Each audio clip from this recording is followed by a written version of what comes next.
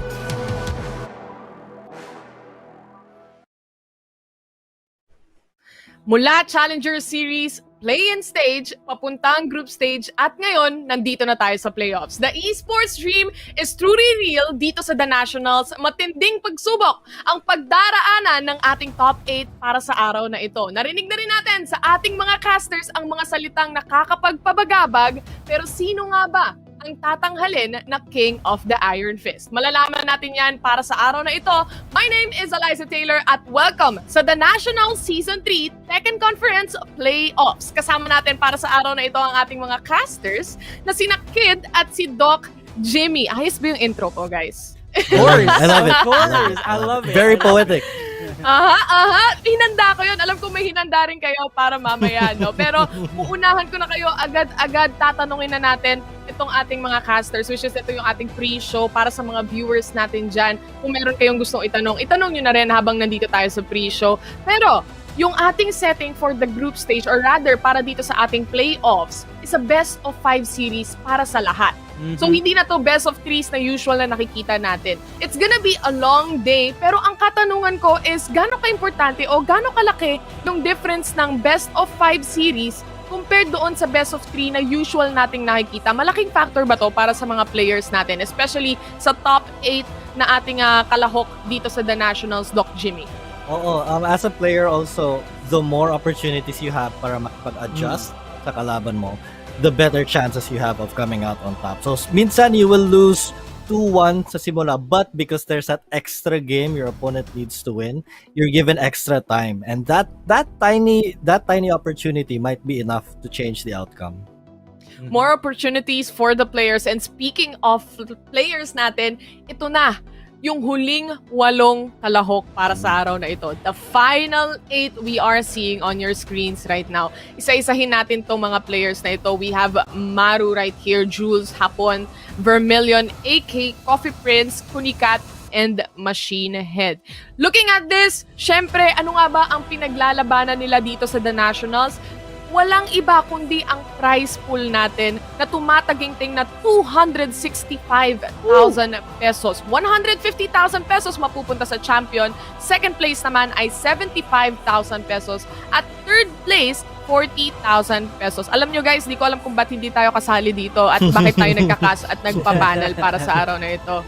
No? So, ewan ko na lang. I guess, nakita na natin yung Season 1, Season 2 champion na si AK. Nakuha niya itong ating championship money, which is 150k for the longest time. Pero this time around, maybe, you know what? It might change, right? So, silipin naman natin yung ating bracket. Tignan natin kung sino nga ba yung maglalaban-laban. Guys, nakalagay rin ito sa ating Facebook page sa The Nationals. No? So, kung gusto nyo silipin ulit, pwede. First up, we have BRE Maru and SMO Machinehead, SMO Jules and Kunicat, SEO Hapon, Happy Feet Emperors, Coffee Prince, Vermilion from Signal Ultra Warriors, and LPE AK. Kid, sino or aling players o aling match dito yung pinaka-excited ka? Kasi wala pa tayong nakikita sa lower bracket talaga, na losers bracket rather.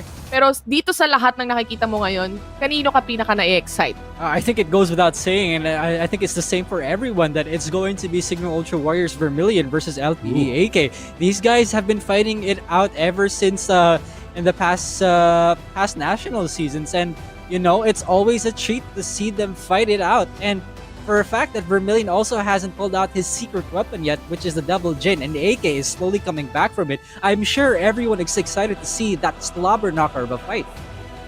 That's definitely true, no? I've seen actually yung mga comments doon sa post ng The Nationals na talagang na-excite sila pagdating kina Vermilion at kay AK. How about you, Doc Jimmy? Sa tingin mo, ano yung pinaka-exciting match para sa'yo dito sa ating playoffs bracket?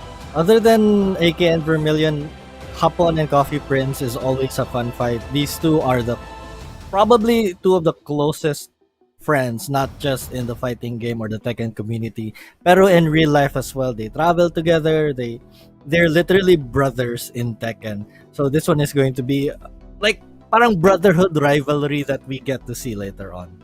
Ooh, interesting. Silipin natin yung mga players natin actually, no?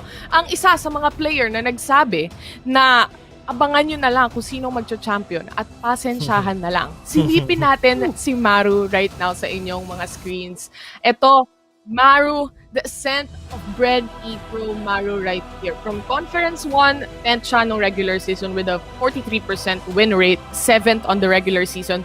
On Conference 2 with 53% win rate, 4th on the regular season para sa Season 2 naman, 58% win rate, and the jump from the regular season para sa Season 3 natin on the first and with 67% win rate. Kid, what do you think is, ano yung pinaka-in-improve talaga ni Maru, and why do you think he's really at the top right now dito sa The Nationals? Yeah, Maru has been struggling for quite a lot ever since Conference 1. And, you know, we're glad to see that he's finally the first now.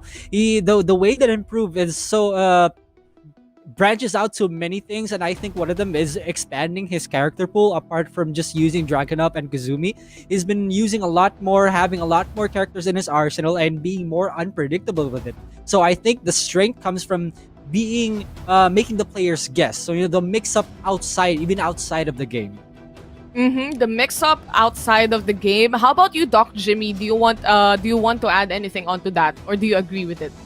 I have to agree. I think the versatility that Maru has added sa laro niya has really changed things up. Kasi when you only have a select few number of characters, parang you can easily get scouted. People can easily pick up on what you like to do in certain situations. But the more characters you have, the more chances of winning, and that is what Maru has done. I mean, nakikita natin, no? Meron tayong Season 1, Season 2, and Season 3. Ito mga players na to, sila yung usually na nagkikita-kita din. So definitely, may mga VODs talaga, may mga videos na kayang-kayang aralin yung mga players na ito. And that, I agree with you guys. But looking forward to it, ito yung pangalawang player natin. Ang sinabi niya sa kanyang interview, LPE daw ang Season 1 champion. Season 2 din. Bakit hindi natin gawing 3-peat? Consistency is king para kay LPE AK. From Conference 1, placing the first, Conference 2, placing the first as well, and Season 2, placing the first. Hindi bumababa ang kanyang win rate from 60% above, aside from Season 3 na nakita natin, may bawas lang na 1%. And ito, Kid, no, looking at AK right now and how he performed, pinag-usapan na rin natin to sa panel and everything about AK basically. But sa dami-dami ng pinagdaanan ni AK, 1% lang yung nabawas doon sa kanyang win rate. So, kung napansin natin, from talagang parang nahihirapan siya, papunta sa andito na yung AK nagising na usual nakikita natin. Bakit kaya, kid? And I'd like to mention what Poch says every time: diamonds are made under pressure. AK is under the pressure of a lot of these other players. That they're improving. They're improving a lot faster than he expected. And AK, he thought he was okay going with his own pace, and we saw back then that he was at the danger zone at one point. So he's bringing it back now. So yeah, AK definitely stronger this time around. Stronger this time around, and sabi mo nga, like a diamond, no? He will shine. I would say he would shine today, but what are your thoughts about this, Doc Jimmy? I think looking at the percentage win rate, AK has always been strong and he's been improving, but I think this also speaks to the ability and the improvement of the other players as well. We're seeing more people able to take games from AK because people have gotten much better this time. So I want to be a little controversial, right? We might see a new champion this year. We might see a new champion this year. Sabi dito ni Edu, actually, sa ating comment section, sa Facebook Live natin, AK is equivalent to ako kampiyon. Yun ang kanilang paniniwala. And we might, even AK says, na gagawin niyang 3-peat yung pagkapanalo ng LPE dito sa The Nationals natin. Pero silipin naman natin yung isa sa mga, dalawa, sa mga consistent players natin dito sa The Nationals. And ang sabi nga ni Vermilion sa kanyang interview, this is not yet my final form.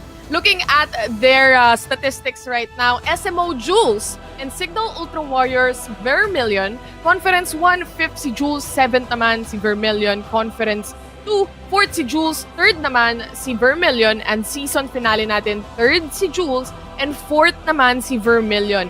Kid, si season 2 natin, and they're going into season 3 natin, paano sila makakaalis sa tingin mo? Or makakaalis ba sila doon sa posisyon ng parang 3rd to 5th or 3rd to 7th? Kasi lagi silang nandoon eh. Alam natin na napakalakas ng mga players na ito. Pero paano sila makakaangat papunta doon sa championship? Well, one thing's for sure, both of these guys have been expanding their character pool. Then we know that Jules has been sticking to Jin a lot, Claudio and Ba, but he's been using more characters like Warang and the Feng and many other and others more. Vermilion, the same case, and now Vermilion's looking stronger than ever, even though he's like what 4th right now currently in the standings. And it was unfortunate for Jules because he did not qualify for playoffs last time. So this is a comeback of a lifetime for him.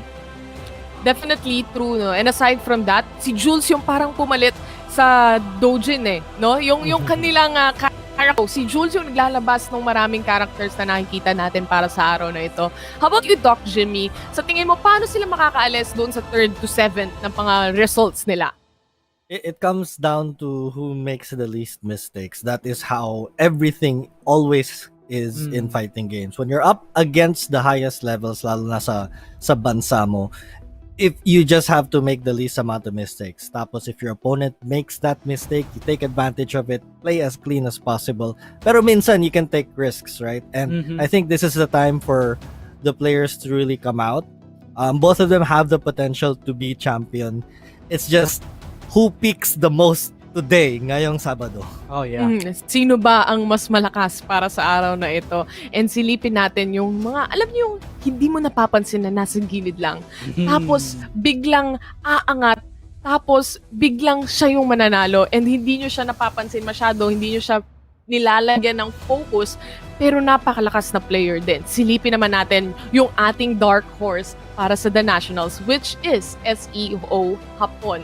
The dark horse himself, 54% win rate ng Conference 2, placing 5th in Season 2 as well. Ganun pa din. And Season 3 naman, 57%. May onting angat doon sa kanyang percentage with SEO Hapon's yung kanyang performance dito sa The Nationals Season 3. What can you say about that, kid? Hapon's been straying away from the usual Eddie pick that we always know him for, and been using a lot of Leroy, Fakumram, but also Geese. But Hapon, this might be his playoffs to make. Ito na nga yung tinitignan natin ng mga players, no? And the thing is, meron pang isa na parang diesel. Papainitin mo muna talaga. And ayan ay si Coffee Prince. Speaking of mainit na kape, parang masarap siya ngayon. HFE Coffee Prince right now, the playoff specialist. Hindi natin siya nakita ng sobrang umangat during the play-ins. Pero pagdating dito sa ating playoff, sa group stage natin, bigla siyang umusbong. Conference 1-8 on the regular season, 4th para sa playoff. Season 2, nakikita natin siya on 7th and 3rd. Ngayong season 3 naman, nasa pang-anim siya. This time around, ano kaya ang magiging resulta? Nakita ko din yung video kay Coffee Prince. Pagdating doon, lahat sila sobrang parang gusto na talaga nilang manalo at gusto nilang maglaro. Pero may dalawa pa tayong players na natitira para sa ating top 8, which is ang ating pinaka matagal na tinahak dito sa road to the nationals sa Path to Pro, si Kunicat at si Machinehead na magkasama. From Signal Ultra Warriors and SMO, nakikita natin hindi nagkakalayo at all yung kanilang percentage or rather yung kanilang results pagdating sa mga laban nila, pagdating sa playoffs, pagdating doon sa kanilang challengers at drafts. You see, dito sa dalawang players na ito, I wanna talk about Kunicat right now. Nakita ko sa kanyang video, ang sabi niya doon ay gusto niya na makita niya ang dalawang Signal Ultra Warriors na nasa taas, yung top 1 and top 2, and he's not gonna hold back at all. Now, Doc Jimmy, with Machinehead as well, ano sa tingin mo yung masasabi mo when it comes to this player? Since nakita natin siya na okay naman nung simula, nung pagdating sa group stage natin, no? Pero during the latter part, parang nagkakaroon ng shift. Oo, during the later part of the group stages, parang he had a little slump, but he was able to pull it together and, you know, get this 8th spot. So I think parang he's getting back into the groove. He's removing yung mga bugs niya sa makinang ulo niya, and I think he's ready for the playoffs. Oh, he's ready for the playoffs. Kid, do you think he's ready for the playoffs today? Oh, for sure. There's a reason why they're in the playoffs and they're out to give it their all. And I just want to mention, those are some fighting words from Kunicat for a guy who's about to face the iron wall that is Jules today. Oh, that's so crazy. Pero 1 minuto na lang ang meron ako para sa araw na ito, kaya gagawin ko na ang lagi kong ginagawa at kinakatakutan ng mga casters natin. So magsisimula tayo kay Doc Jimmy at sunod naman ikaw, Kid, para mabilisan lang. Pero lalagyan natin ng award itong mga players natin and sasabihin nyo lang ng mabilisan, okay? So, most improved player para sa inyo, Doc Jimmy? Okay, shucks. That's hard, Kunicat. Definitely Kunicat. Kunicat, Kid. Jules, he didn't qualify for playoffs last time, and it's gotta be Jules. Oh, Jules, most buff, cool buff, or birthday buff, cola buff, whatever. Doc Jimmy. AK. AK. Kid. Maru. Oh, okay. Next is most #ilabas ang pogi. Doc Jimmy. Haha, Maru. Maru. Kid. Actually, no, I want to change. Okay, go for it. Vermilion. Vermilion. Kid. Does it have to be people who qualify for playoffs? Because I was about to say Jason. You know what? I'm gonna say Maru. Maru. Okay. Most #blessed by Jason. Doc Jimmy. AK, of course, teammate. AK. It's AK for sure. AK as well. And finally, most likely to be the champion for the National Season 3 Tekken Conference. Doc Jimmy. Oh, I put AK, so I'll stick with that. AK. Kid. You know, that's a hard question. Thank you so much, Eliza. That's Maru for me, for sure. Maru for you. Ako din, Maru. Tignan natin yung magiging predictions ng ating mga viewers as well. Agila nga ba ang lilipad para sa araw na ito, gaya ng sabi ni AK, o kaya naman, isa pang klase ng ibon ang makakakuha ng ating kampyonato, gaya ng sabi ni Kunicat. Kaya naman, ipapasa na natin sa ating mga casters, Doc Jimmy at Kid. Ito ang Liga ng mga Kampyon, kaya good luck sa ating mga players. Take it away. Oh my goodness, maligayang pagdating mga Tekkenista na nanonood ngayon sa Facebook livestream natin at sa lahat na nanonood via Signal TV on One Sports and One Sports Plus. Magandang hapon sa inyong lahat. Ito na ang araw ng paghuhukom. It is the playoffs. Mahigit sa 200 manlalaro ang naglaban-laban para sa opportunity dito sa Path to Pro, dito sa The Nationals. Nagkaroon tayo ng 6 pro players galing sa draft series kasama ang 6 pre-selected pro players ng bawat prangkisa, and now only 8 remain. Ladies and gentlemen, welcome Ako po si Kid at kasama ko si Doc Jimmy at tagang dun lang Tagalog ko. So let me just slowly transition back into English. And yeah, there it is. Doc, tell me how you're feeling about today. Today is the big day. It's Judgment Day. We're going to find out sino ang magkakampiyon dito sa playoffs. And it's so hard to tell, right? It's so hard to tell who's going to win because everyone's been so good. But by the way, this event is under the regulation and supervision of the Games and Amusement Board. Oh yeah. Oh, there's so much to look forward to today, and I'm so hyped that we get to be here, the best seats in the house, to watch out for the matches that we are about to see. Doc, my goodness, tell me how you feel about the first match. First match is huge. I mean, this is Maru, the guy who's been wrecking house buong national season. He's in first place for the first time in his career, going up against the number 1 draft pick, pinakaunang draft pick in esports history dito sa the nationals. It's gonna be big. Absolutely, and that's a head-to-head record of 5-8, but in favor of Maru still. And you know, we may consider Machinehead being a draftee, but let's not forget Machinehead is a veteran here in the nationals. He just went low key for a while, and you know, Maru just turned it up in his. Yeah, during the absence of Machinehead, Maru has evolved to a whole new player. He's had international success. He's had local success. He even beat AK in a tournament to represent the Philippines not too long ago. So I think Maru has really come into his own as a player. He's matured from the coffee shop barista to this Tekken professional. And look at his jersey. He has 5 stars. I'm sure at BRE Pro that means something. Yeah, serving everyone a hot cup of coffee, which is Tekken, serving us some Tekken. Top pick for Brian, and that's pretty cool. Here we have Machinehead, boys and girls. Machinehead with the top pick on Geese, second with Akuma, 2D for life, and third on Elisa. And we mainly got surprised with the Elisa pick simply because it's not the type of character that Machinehead normally picks. He brought it out a lot during the draft series, and it was really effective also during the challenger series. But they are, you see them on screen, they're smiling right now for the camera because I think they were instructed, "Oy, wave naman sa camera and say hi to your fans." But once the camera is off and we go into the game, they're 100% serious because this is the playoffs. And I've never seen Maru in a more serious face than ever before. Machinehead, we can see him smiling every now and then. Pika probably told him to do so because he's a star now. Machinehead is a star, and he's got a long road to take if he wants to take this entire tournament. Once again, reminding everyone that this is a best of 5, so there's so much room for adjustment here. That we talked about it during the pre-show. Just having an opportunity, right, to adjust, to read, to feel the rhythm of your opponent. Because Tekken is a game of rhythm. It's a game of understanding how your opponent thinks, and the more time you have to play your opponent, the more opportunities you get to make that read and to be accustomed to their game, and you make the appropriate changes. So best of 5 is huge. The players have not really all the time in the world, pero they have more time than they had in the play-ins and group stage, and this is where the best of the best really emerge. Yeah, and I feel like there's a lot more pressure when it comes to a best of 3 because there's so little time.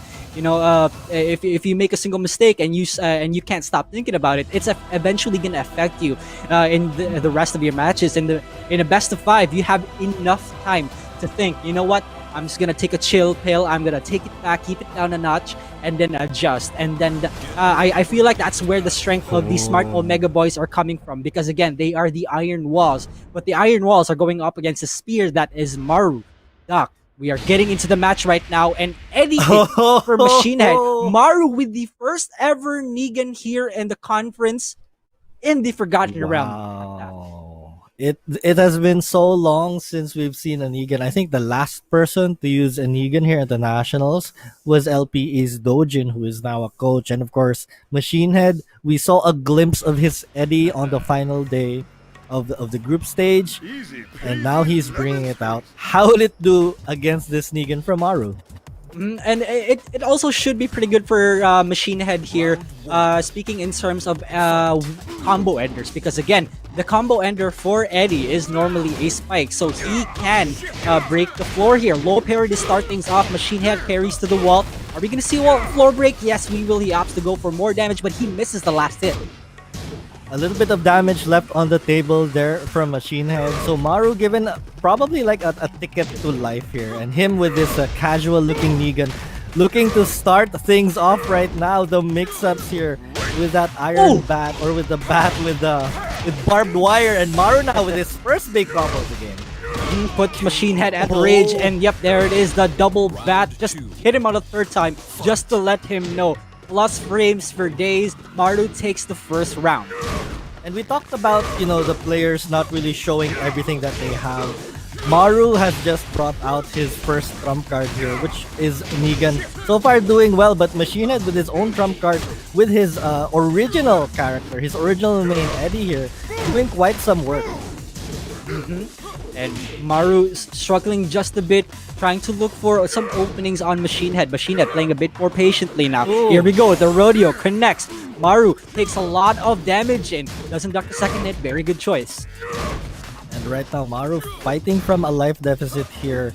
Trying to take a couple of more risks. Good throw bake there from Machine Head. Now you're seeing Machine Head take it a little easy, but a missed punish opportunity there for Maru. It's gonna give Machine Head the chance that he needs. Beautiful end right there. We're now tied at 1 round apiece in game 1. And I believe the input is down 4-3, and that's only minus 13 if blocked. Maru had the wrong punish in, which really was unfortunate for him. And Maru still, he's doing his best to find some openings on Machine Head, but Machine Head is showcasing to us the iron wall that he is. The defense is coming in. What a block on the low, but just a bit late on the punish.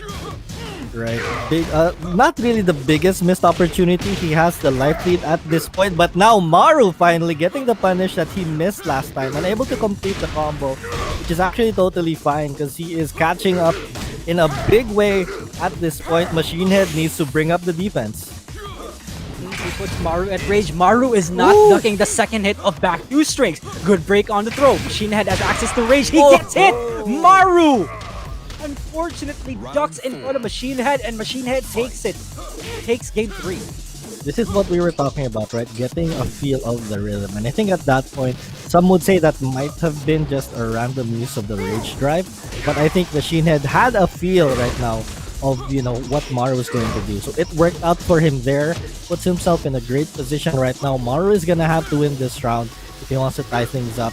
And he doesn't want to give Machine Head the first game because remember, Maru is the first seed.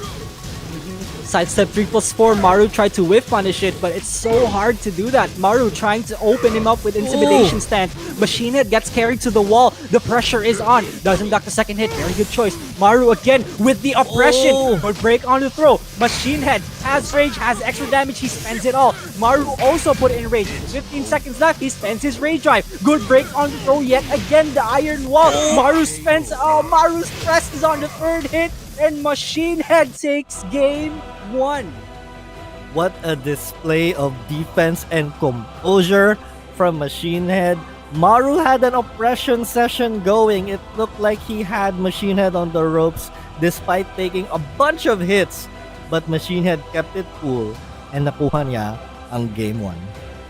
They're so wild.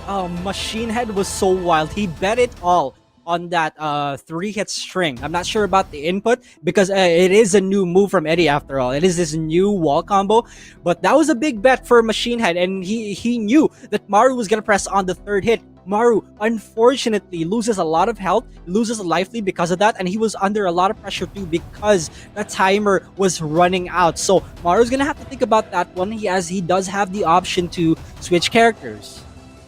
And the Negan pick, I think it was pretty good. It was doing well. I think he just really overextended after that oppression session, or he got a little too buttonsy, pressing on that 3-hit string that you mentioned.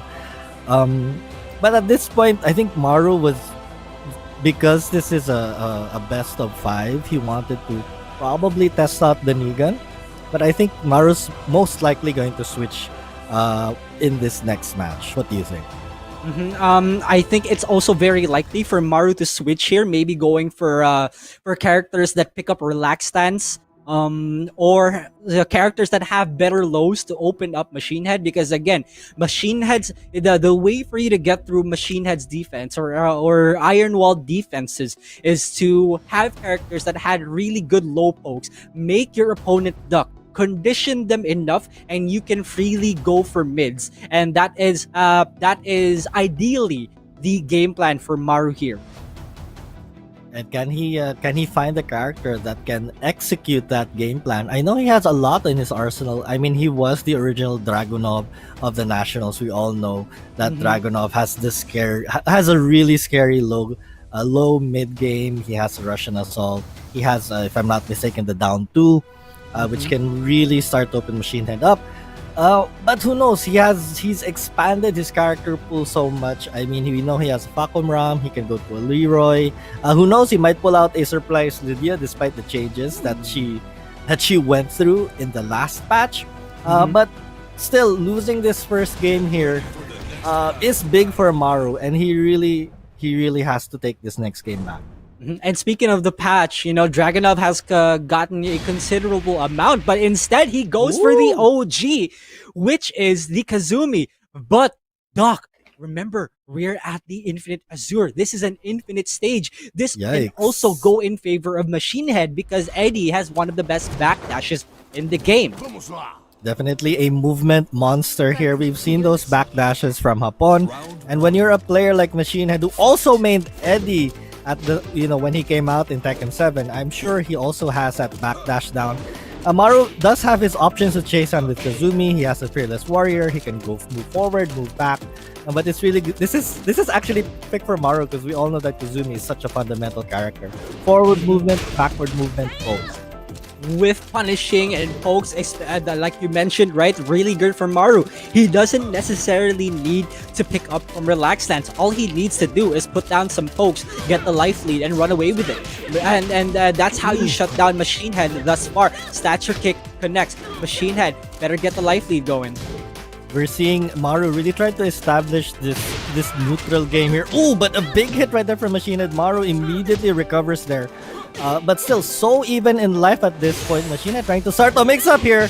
And he does catch it. Beautiful. I believe that's a 14 frame punish and a Rage Art out of nowhere. Machine Head does not bite. The patience from Machine Head. Normally a person would try to go for the closeout of that game, but Machine Head knew better. The patience came in really good from it, and it served him well. He blocked that Rage Art right away, so that was really good. And Machine Head taking the first round of almost... Oh no, sorry, that was Maru who took the first round from the last game. But Machine Head with this momentum here, oh my goodness!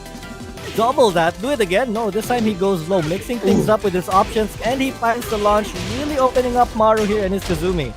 Sidestep 3+4 is also a really good keep out tool for Eddie, which is shutting down Maru. He is put at rage, but what can he do with it? And he presses on the second hit. There was so little that Maru could do. Now Machine Head looks like he is on his way to getting that second game. This is huge. This is first seed versus 8th seed here, and Machine Head again has been so on point with this low parries Hulika moment brought to you by SMO's Machine Head right there to open. But right back at you, another Hulika moment from Bren Maru. And it looks like Maru waking up here. Nice running 2. And looks like the momentum is now on his side. He misses the punish. It's now or never for Maru. He has to make a play, or else Machine Head's gonna get that 2-0 momentum. Catches him out of the air with a jab. Not a lot of damage, but it'll do. That is a lot. That's huge actually. It puts Machine Head in the red. And another low parry Hulika moment 3 in this round. But 10 seconds left on the clock. Maru does not have... Maru has all the time in the world. Machine Head had to do something there. Nicely done from Maru, preventing the 2-0. But he needs 2 more rounds. He doesn't want to go down 0-2. And can we just talk about how he jumped over the relaxed stance? He didn't want to heal with his Oh, he does it again. He does it again. Maru is crazy. Those are some best that I have never seen before in my life. But here we see Maru struggling again. find any openings for Machine Head. Tries to go for the Magic 4, but it trades instead, so no combo. FF3, Machine Head's in a very comfortable spot. Running 2, doesn't scale. What's it gonna be? Maru has extra damage while standing 1-2. Machine Head better be more careful. Oh, what a beautiful. punish! Beautiful from Maru. Rage Art incoming. Doc, is this gonna kill? I think it will. Maru has low enough life to where it will. And that was such a beautiful sequence. It shows that Maru really learned from his previous encounter. First time he blocked that low, he did the punish. Second time, he expected Machine Head to continue the string. He did. He took a risk, and Maru made him pay for it. Maru waking up now. This is the best that he's looked ever since game 1. Machine Head trying to backdash away, but you better not because you don't have the life lead. Maru sitting very comfortably with this life lead. 35 seconds left. Machine Head's gotta do something one way or another. The tables have turned here. Now Machine Head is on the verge of losing this game. What amazing mental fortitude from Maru, and he gets the whip punish into the flash punch. We are tied at 1 game apiece as that tiger disappears from the screen. That is insane comeback potential and fundamentals from Maru that he's shown us today. That was so good. The awareness of the punishments that Kazumi has access to. Machine Head with the low parries here and there. This is just the first game and it's a best of 5 now. Come on. The Nationals be spoiling us right now. That was such a big clutch moment, an important moment there for Maru. He was down 2 rounds to 1. He was down in the life. And that was amazing comeback. Comebacks in Tekken 7 are so hard to pull off. And comebacks with Kazumi as well, like being down that much. He just took every single opportunity available for him. He didn't take too many big risks. He forced Machine Head to take a risk to try and close it out. But Maru pulling through. And now there are a lot of other possibilities for Machine Head here. He can switch to Yeast. He can switch to Akuma. He can also switch to Alisa. Anything that can try to counter Maru's fundamentals here. Maybe go for more aggression like the 2D characters like Geese and Akuma. Anything can happen for Machine Head. You know that he's consulting Pika by the side there. What do you think, Doc, can Machine Head do? What do you think he's gonna do? I honestly think that his Eddie was doing an excellent job here with the Kazumi. It's just that he got a little too impatient to close out the round. Maru took advantage and he just rode on that momentum. I think this is still manageable with Eddie. He can handle the Kazumi for sure. But it's tough. I mean, it's when you're in this position, right? You're 8th seed. It's tied 1 game apiece. It's a first to 3, so you have a lot of time. You can probably take a risk with a different character and go back to Eddie, or run it back. You can always run it back. You can always change what you did wrong, and in this case, be a little bit more patient. Because had he been a bit more patient in that final round, he would have taken it for sure. Yeah, and that's always the difficulty when you're about to win the game. You have to set aside the impatience and play it a bit more safe. You cannot cost yourself an entire game if you get impatient, like what we saw earlier in game 2. Low parries were happening here and there, and it cost Machine Head that game. But we're sticking to the Infinite Azure. He wants that Infinite. He wants that movement in just to shut down the fundamentals of Maru. So here we go. Here, game 3. Running it back, and I respect this decision from Machine Head. Hulika moment brought to you by BRE Maru. Beautiful low parry again. We're seeing so many low parries in this one game. I think we have seen the same amount of low parries today in this first game that we have in like an entire day of the Nationals. My goodness, these players are on another level. I think we've seen more low parries ever since Challenger 1. This game's crazy. Maru, Machine Head, also aware. Machine Head is 1 hit away from getting Rage. 25 seconds left. Down forward 2. Connects onto Maru. Now both players are just outside of Rage. The question is, who's gonna get it first? Stature kicks, trying to close it out here. Maru with a slight life lead, but one launch is all that Machine Head needs. He goes straight for the Rage Revenge. Oh! Maru responds with his own rage drive, closes out the round. What are you doing on the floor? And I'm so shocked that it catches the relaxed stance. That's pretty good. Machinehead though, no duck on the second hit. He didn't want to get by the big mid mix-up. Maru backdashing away using that fearless warrior stance to gain some distance away from Machinehead. No pokes coming in from Machinehead more than the last game though. Maru poking out really well here, but Machinehead immediately responding. Takes a life lead here. Nice! I think that was a guaranteed. And here comes Machinehead. Life lead, 30 seconds on the clock. He can chill just a little bit. Allow Maru take some more risk here. And there it is! He took the risk and he found it! Machinehead ties things up. Down forward 2 to keep him out. That's such a good move from Eddie because it's a safe mid and it launches on counter hit. Machinehead follows up with FF4. Maru getting hit by a lot of pokes. Good punish on the low this time. Maru does not want to get hit by more of these lows because he knows eventually it will add up. Machinehead does not have the life lead. Better catch up this time around, Doc. Ooh, the big whiff there on that forward 3 into the Fearless Warrior. But right now, Machinehead holding it down. He's holding it down pretty well, kid. And Maru here, though it's hard to call the life lead. I think they're about the same. But we're seeing so much neutral game from these two. Machinehead get up mid kick just to shut Maru out this time. This is a beautiful display of fundamentals, ladies and gentlemen. No combos whatsoever. It's all just pokes. Machinehead has rage. Maru gets hit by the rage drive by Machinehead, and there it is. Machinehead looking to take game 3. That was a beautiful setup there from Machinehead. First, he hit Maru with the low. He went in again and went straight to rage drive. Holy cow moment again from Machinehead. This is crazy, kid. My goodness, these guys have hit more low parries than I have in my entire Tekken career. Maru lower than half health, 40 seconds left. There's still so much to do at this point. Machinehead, can he close this out? Will he get low parried eventually? Whiff on the FF3. Maru again, jab check after jab check, goes for mids, back to no duck. Maru trying to go for more low parries. It's so difficult to open this iron wall up. Both of these players actually playing excellent defense. It's just block after block. Machinehead going for the risky low. Goes mid that time and he closes it out with a bang. Machinehead has now taken the lead in this first round series. It is the 8th seed versus the 1st. And you see how much that affected Maru right there. It's taking a toll on Maru. Like you mentioned, Doc, this is the 1st seed versus the 8th seed, and Maru is struggling. He's struggling to open him up. I've never seen Maru in that state before. Let's be real. I have never seen Maru in that type of state before.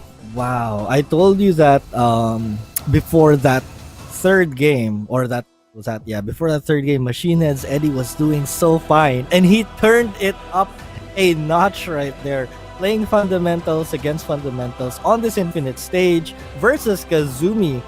That was extremely impressive. Machinehead in firm control now of this match. Ano ba kinain ng mga smart Omega boys? And I just want to know. I just want to talk. You know, let me hit Pico up. Yo, Pico, what'd you have for breakfast? My goodness, they're playing so well right now. I'm not kidding, guys. I mean, the Negan pick at the start from Maru kind of was probably like a throw-off game or something. Pero wow, Machinehead, you can tell he just needed this opportunity, right? He wasn't doing so good in the group stages. He just eked his way. Parang he just inched it, right? He got in by 1 point. He got in by 1 point, kid, and now he's making the best of it. He's here in the playoffs. He's up against a number 1 seed. He wants to make a statement early on. I am back dito sa the Nationals, and I am gunning for the top spot, and I am going to ruin all of the predictions now. Yeah, and my goodness, it's not over yet for this first match because again, this is a best of 5. It's a 2-1 score in favor of Machinehead right now. Maru still has a chance, ladies and gentlemen. Of course, again, this is a best of 5, a first to 3 Maru. If this was the group stages, it would be over, right? But we still have more games to play in this set. Maru has a chance to tie things up and still take the set. But going up 2-1, is so huge. It's a confidence booster for Machinehead. It's a confidence destroyer, I guess, for Maru, but he needs to have that mental fortitude. We saw it. We saw his mental toughness take a blow on the camera there. Pero, what is his choice? What is his decision? Will he switch? We're going to find out right now. And there it is, Ah. the Dragunov debut from Maru here in the playoffs in the Abandoned Temple. Now, I just want to talk real quick about the Dragunov pick. Down 2 has been reverted into if you get hit, you get put into forced crouch this time. So it's a buff. It's a buff that Maru for sure likes a lot. Here we go. There are walls in this stage this time around, so no more funny business for Machinehead. Right, and this is exactly what Maru is looking for. He doesn't want Machinehead to just backdash his way away from danger, because he's gonna backdash into the wall, and that's going to be bad news for Machinehead. So right now, this Dragunov looking so good. There's that down 2. We're seeing that force crouch, and again, Machinehead getting a lot of these from that elbow. Maru, try to go for the wall standing too. Unfortunate. Try to go for the backswing pull, but it didn't work again. This is Machinehead we're talking about. The iron wall. 2-1 in favor of Machinehead. Puts Maru at rage. Good block on the logo. Also good punish. Has access to rage. That's a lot of damage coming from Dragunov if you get hit by folks. You have yet to see a Russian assault, and it is going to be thwarted. No chance there. The rage drive was put to the bank. Machinehead again taking the first round, taking this early momentum here, and Maru finally blocking that follow-up from Machinehead here. So he's making the adjustments right now. Would it be enough though? He has this Dragunov. This is his original main. He has taken so many games with this character. Can he take one here to tie things up? A 2-apiece Hulika moment brought to you by BRE Maru.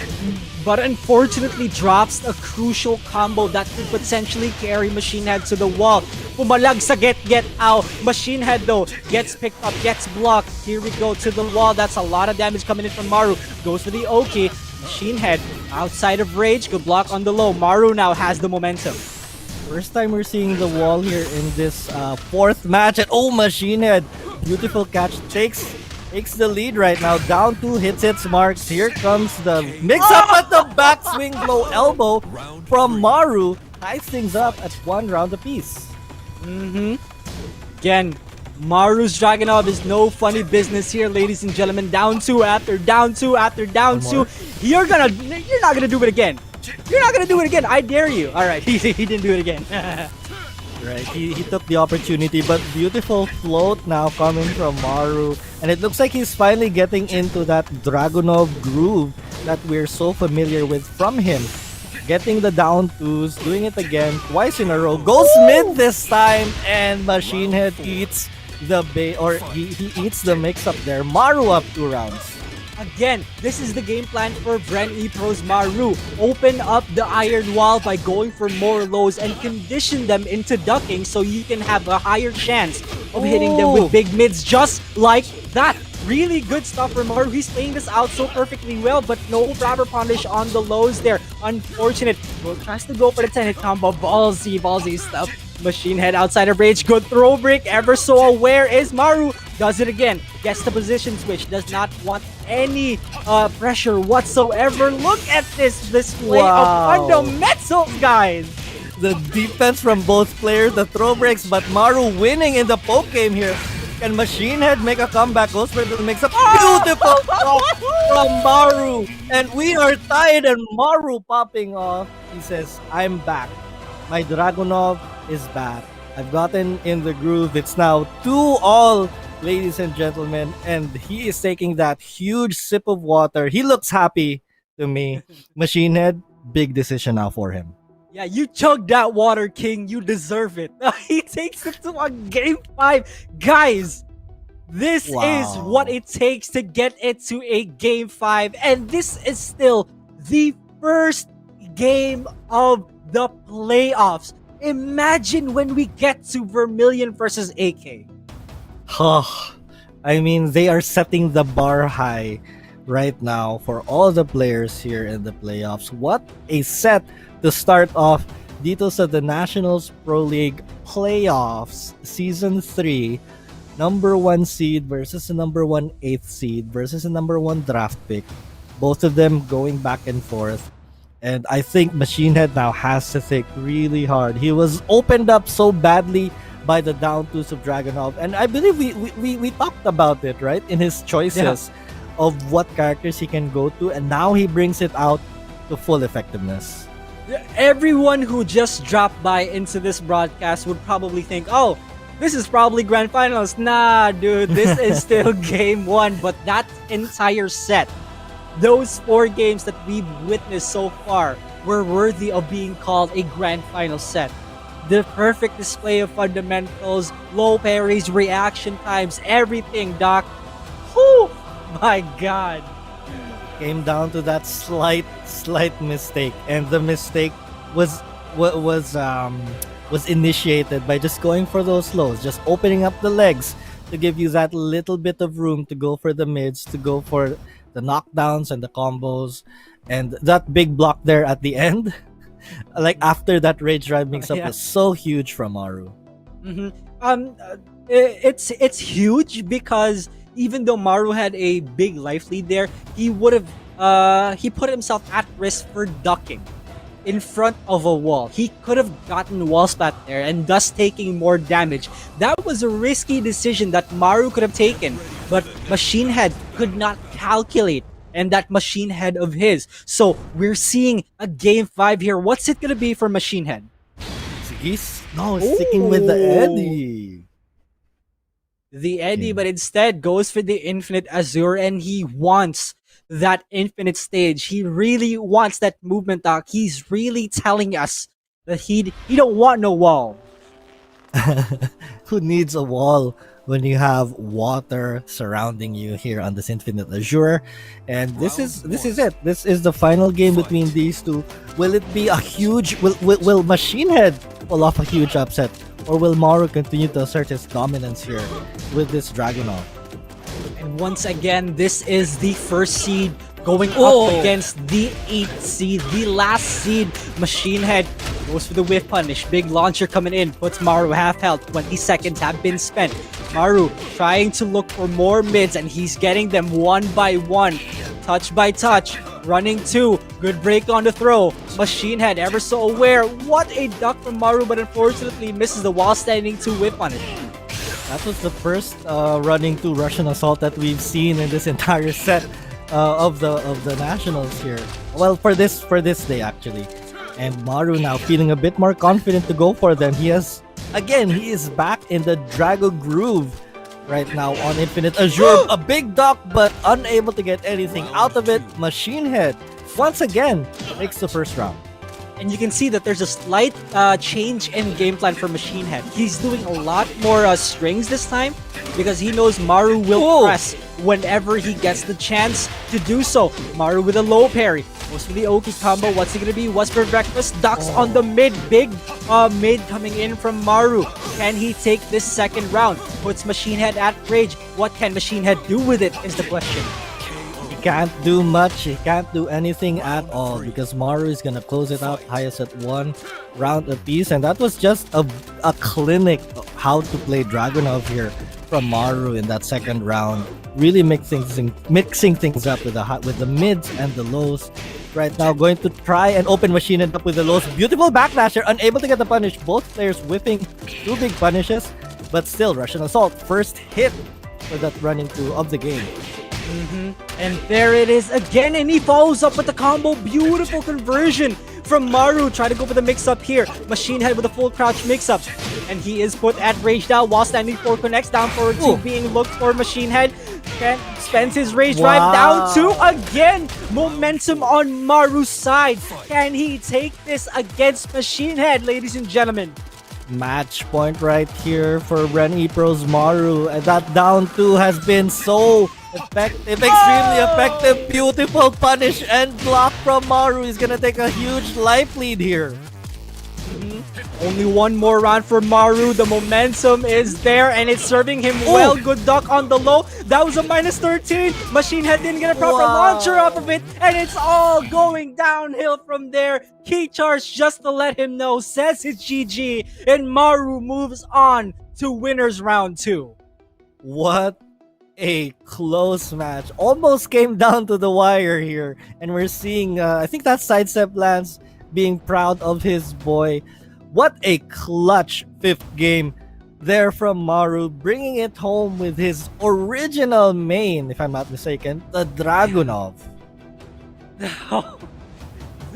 Guys, okay, there is a reason why Maru is the first seed.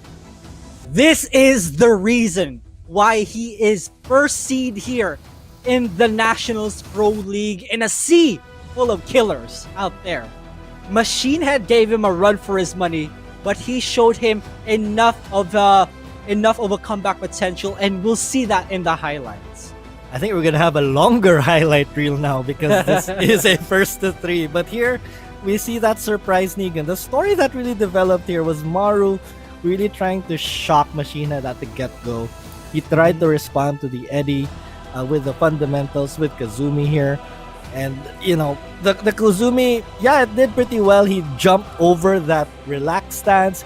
He caught, like, he had the game plan with Kazumi versus Eddie. As you see him use the Rage Drive. He even used the Rage Drive to beat the relaxed stance at one point. He really wanted to go for the comfort instead of something that tries to counter the Eddie. You know, Maru, I'm pretty sure he's comfortable with the Kazumi, but you know, there's always that Dragunov. The Dragunov was so effective here. I mean, it started off shaky in that first round, but I'd like to say it again. Maru got in the Drago groove, the Dragunov groove that he's so used to. He hasn't brought it out much, but how effective has it been? He has most likely been saving this Dragunov here for the playoffs.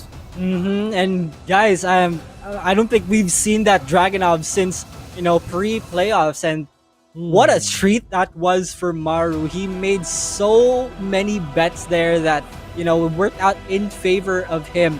Machinehead has been sent to the losers bracket, awaiting his next opponent. But for here, ladies and gents, we're gonna see another Iron Wall, which is Smart Omega Jules going up against Signal Ultra Warriors Kunicat. This is the quintessential offense versus defense match. Kunicat, an offensive mix-up machine with his Kunimitsu. Jules, he just plays known for his defense. That's his trademark. Playing amazingly strong with his cast of characters and playing incredible defense. So this is going to be a really fun fight. And speaking of playing really strong, in the last time that they met, Jules and Kunicat, Jules overpowered Kunicat in that sense. The amount of defense that Jules was showing us that Kunicat couldn't really open up. Let's see if there have been changes in Kunicat's gameplay. For sure there are. I mean, we had an entire week for the players to study up, and Jules most likely with his coach Pika have been studying it real hard. These are the characters that Jules has brought out, that has brought him to the second place. He's actually the one who has the most consistent Devil Jin picks, right? And we have yet to see his Jin. I'd like to see if he would bring that out now. And here we have Kunicat, ladies and gentlemen, the only rookie to be here in the playoffs, and he's showing that right now, about to fight the Iron Wall that is Jules. Top pick for the Kunimitsu, second on Shaheen, and third on the Jack. Season 3 record is 23. Yes. 23 to 23, yeah. And Kunicat has a lot to prove here, being the winner of the Challenger 1. And he's here, drafted by the Signal Ultra Warriors alongside Vermilion. What a team actually. Jules is saying we'll be back. But I'm sure Jules is there. They're probably using a certain software and he just forgot to switch to his camera. But you can bet that Jules is there. He just wants to add a bit of mystery to his opponent. Like, am I here? Am I not? Right? But he's definitely he's going to play for sure. Yeah, and it's so fitting for Jules to have a Devil Jin pick in his pocket, which, you know, cements even further how much of a heel turn he is right now in the playoffs. You know, from the normal Jin to the Devil Jin, it's just fitting. It's poetic. I mean, is this Jules' final form with Jin? Has he finally succumbed to the Devil Jin? Or to the Devil Gene? With the Devil Jin, has his Jin evolved? And it was a shock when he first brought it out during the play-ins. Was it the play-ins? Yes, it was most likely the play-ins when he first brought it out. We were absolutely shocked when he brought it. Of course, when you're a player like Jules with a brother like Pika, you expect him to probably play the entire cast. And even if Dojin isn't here, we can still see the shades of Dojin among all of the players here because of the character diversity that we've been seeing from all of these guys, having a wider character pool. A lot of inspiration from Dojin that I've been seeing here. So really good stuff. We're just gonna get into the game for Jules versus Kunicat. They are testing a couple of things here and there, but let's talk about the possible characters that they are about to pull out here. What do you think, Doc? Will Jules pull out finally the Jin? I think his Jin has evolved. Of course, his Claudio was extremely successful against Kunicat shenanigans. I'm trying to figure out what mute challenge is this from Kunicat, but he's looking really confident today.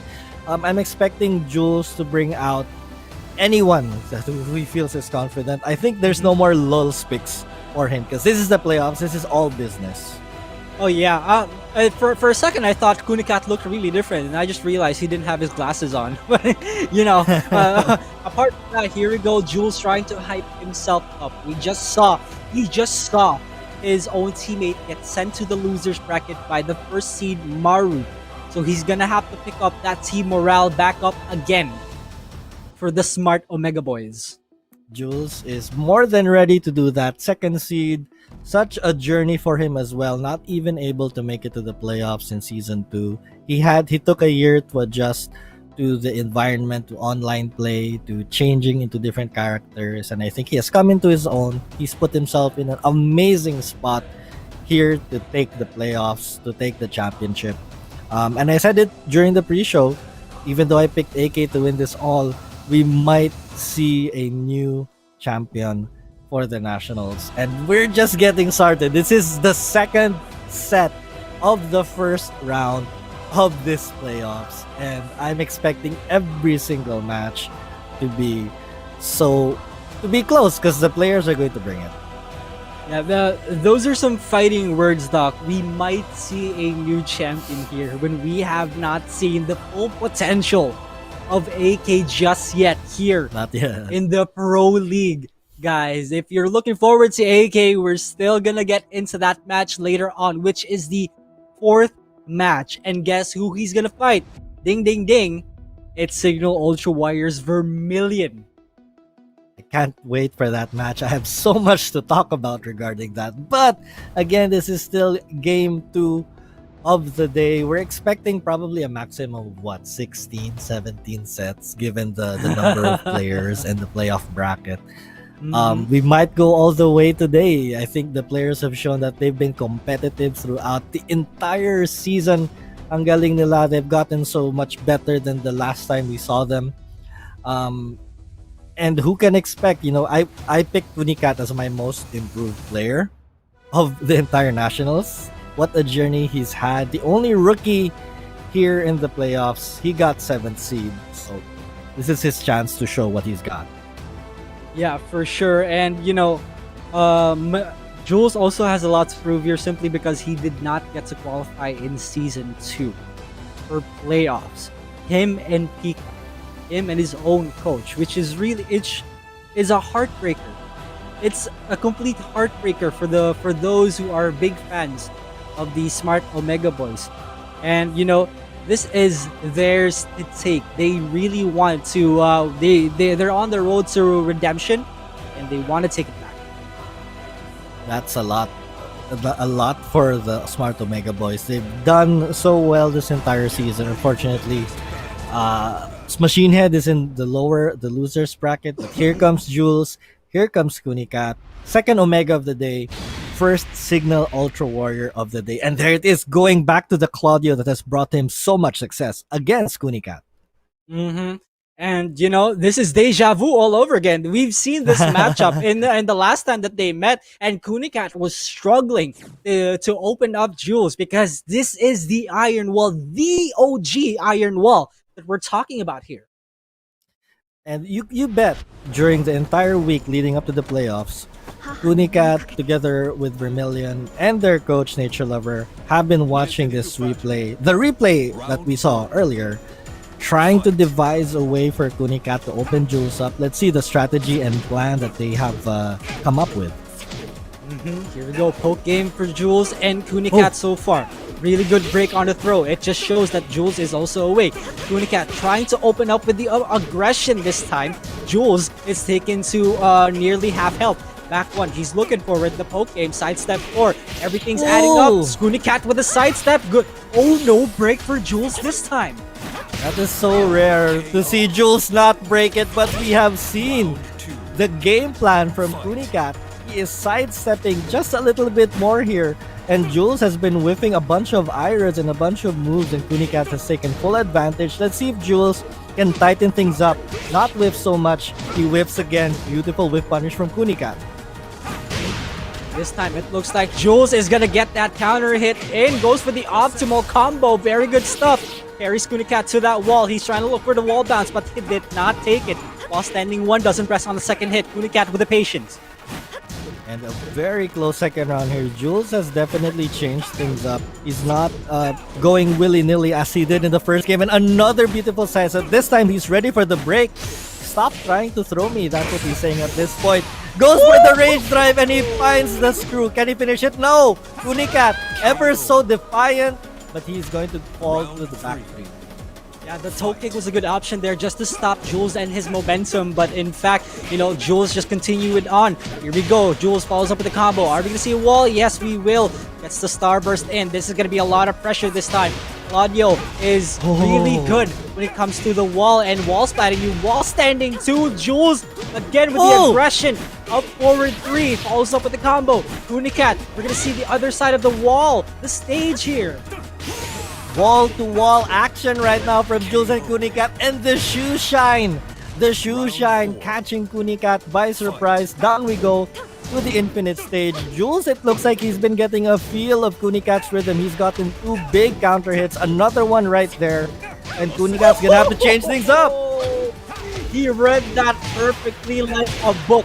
Puts Kunicat at full crouch, and he was more than aware that Kunicat was gonna go for a low sweep. And Jules working on it perfect. Doesn't get it though, but still has the life lead, and he ducks again. Jules with game 1. Kid, umuko siya. He got the block twice. Umuko. Dalawang beses. And he got the full punish every single time. That is quite an indicative game 1 here.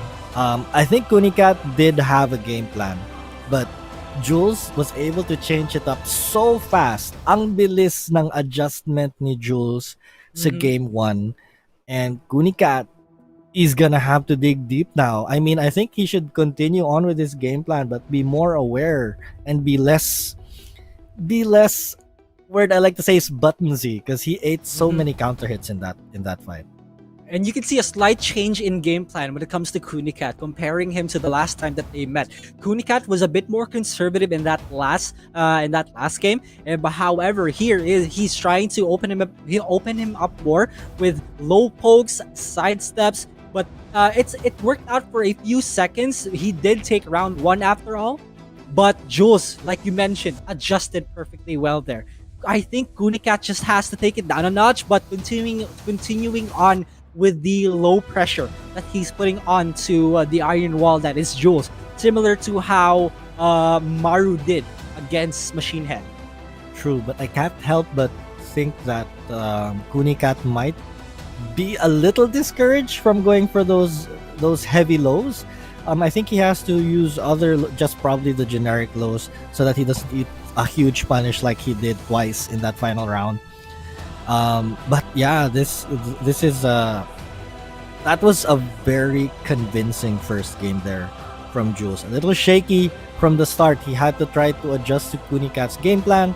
He found it, and I want to say he caught up to Kunicat's rhythm so quickly, and that's amazing. Like how fast he can adjust. And that's exactly how it takes to become part of these smart Omega boys. They refine that solid defense and turn it into perfection that it is that we're seeing in Jules right now. For Kunicat though, there's so many questions here. Will he go for the infinite stage? Will he want an infinite stage against Jules, who has solid defense, or will he switch to a different character like maybe Shaheen, or maybe the Jack that we've seen quite a couple of times? I do remember that Kunicat mentioned he picked Jack because his dad asked him to pick Jack. But it would be fun to see it again. He goes straight for the infinite stage, as you mentioned. So I think Kunikat's game plan is to stick to the Kunimitsu and really utilize the infinite stage. He does have room for error, but his room for error is getting smaller and smaller as the games go on. And this might not work. I just want to make everyone aware that this might not work for Kunicat here, because Jules also, again, the defense, ang kunat niya, the defense will be there for Jules. In case Kunicat loses that life lead, he will have a hard time trying to catch up with it. Here we go. Kunicat with the aggression. Jules taken out lower than half health, down back 3-3. Lows are coming in for Kunicat. This is the game plan that we were talking about, Doc. And he's making it work. It's looking a lot like the first round, where Kunikat's game plan working really fine here. But is Jules too makunat for Kunicat? We're about to find out as 20 seconds are left on the clock. Go straight for the rage drive here. That's one less thing for Jules to worry about. 15 seconds and he goes for a low, and the low parry. Huge Hulika moment from SMO Jules. Again, ever so aware is Jules, ladies and gentlemen. He saw that low. He saw that low from a mile away. He did not get to convert to a combo, unfortunately. Kunicat with a block on the low, gets the proper punish in. Good stuff. Gets a lot of damage into Jules, switches the sides. What's it gonna be? Goes to the low option. And this is a great life lead for Kunicat to start things off. But it's been like this in the first round, where Kunicat takes the lead. But Jules has always been able to make a comeback here. Can Kunicat close it out this time? He's looking to do that big combo here. Rage is available for Jules. He has to watch out, but it's not gonna matter. Kunicat, beautiful closeout.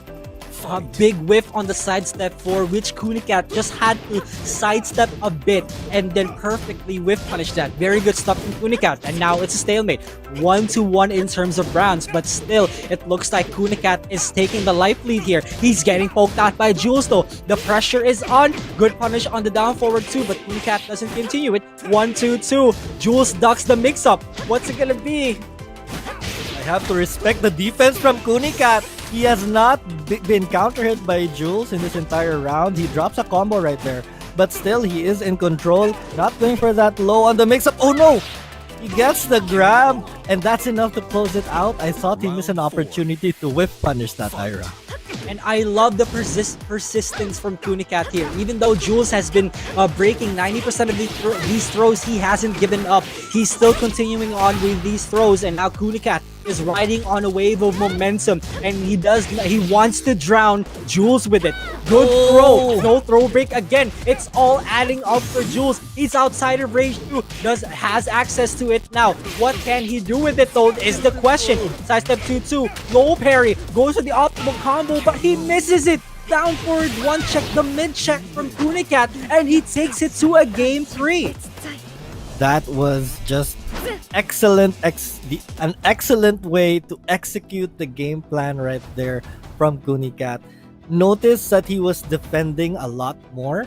Yes, he was eating the pokes, but he wasn't getting counter hit by Jules. So that was a beautiful change from Kunicat to his approach to Jules's Claudio, and it brought him the win. That was beautiful stuff. Now I want to talk about that drop low parry combo from Jules, right? The error there was Jules was on the way to getting a screw in, but he did neutral 3 instead, which I assume is a back 3 into down 1-2 screw. Unfortunate drop for Jules, and it went downhill from there. So again, guys, this is that only cements how under pressure that these players have right now. Even for people like Jules, the Iron Wall, who seems to be calm under pressure. Despite being calm, there is regardless of everything, you will be under pressure. So there's a lot at stake here if Jules wants to continue on to the grand finals. This is the playoffs, and the players are leaving it out, all on the table. Everything that they practiced for, all their preparation, the whole week, we are seeing the fruits of their labor. We're seeing how it plays out in every single match, every single interaction, right? Because fighting games, Tekken is a battle of interactions. Can you get the best out of a certain situation? Can you reset the moment? Can you find your opportunity? And that's exactly what Kunicat executed. He found his opportunities. He took the hits. He wasn't like, okay, yeah, I'm gonna take some of this damage, but eventually Jules is going to get opened up, and he found those opportunities. This is just big. I mean, you hear the background music of how epic it is right now. This is what it is for the players. This is it for them. Playoff bracket, the Nationals Pro League, Tekken 7. Oh my goodness, I thought we were gonna see the Jin pick here, but instead he goes for the Duomo di Sirio, the stage pick for Jules. He wants that home court advantage this time. No funny business on the infinite stage for Kunicat. No more space for you to work around in. He wants to keep this cat leashed and in a cage. Ooh, or he might go for a castration. I'm not sure. But Jules, he does have the ability to adjust as well, closing things off, putting the walls around Kunicat, and of course we do have a balcony break on one side of the stage. So let's see how Jules takes advantage of this. Let's see, the pokes are coming in. Kunicat with a low parry. What's up with these low parries today, Doc? It's insane. It's still game 2, but there's still so many to count. Here we go. Jules trying to find more openings for Kunicat. Good throw break, but Kunicat makes the right guess. And break on the throw, has access to rage now while standing for contesting, but the armor is gonna shut him out. Kunicat with the momentum. Round 1 goes to him. That is huge, and another Hulika moment from the Deja Kunicat. vu! Yes, sir. And right back at you. Jules, though, back up against the wall here. Kunicat looking to continue on with his momentum. He's continuing with, putting Jules in these mix-up situations. Jules guessing wrong every time. Kunicat just playing so well at this point. Looking to go for a 2-rounds-to-none lead here. But Jules, fancy Ira, activates a Starburst and he gets a shoe shine, but the back turn might have saved Kunicat there. He pressed us and the gut jab from Jules takes it back round 2. Those were some risky gambles coming in from Jules there. I mean, you don't see that every day from Jules, but when he pulls it out, he does it at the right moment here. Oh, I'm not sure if he could have gotten more out of that punish from the slide. This time, Kunicat goes mid. Both players going back and forth. It's tied at 1 round apiece, and now Kunicat looking to slow things down. And Jules looking for forward force this time. He wants that plus. He wants the back one. He wants to push Kunicat to that wall. Kunicat is trying his very best to get away from it. Good block on the low. Minus 13. Very good stuff. What a attempt from Kunicat. Ira coming in. Good break on the throw also. Now Jules has the life lead. Kunicat has the find, but that's not the right punish. That's also, he gets a punish in at least, but will put Jules at rage. This is dangerous for Kunicat. What's it gonna be? He ducks after rage drive. Unfortunate, but fortunate for Jules. That was Jules putting Kunicat in his own 50-50 situation. Kunicat guessing wrong here. Jules giving Kunicat a taste of his own medicine. Beautiful sidewalk right there. And he's going to take advantage of that. But Kunicat still with the life lead at this point. Playing excellent defense here against Jules. Going low twice in a row. Trying to go for mid that 3rd time. And Jules blocking it. He finds a screw attack. What can he do here for damage? and Oh that's my exactly goodness. what he can do there. He spends his rage drive immediately, hits Kunicat, drops the combo, but still makes up for it by going for the low option. Jules takes game 3. That was so clutch from Jules. Those 2 final rounds that he took, it was all coming down from a life deficit. Pero he wasn't worried. He was very confident in his play, in his decision making, and he put Kunicat in a high pressure situation, and Kunicat, I have to say, just cracked twice. So right now, Kunicat has to gather all of his mental toughness ngayon going into game 4. The Jules can potentially close it out. And, Kunicat. Let's talk about Kunicat. Let's talk about him real quick. Kunicat is performing better than I expected. Let's be real here. Kunicat is playing True. so good compared to all of the games that he's played against the Smart Omega Boys, against everybody that he's faced so far. A true test of his skills today, here in the playoffs. He is coming through. He is getting his moments. He's showing that his preparation is working. But it's been Jules just adapting to what Kunicat has been doing. Kunicat needs to find a way to close out the rounds. It's like Jules always manages to open him up while Kunicat is trying to close out the moment here. So probably Kunicat can back off just a little bit, right? Allow Jules to take the risks that he needed. Because we saw in that 4th round, you mentioned, he took so many risks and all of those risks paid off. Had Kunicat just backed off a bit, probably make Jules whip, or seeing what was coming, he could have closed it out there.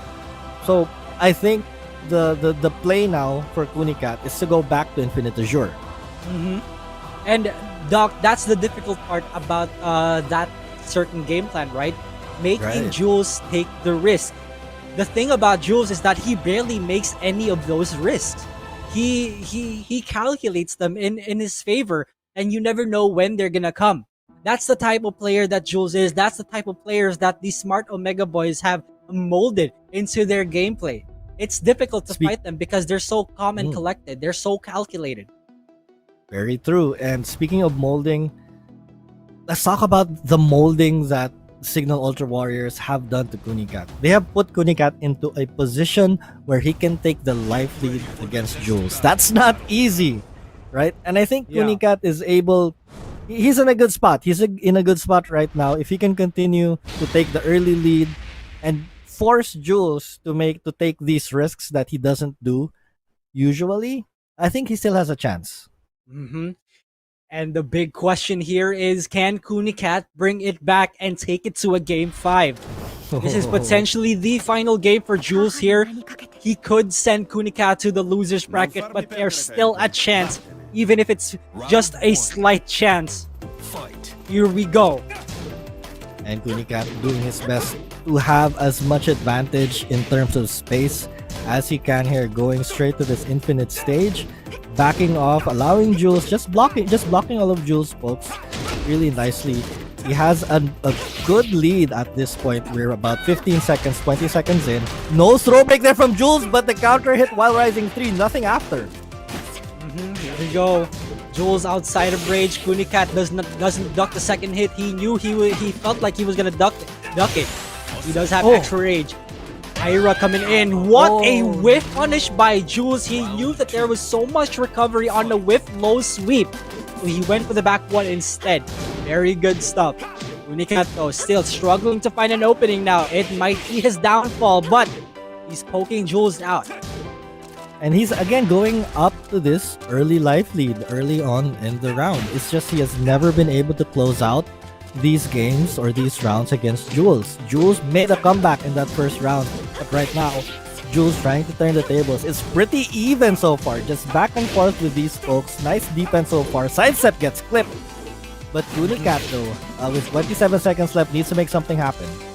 Yeah, you can see that Kunicat is going for more lows, as we mentioned earlier on. Back one catches Kunicat, puts him in rage. Now both players at rage, but the first one connects, and it's in favor of Kunicat. He takes round 2. Here we go. It's still a back and forth here in game 4, ladies and gentlemen. We might go to a final round and potentially a final game. I'm noticing Jules is really trying to anticipate the dash mix-up from Kunicat. He did catch him twice as he was dashing in, which is a really smart strategy from him. But right now, Jules taking control early on, Kunicat fighting right back. It's a battle of the pokes at this point. And Wow. finally, the hop kick, but no conversion. Yeah, he's fishing for a lot of back 3 counter hits, but Kunicat is too patient for that. Jules got the hop kick in. The conversion dropped because he input up forward 3 instead of just forward 3. Now, sidestep 4 puts Kunicat at rage. He spends it immediately. Now, he doesn't have access to extra damage now. Oh but my. what an Iro with punish for Jules. And that could be the downfall for Kunicat, guys. He took a big unnecessary risk at that point. I mean, it would have been amazing. I think he was trying to anticipate the IRA or the forward movement, or that could have been an input error from his side. We're seeing a lot of input errors from our players, and that could be the pressure of, you know, being in the playoffs. This is the final day. This is what they've been fighting for this whole season, a spot here in the playoffs, and the pressure is getting to them. And you've noticed that Jules is using a lot of up forward 3s because it crushes lows. And we all know that Kunicat is a big fan of those lows. And Kunicat is getting hit by these mid checks this time. Jules has his Oh. number. The hop kick. Here we go. Kunicat now is put at rage. What can he do here, Doc? There's so much things to think about. Oh my and the block on the low. Jules finishes it up 3-1. Sends Kunicat to the loser's bracket where he has to fight Machinehead. The wall was too hard. Masyadong makunat para kay Kunicat. And at that point, nagiging hulikat na huli si Kunicat with that low right there. Jules, extremely impressive. Weathering the early storm of Kunicat. Just playing so steadily, right? He's a rock amongst the Rockies. Amongst, you know, the turbulent seas, and he moves on. He's gonna face Maru in the 1-2 seed winners quarter semifinals.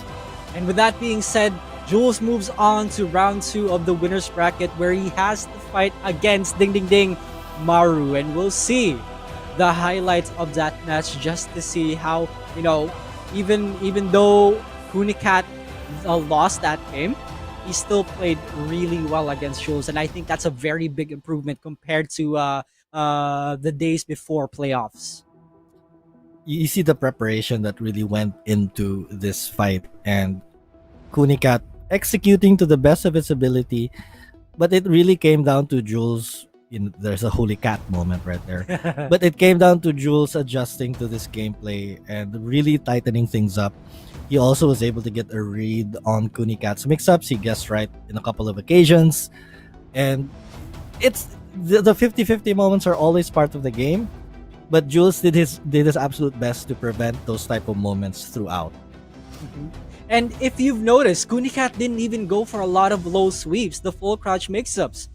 And all of the times that he attempted said mix-ups were blocked by Jules. And Kunicat couldn't really find any openings for that. The times that he does it, it gets blocked. So what were his options there? Kunicat's offense was good. But the moment defense that was better. the defense was better, exactly. You can't say it any you can't put it in any other words, right? Excellent offense from Kunicat, but way better defense. A total reversal. You know, total turn of tables. But yeah, that was Jules versus Kunicat. We're going to a match that I've been anticipating for this day. A battle of the friends, a friendly rivalry right now. And let's take a look at it. Gonna be the dark horse on going up against the coffee royalty himself, Coffee Prince, with a head-to-head record in favor of Coffee Prince 7-4, with the number of characters used 2-3. Now we can agree that Coffee Prince has been using a lot more characters than Hapon, with the use of Fakumra, with the Steve, and also the Leroy, and many others also. But in this case, Hapon, my goodness, I think it went in favor of him, if I remember correctly.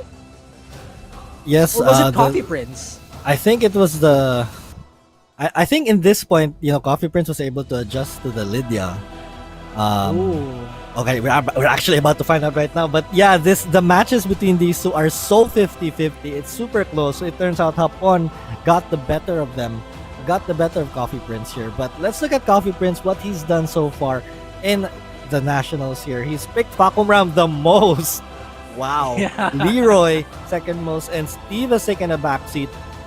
But I heard that there have been a few changes to Steve. Were there? I might be wrong. It's just a minor change that doesn't really affect his entire gameplay. If we're talking about the previous patch, though, the change on the down forward 2 did affect a lot of Steve players. Cough me. But Steve is still pretty strong as he is. But Coffee Prince would opt to go for stronger characters, which are Fakumram and Leroy.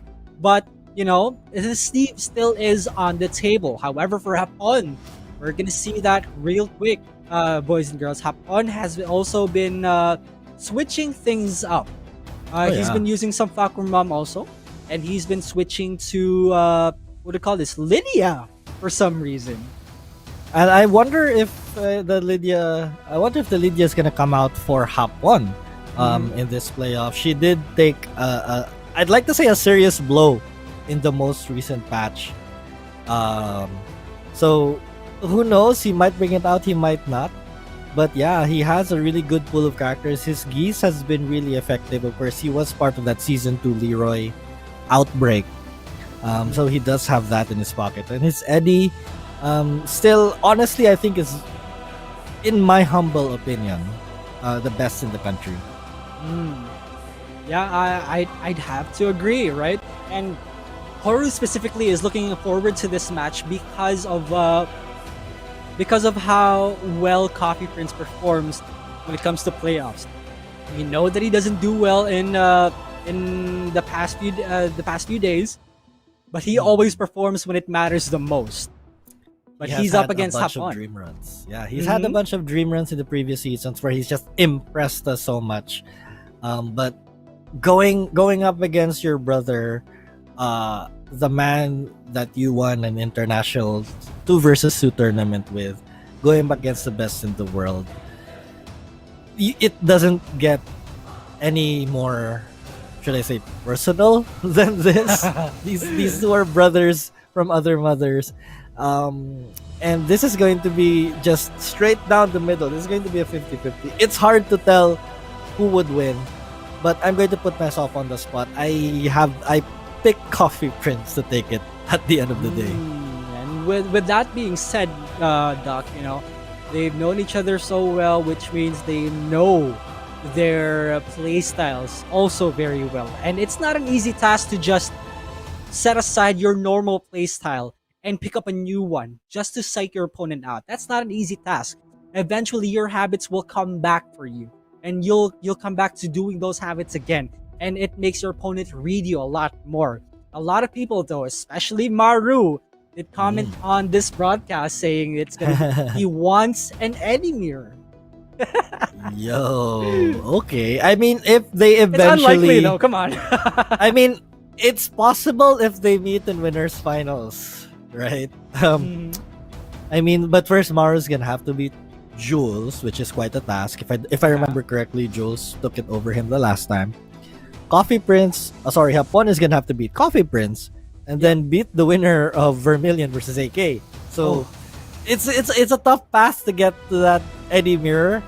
But yeah, it's just so hard to predict the outcome of these matches because these players have prepared, and when there is that ounce of preparation, even the most favored player can lose to the underdog. Oh yeah. It's a lot of obstacles to take when you're in the shoes of Hapon and as well as Coffee Prince because of the next opponent that you have to fight, either AK versus Vermilion. And say you win that, right? You have to fight the winner against Jules versus Maru. It's not an easy road to take. Again, we're in the playoffs in a tournament full of killers, guys, and this will not, I guarantee it 100%, will not be a cakewalk for anyone.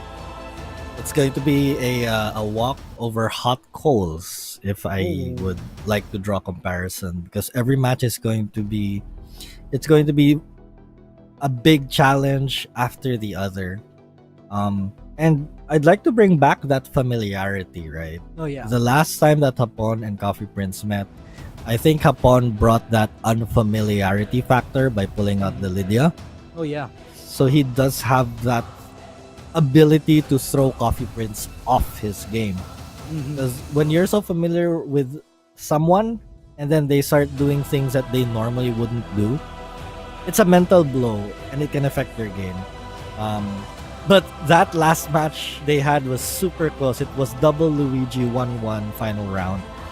So that was just a tiny, like, it gave it gave Hapon a tiny advantage. So what advantage can Hapon bring? He said that if you think you saw everything in the group stage and play-ins, you've seen nothing yet. So what will Hapon bring to the table now? Yeah, and that's also a really big question because Hapon has already brought out the Eddie. He didn't really, need to hide the Eddie. He picked a lot of Geese. He picked a lot of Leroy. He picked the Falcon Ram and he picked the Lydia. What else is there to hide for Hapon, right? And it would only make me curious. What exactly is the plan here? If he told us that we haven't seen nothing yet. Well, we have not seen his buffed Eddie. No, good point. Yeah, I mean, if for those who are not familiar or who don't have Tekken 7 at home, the most recent patch happened last weekend. It dropped in the middle of the Nationals tournament, and Eddie got 10 lines of changes, if I'm not mistaken. He had a preview with Machinehead when he brought it back on that day.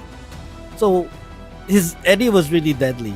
So now it makes me think, how deadly is Hapon's Eddie now post-patch? And speaking of deadly, it doesn't look deadly when they're on the player cams right now because they're just smiling here and there. Hapon on the left, Coffee Prince on the right, and repping Hapon with the SDIE Olympians is right behind him, Gold Standard. So it's been a while since we've seen Gold Standard. Big shout outs to him. Yes, and of course in Coffee Prince's corner is the fan favorite. Actually, I could see a glimpse of him. I saw his hat and his glasses. That was definitely Don Argus cheering on his boy here, because both players are gonna need as many advantages as they can. But I think my memory is actually coming back. Hapon I think he brought out his Eddie against his Jason? Against Jason, if I'm not mistaken. I have to go through my my memory banks here. But yeah, like playoff Hapon, playoff Coffee Prince. These players are definitely gonna take it to the next level. Oh yeah, and there's so many things to think about when it comes to their own matchup. Because again, they know each other so well, and I'm expecting different character pools here. I'm at least expecting the Steve to come out from Coffee Prince because when comes familiarity, there's also comfort. If you just want to fight someone that you know very well, go ahead and choose your comfort pick, right? We're about to find out. Are they going for comfort or for unfamiliarity? Oh my goodness, I had a feeling this was coming. It was going to be Falcon Ram versus Leroy. But my question was who would pick who? And now we have our answer. Into the Howard Estate we go also. So there's a lot of potential for death combos here. Here we go. Leroy versus Falcon Ram. Classic S-tier matchup underway for everyone. Oh boy. Here we go. One means up with slight folds from Coffee Prince. Slowly carrying him to the wall also. Taking to half health. Wall bounce from Coffee Prince. Big damage coming in from him. 10 seconds have been spent and he's already put at rage. Can Coffee Prince close this out is the question. And the question's answer is yes. 16 seconds. It took Coffee Prince 16 seconds to take that round. It started out so quietly and Coffee Prince just turned on the coffee maker here. He is boiling hot right now with this Facom Ram, but Hapon is not going to be denied here. Beautiful counter hit coming there from him. Gonna take it to the other wall. Too far for any extra damage though. And he has Coffee Prince on the ropes, but no throw break here. How's Coffee Prince gonna close it out? He does it with the Rage Drive. Round 3.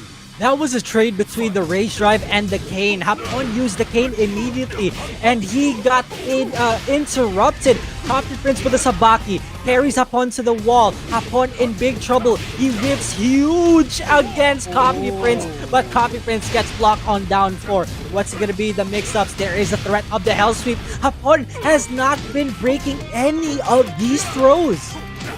And that might speak to what Hapon's mindset is right now. He might be too focused on the normal attacks. Oh, he's dead.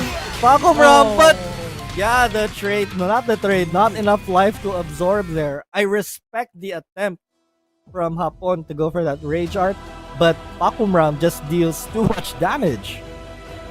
I mean, if there was a flying knee to my face, I'd be dead too, no doubt about that. But wow, Coffee Prince again. We are not exaggerating when we say that he is the play ops specialist. He showed us the strength that he has right now. Hapon looking a bit flustered there, but there might be some changes to his playstyle. And that was a really quick game 1. It was. I mean, we started out right. The first round, it was really quiet. They were really spacing each other out. And then all of a sudden, it's like Coffee Prince flipped the switch and he never flipped it back. It's like I forgot to turn off the coffee maker because Coffee Prince is churning out all that coffee here. Mr. Playoffs himself coming out with an amazing start. So let's see what the adjustments are going to be for Hapon. Will he switch to the Eddy and just try to shut Facom Ram out? Or will he go for an infinite stage instead to negate a lot of options from Facom Ram with the guard crush into the wall splat? Just if a lot on the table is just taken away from Facom Ram, that would be so good for Hapon. But still, this is Hapon we're talking about. We don't know what's gonna come out from him. Removing the walls will definitely be a huge thing for Hapon, but then he would have to stick with the Leroy. I think Leroy does have the tools to deal with Facom Ram's crazy strings of thunder kicks.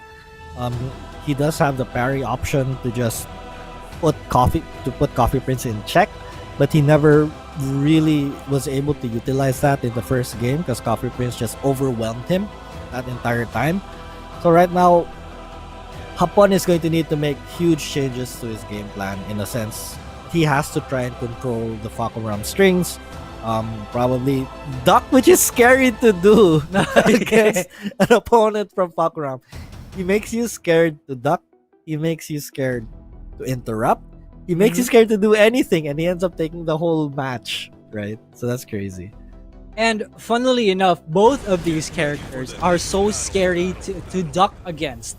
So you don't want to do that. So here we're gonna find out what the answer is for Hapon. Will he switch characters or the stage? And the stage it is. Violent Systems, one of the biggest stages in the game also. He wants that space to move around in, but he also wants that wall carry potential and that wall pressure when the time comes. So here we go. Game 2. Game 1 in Coffee Prince's favor.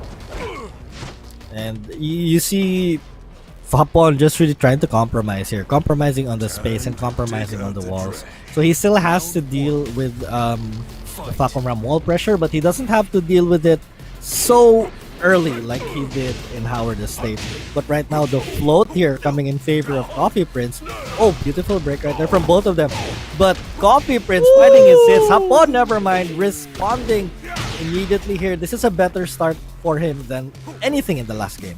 Yeah, for sure. He's showing some signs that he is alive and well. Orbital connects onto Coffee Prince, but he drops the combo. Coffee Prince again looking for throws in hopes of Hapon not breaking them, but the Rage Drive low connects onto Hapon. And Coffee Prince with round 1 riding that momentum once again. And this momentum is allowing Coffee Prince to really mix things up here. against Hapon, and Hapon is gonna have to adjust way more than Coffee Prince has. But it looked like Hapon was doing so well. There you go, that counter hit 1-inch punch here. Can he finish the combo this time? Yes, he does. Oh, that is some big boy combos coming in from Hapon here, but still, it looks like Coffee Prince is trying his very best to push his aggression as Hapon up against the wall. One more hit for Coffee Prince. Good block on the low. Everyone's defenses are showing, and Hapon does not press a single button as he should. Takes round 2. That was a beautiful defensive sequence from Hapon to seal that second round. And the Coffee Prince now whipping quite a lot here. Hapon needs to kind of find a way to take advantage of that, but no advantage has been taken as he's up against the wall trying to find a way. The sidewalk from Coffee Prince putting him in excellent position to finish this round. Yeah, and speaking of excellent, that was also an excellent sidewalk from Coffee Prince because of the fact that Takumram is a big character. You can't just do that. It's difficult. Big characters aren't supposed to be able to move around like that. Here we go though. Hapon taking Coffee Prince lower than half health. What a duck, what a block, what a punish. He's gonna carry to the other side of the stage but gets affected by arthritis. Unfortunate stuff from Coffee Prince. Might need to take something for that arthritis because he's gonna get a counter hit combo straight from Hapon here. Going to drop. Finally, Hapon breaks a grab. Right now, Rage Art is a factor. No, it is not. Goes straight for the legs. Hapon tying things up, and he is alive. Goes for the low options. You can see Hapon going for a lot more of them because he knows that Coffee Prince will not duck, even if he has no reason to. There it is again! What am I even talking about? You know what? I'm just gonna duck everything in my favor. Hapon looking for back 1+2 is the 1-inch punch, and the cane comes out. Big damage coming in from Hapon. That's an excellent moment to bring out the game from Hapon, and it has brought him this momentum. It has won him the round. Hapon beautifully switching things up, making use of the space, and dealing with the ball as it came, ties things up 1-1. The Leroy, the stage pick, working out in favor of Hapon. He takes it to a game 3. Now, reminding everyone once again that this is a best of 5. There's still so much time. There's so much room for adjustment to be made here by Coffee Prince, which I would assume that does not have the momentum anymore. Hapon has it. He stole it from Coffee Prince. Now, the big question here is, are we going to see a Leroy mirror, Doc? Yikes. That's going to be quite a match to call, but I think Coffee Prince's Falcon Ram was doing pretty well. He had the reads on when Hapon would go for the highs. He ducked a bunch of times and he was able to get beautiful launch punishes.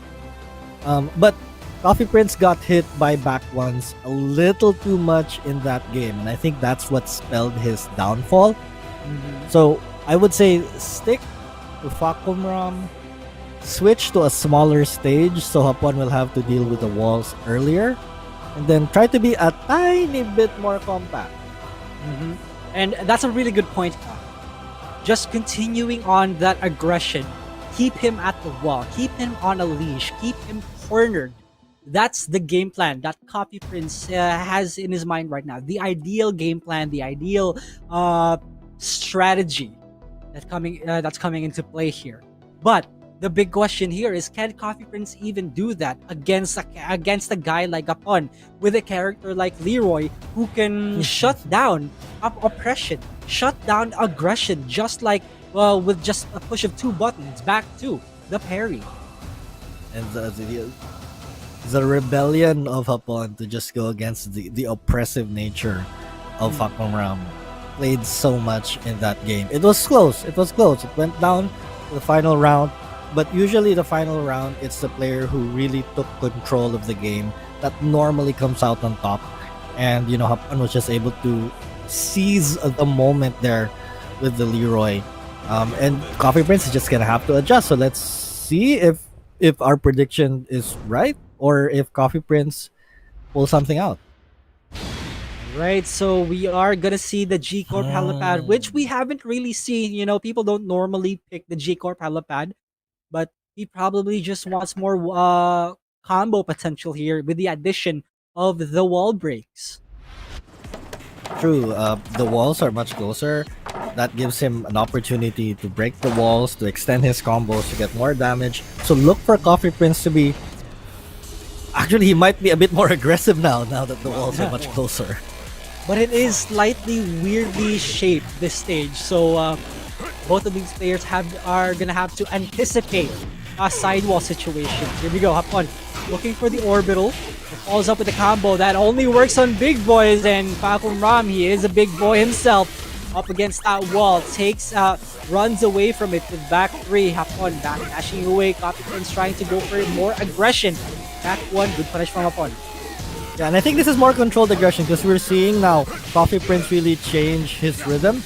When he usually presses, he's being a bit more defensive and waiting for Hapon to try to go for the parry or the back punch. But the catch from Hapon, this is gonna be huge.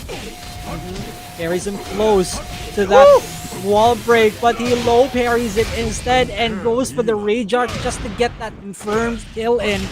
And Coffee Prince takes round 1. Say it, Kulika moment brought to you by Half Beat Emperor's Coffee Prince. That low parry, so clutch right there. Hapon, going for the low, Coffee Prince with the right read, and we're seeing this change. Oh, but the back or the 1-inch punch counter hit, taking it there for Hapon, and now he's gonna get the wall no break though because he was on the wrong side. Wow, that was a very optimal punish from Hapon. He knew that was minus 14. So Hapon punished it with the most optimal move that Leroy has, and there it is, 7 golden letters. It went downhill as soon as Coffee Prince hit that get up mid kick. Did Hapon buy a one-way ticket to the optimization station? He most likely did. He was rewarded with a perfect round there. But Coffee Prince, he's mentally tough. He doesn't let these kinds of losses to rounds really affect him. And there you see it again. He's just waiting for Hapon to counter or to try to go for his back 1, just keeping himself safe. For the past 2 games, Coffee Prince has been looking for a lot of those dragon kicks, the dragon na may tatong sisiw, but Hapon just keeps blocking them every now and then. And you can see that he's also fishing for back 1+2s. Again, you can abuse that because that is a safe mid launcher, although short range. He is put at rage though, down 4 to finish things up. Coffee Prince wants to take this game 3.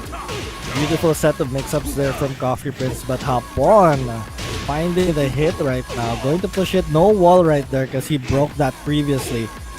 But he does get the advantage in terms of positioning here, and he's taking full use of that. And wow, what a huge combo coming from Hapon. We're now tied. Yeah, that is true. It's to a final round. Presses on the second hit. Hapon knew that was coming. Coffee Prince up against that wall. Hapon looking for wall splash just to get that extra bit of damage in, but Coffee Prince is under a lot of pressure. No duck on the second hit. Hapon again keeping him in the corner. Stay there, stay put. Coffee Prince, good block on the low. The defense is showing that. And right now, Coffee Prince holding on for dear life. Now he has a life lead. Nice little punish here on the orbital whip. He does have the opportunity, but we might see a rage drive here. The cane is gone. 28 seconds left on the clock, and the low just to close it out. Coffee Prince coming out so clutch. That was a dangerous low for Coffee Prince right there because that is launch punishable now. He could have gotten, had Hapon blocked that, he could have gotten locked and then he was dead from there. But Coffee Prince again takes the risks and it paid off so well. Now he is potentially 1 game away from sending Hapon to losers. Doc, it's still just game 3 in this best of 5 series. Every round is so close. Hapon looked like he was about to close out the game when he had Coffee Prince against the wall. But Coffee Prince, you could see, just so patient. He was ducking. He did like little pokes, little punishes right there, all in hopes to just get him out of the corner. And finally, he was able to do it, and he never looked back. What a defensive, or what a show of patience actually from Coffee Prince. Yeah, I just want to quote out one of the comments here, the standout comments here in the broadcast. Iba talaga pag playoff si Kape. And that is true, sir. Kape. Coffee Prince plays so well. The playoffs buff that we've seen from him time and time again. He is playing amazing. This is the coffee. This is a totally different Coffee Prince from what we've seen. We saw glimpses of him as he, climbed up the standings, sa play-ins and sa group stages. But now this is it, final form. We saw him with his secret stuff right there. That little, it was a cup of coffee right there to power himself up. Plus the playoff buff. Coffee Prince is playing so strong, but we cannot discredit Hapon. We cannot. We can't say that it's over for him because he's kept things so close with the Leroy. He's had moments in every single game where he was in full control. So this can still go either way. Yeah, that is for sure. I mean, this is Hapon we're talking about here. He's not going down without a fight. He's not going down 3-1 unless, of course, Coffee Prince turns on and just, rams everyone. But, this is still Hapon we're talking about. The Eddie of the Philippines, and he will not go down without a fight. Let's see if he does change characters. No, he will not, but goes back to Violent System instead. Home court, not really home court advantage, but the comfort stage advantage. Yeah, this is what worked out for him. Dun sa game 2, if I'm not mistaken. We talked about it. Bigger space, and you don't have to deal with the wall right away. And I think this is the pace that Hapon likes to play. If he can just maintain that pace and keep up with Coffee Prince, he should be good. Right off the bat, 3+4 counter hit connects for Coffee Prince and carries Hapon to the wall. And this is already a lot of pressure. We're 10 seconds in. Goes for Sabaki. But luckily enough, doesn't get wall splat. But still, he gets hit by the wall bounce. Hapon is in big trouble. Back 3, looking Coffee Prince. On outside of rage, still. Oh my goodness, it's so It's so exciting, my goodness! Hapon with the defense, and Coffee Prince takes round 1. We saw Hapon really trying to hold on there. His back was against the wall. He didn't have much space to utilize, and Coffee Prince just kept the pressure on. And now, Hapon, this is a new round. He has to stop getting hit by these counter hits and combos and putting himself in the corner. He's doing that pretty well, but right now Coffee Prince making a push.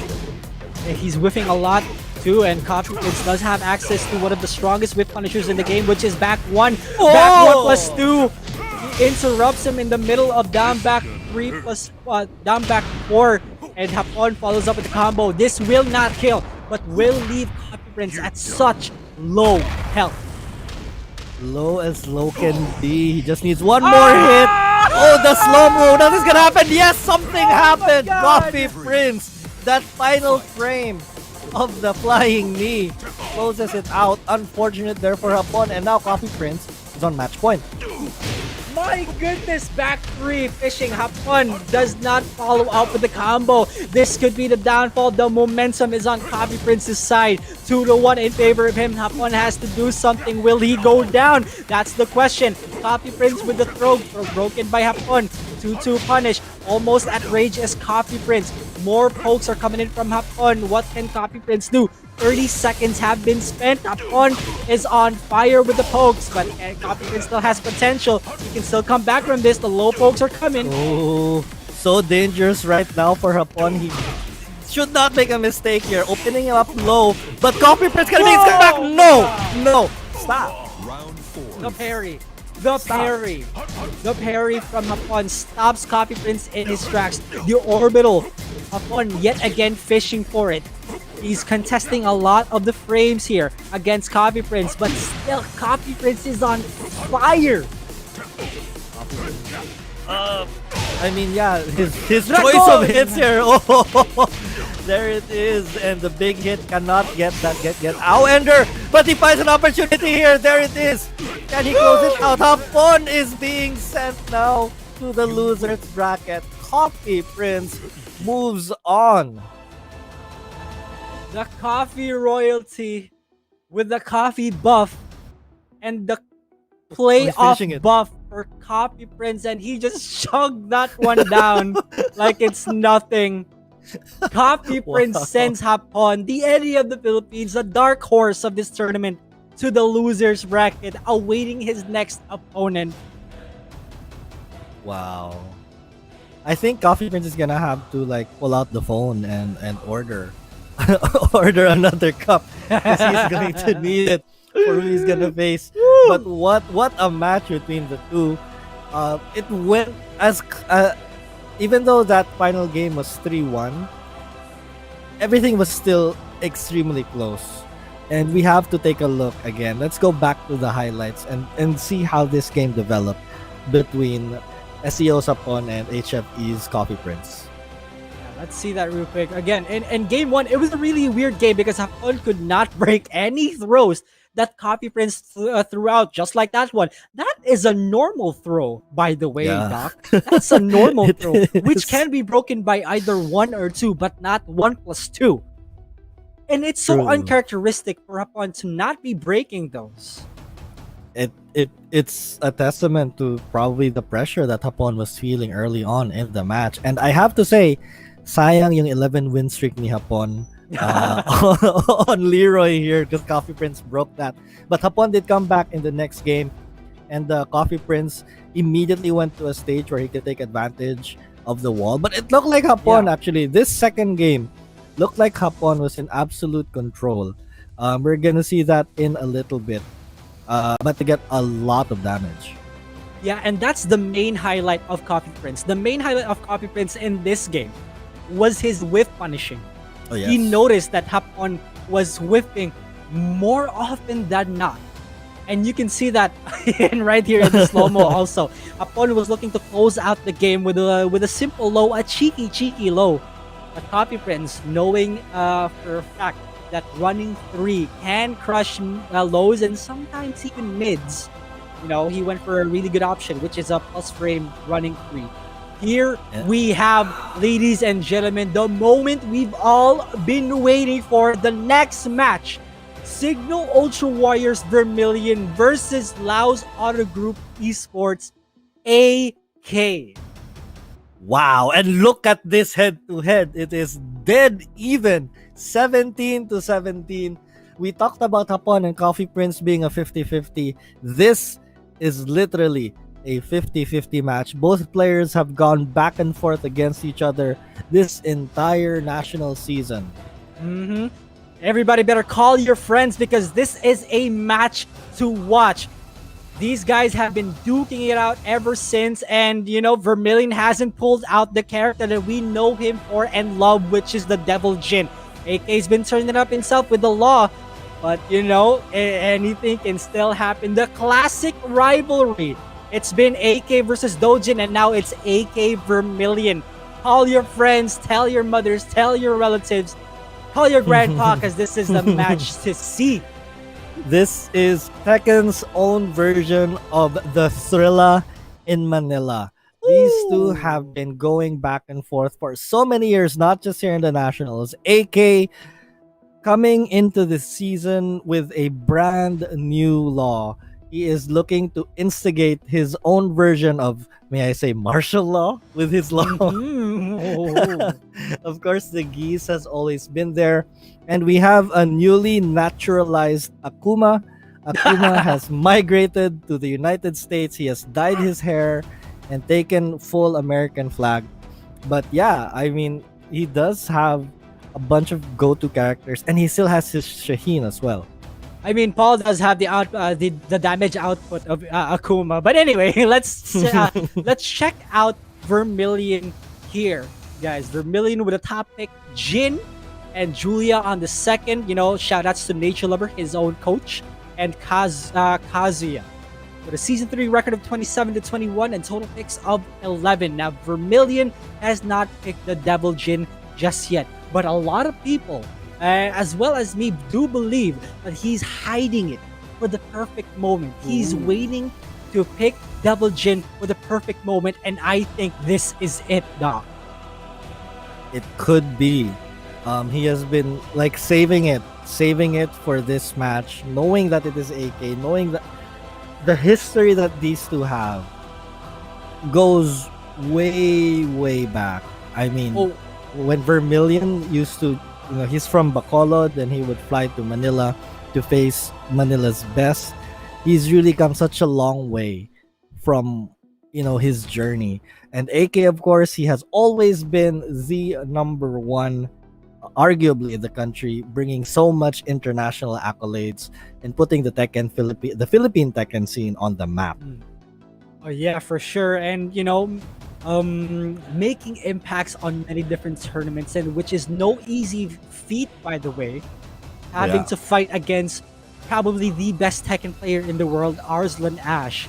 That amount of training in itself, and you're bringing it to the biggest stage here in the Philippines, the nationals. Man, I am excited to see this match. You can feel that big fight feel in the air. Two of the country's best. Vermilion, probably the best from the Visayas, has now taken his talents here to Manila, and he has been excelling. And there he is. There it is, ladies and gentlemen, the Devil Jin pick from Vermilion, the moment we've all been waiting for. Wow. And how fitting that we are going to the Devil's Pit, going up against AK's Paul. Paul is one of the characters really put him on the map. He has made Paul work so well. I mean, I saw him in so many international tournaments with this character, and here it is going up against Vermilion's signature Devil Jin. All right, I'm gonna have to put my seat up, because again, this is a match to watch.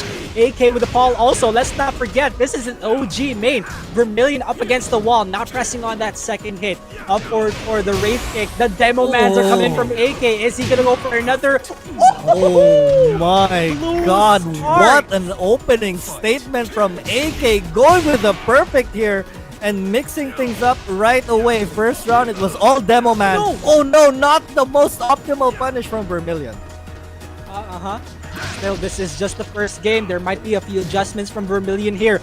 Vermilion is struggling to find an opening for AK, because AK has been opening him up with demo mans and Dead Fist. He's playing Paul like a Mishima, and the counter hit into the Death Fist spells death for Vermilion. AK has come out swinging, and so is Vermilion, not backing down. Right off the bat, down forward 2 counter hit. Now Vermilion wave dashing into AK's face. Now he is at threat of the Demo Man. He's at threat of the Death Fist also. Vermilion trying to go for more mid checks here. Remember that we have not seen a single hell sweep, guys. Beautiful. That was a beautiful punisher. Yes, the hell sweep has yet to come out, but right now Vermilion does not need it, as he closes it out with that electric wind God Fist combo at the end. Alright, last punch combo coming in from Vermilion. AK not getting up because he doesn't want to deal with a mix-up, but instead, as soon as he does, he eats a hell sweep. Vermilion goes for the more optimal combo, and there it is again. He's not gonna do it again, is he, Duck? Let me know. Is he gonna do it again? Oh no! Stop! Shredder kick, just stopping the pressure here. And there's AK with his own quote-unquote hell sweep, but Vermilion goes for a third one here. Not gonna be enough to kill AK in rage. Beautiful block there. Goes mid twice, goes for the counter hit. Double block there from AK. 24 seconds left on the clock. Beautiful sidestep! And we're going into the rage charge. Will he finish the combo up? Here we go. He could be dead. Oh, he's dead! He's dead. He's not. I need someone to hold. Wow. What a third round between these two players. Vermilion looked like he was on the verge of closing it out. He got so many hell sweeps. He was in AK's head, but AK ran straight into his head, able to clutch it out. AK is playing on another level. Can Vermilion respond? You gotta ask me if I can respond too, Doc. I mean, that left me speechless. AK with the sidestep into guaranteed down forward 2, because why not, right? Why hell not? I mean, he sidestepped, what was that, right? Sidewalk right? At the end of the round? Sidestep right. That was a sidestep right into down forward 2, which is really good, because down forward 2 from Paul is a safe mid launcher. It's -7 if I remember correctly. -7. Excellent. And AK use. just abuses that. I mean, that was a great time to bring it out. He was enraged. It was like it was his destiny to take that round. He made the right decision to sidestep. He chose a safe launcher, but he had the option. He had the ability to really close it out with the rage drive cancel into the death fist. That was so beautiful. But now Vermilion, not the best coming out party for his Devil Jin, Oh still my sticking God. with it. I feel a bit nostalgic here because Vermilion's been picking this stage for the longest time, and I can't remember when. Season 1, I think so. Forgotten Realm. Oh, this goes in favor of Devil Jin for days, Oh dog. yeah. I mean, normally he would pick the Vermilion Gates, but now that he's back on his main, he's going back to his number 1 stage here, going to break so many doors of heaven. The big question here is, are we gonna see the choke slams from hell for Vermilion? He's gotta be aware of the Demo Mans. And speaking of, there it is. That's number 1. Are we gonna see number 2? Vermilion has been struggling to look for electric openings, and he breaks the first floor. That's really bad for Vermilion, guys.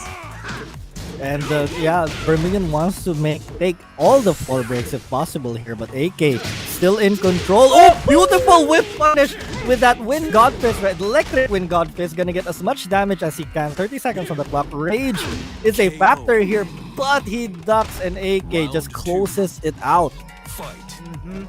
While standing 4. Very safe option here. Vermilion trying to push AK to that wall. He really wants that damage advantage. All the advantage must be taken. Vermilion, though, does have the life lead. He has the life advantage. At this point, again, he ducks and he gets hit, but the wall saves his life right there. AK just really mixing things up. Vermilion, though, not cracking under this pressure. Still playing so calm. Trying to find his opportunity. Here we go. First, Heaven's Door. Right there. Going to take it down. One more. Probably dead. He's probably. Oh no! He dropped the combo. No!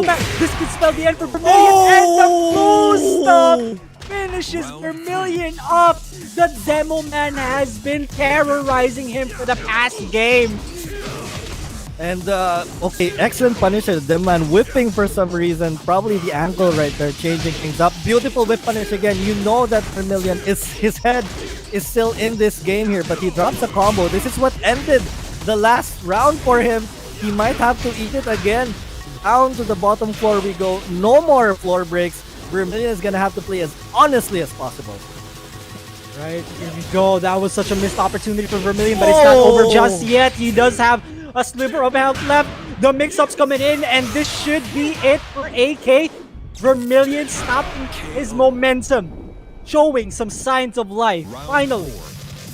Desperation rage drive right there from Vermilion. There's no other way I could describe it. He would have potentially gone down 2-0, but he takes a round right here.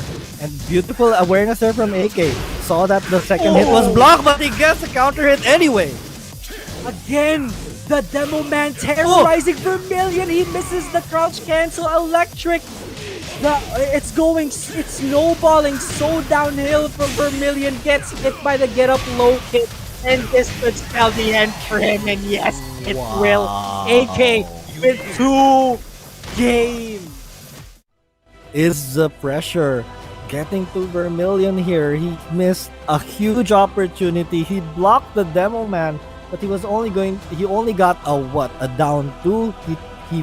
The input error there on the crouch cancel electric wind God Fist costs him dearly. AK just never looked back, and look at the look on AK's face. And I just want to remind everyone that this is again a best of 5. And I also want to point out that Vermilion is good at long sets. It takes a while for him to adjust, but when he does, the entire pace of the game changes also.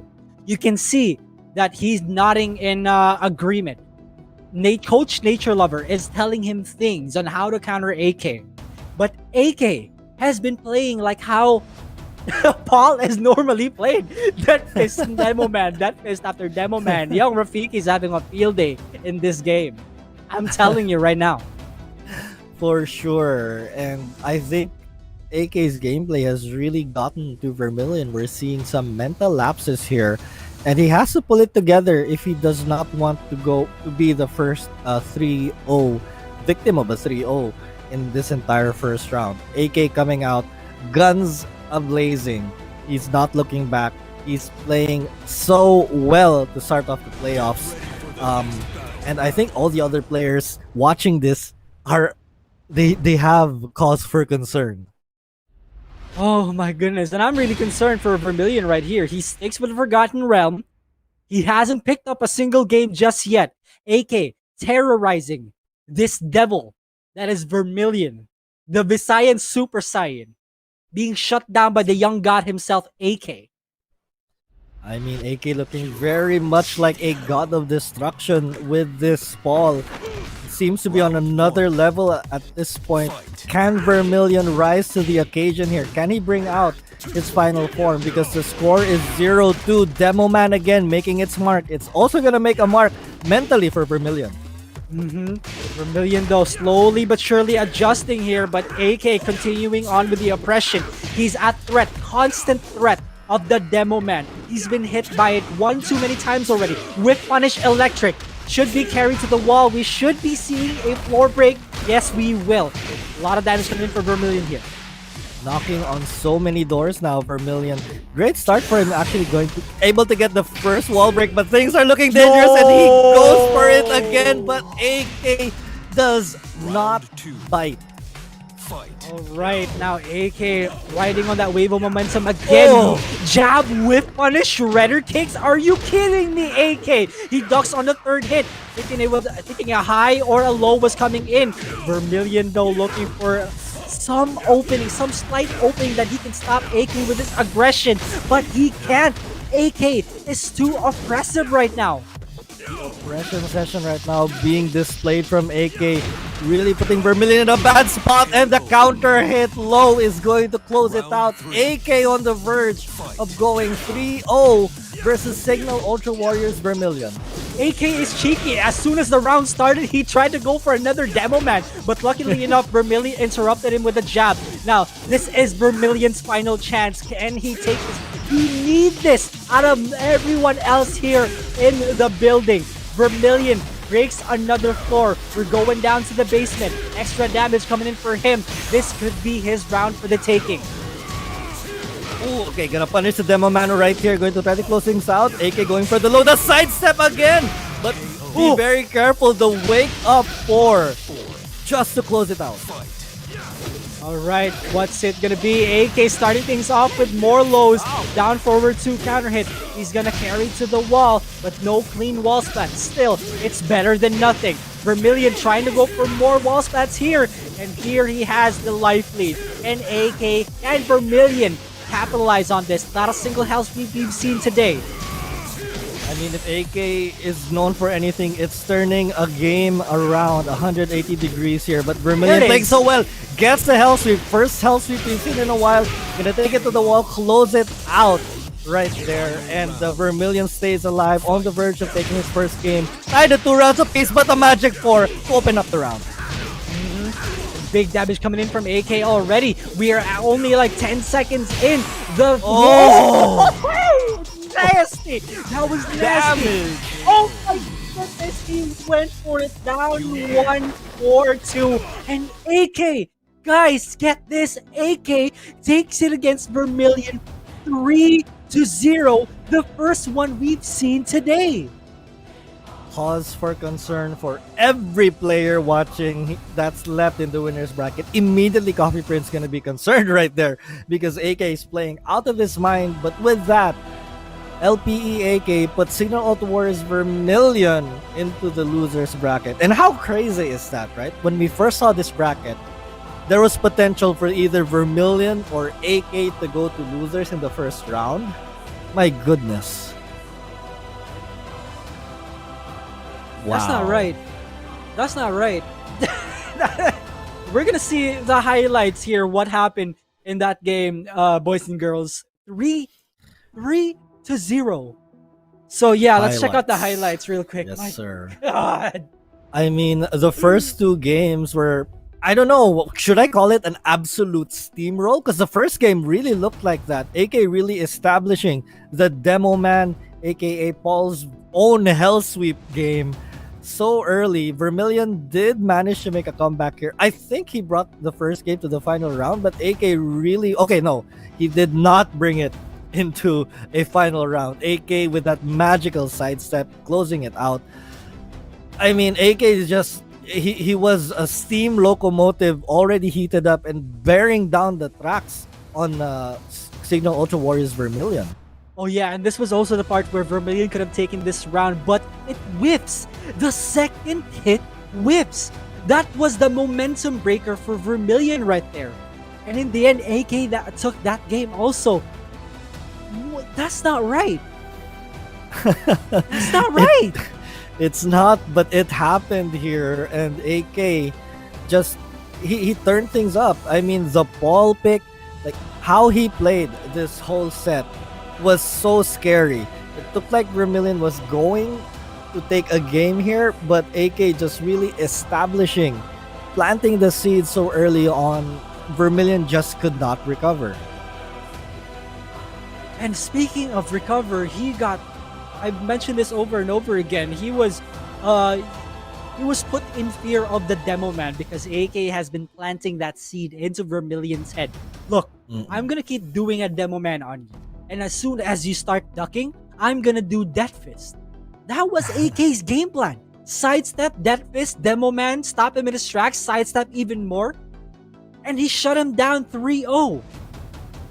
And with that, we are done with our first set of matches for the first round of the playoffs. Every single match was absolutely intense. I'm sure Kid can attest to that.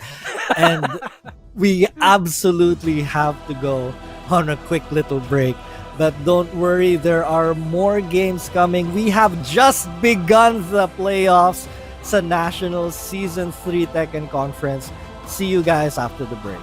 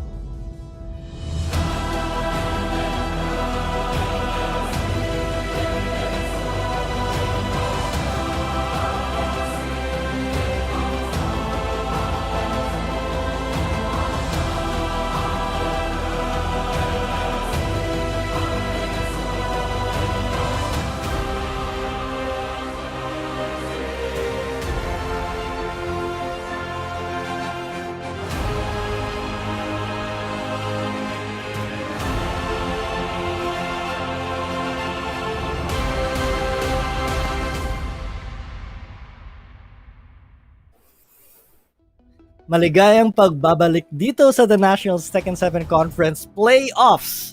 Naghahasik ulit ng lagim si AK with his ball, taking it over Signal Ultra Warriors Vermilion sa huling match natin before the break. But now, we go down to the losers bracket kung saan we will see the first two players get eliminated from the playoffs. Who will it be? Let's take a look at the losers bracket. Wow, the whole bracket, by the way. Yeah, Wow, there look at it this is. game. Machinehead versus Kunicat, and then Hapon versus Vermilion. Who would have Oh my thought? God. Who would have thought Oh. Vermilion would get sent to the losers bracket this early on into the day?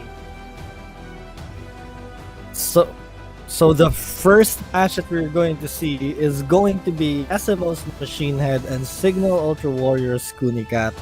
This is a battle of the draftees. How poetic, how ironic is this that they should meet here in the losers bracket head to head. Kunicat does have a single game advantage laban kay Machinehead, but we know that this is playoff Machinehead. Ang impressive niya kanina in this match versus Maru. And this is a run back on Challenger Series 1 where it was where it was Kunicat and Machinehead yet again.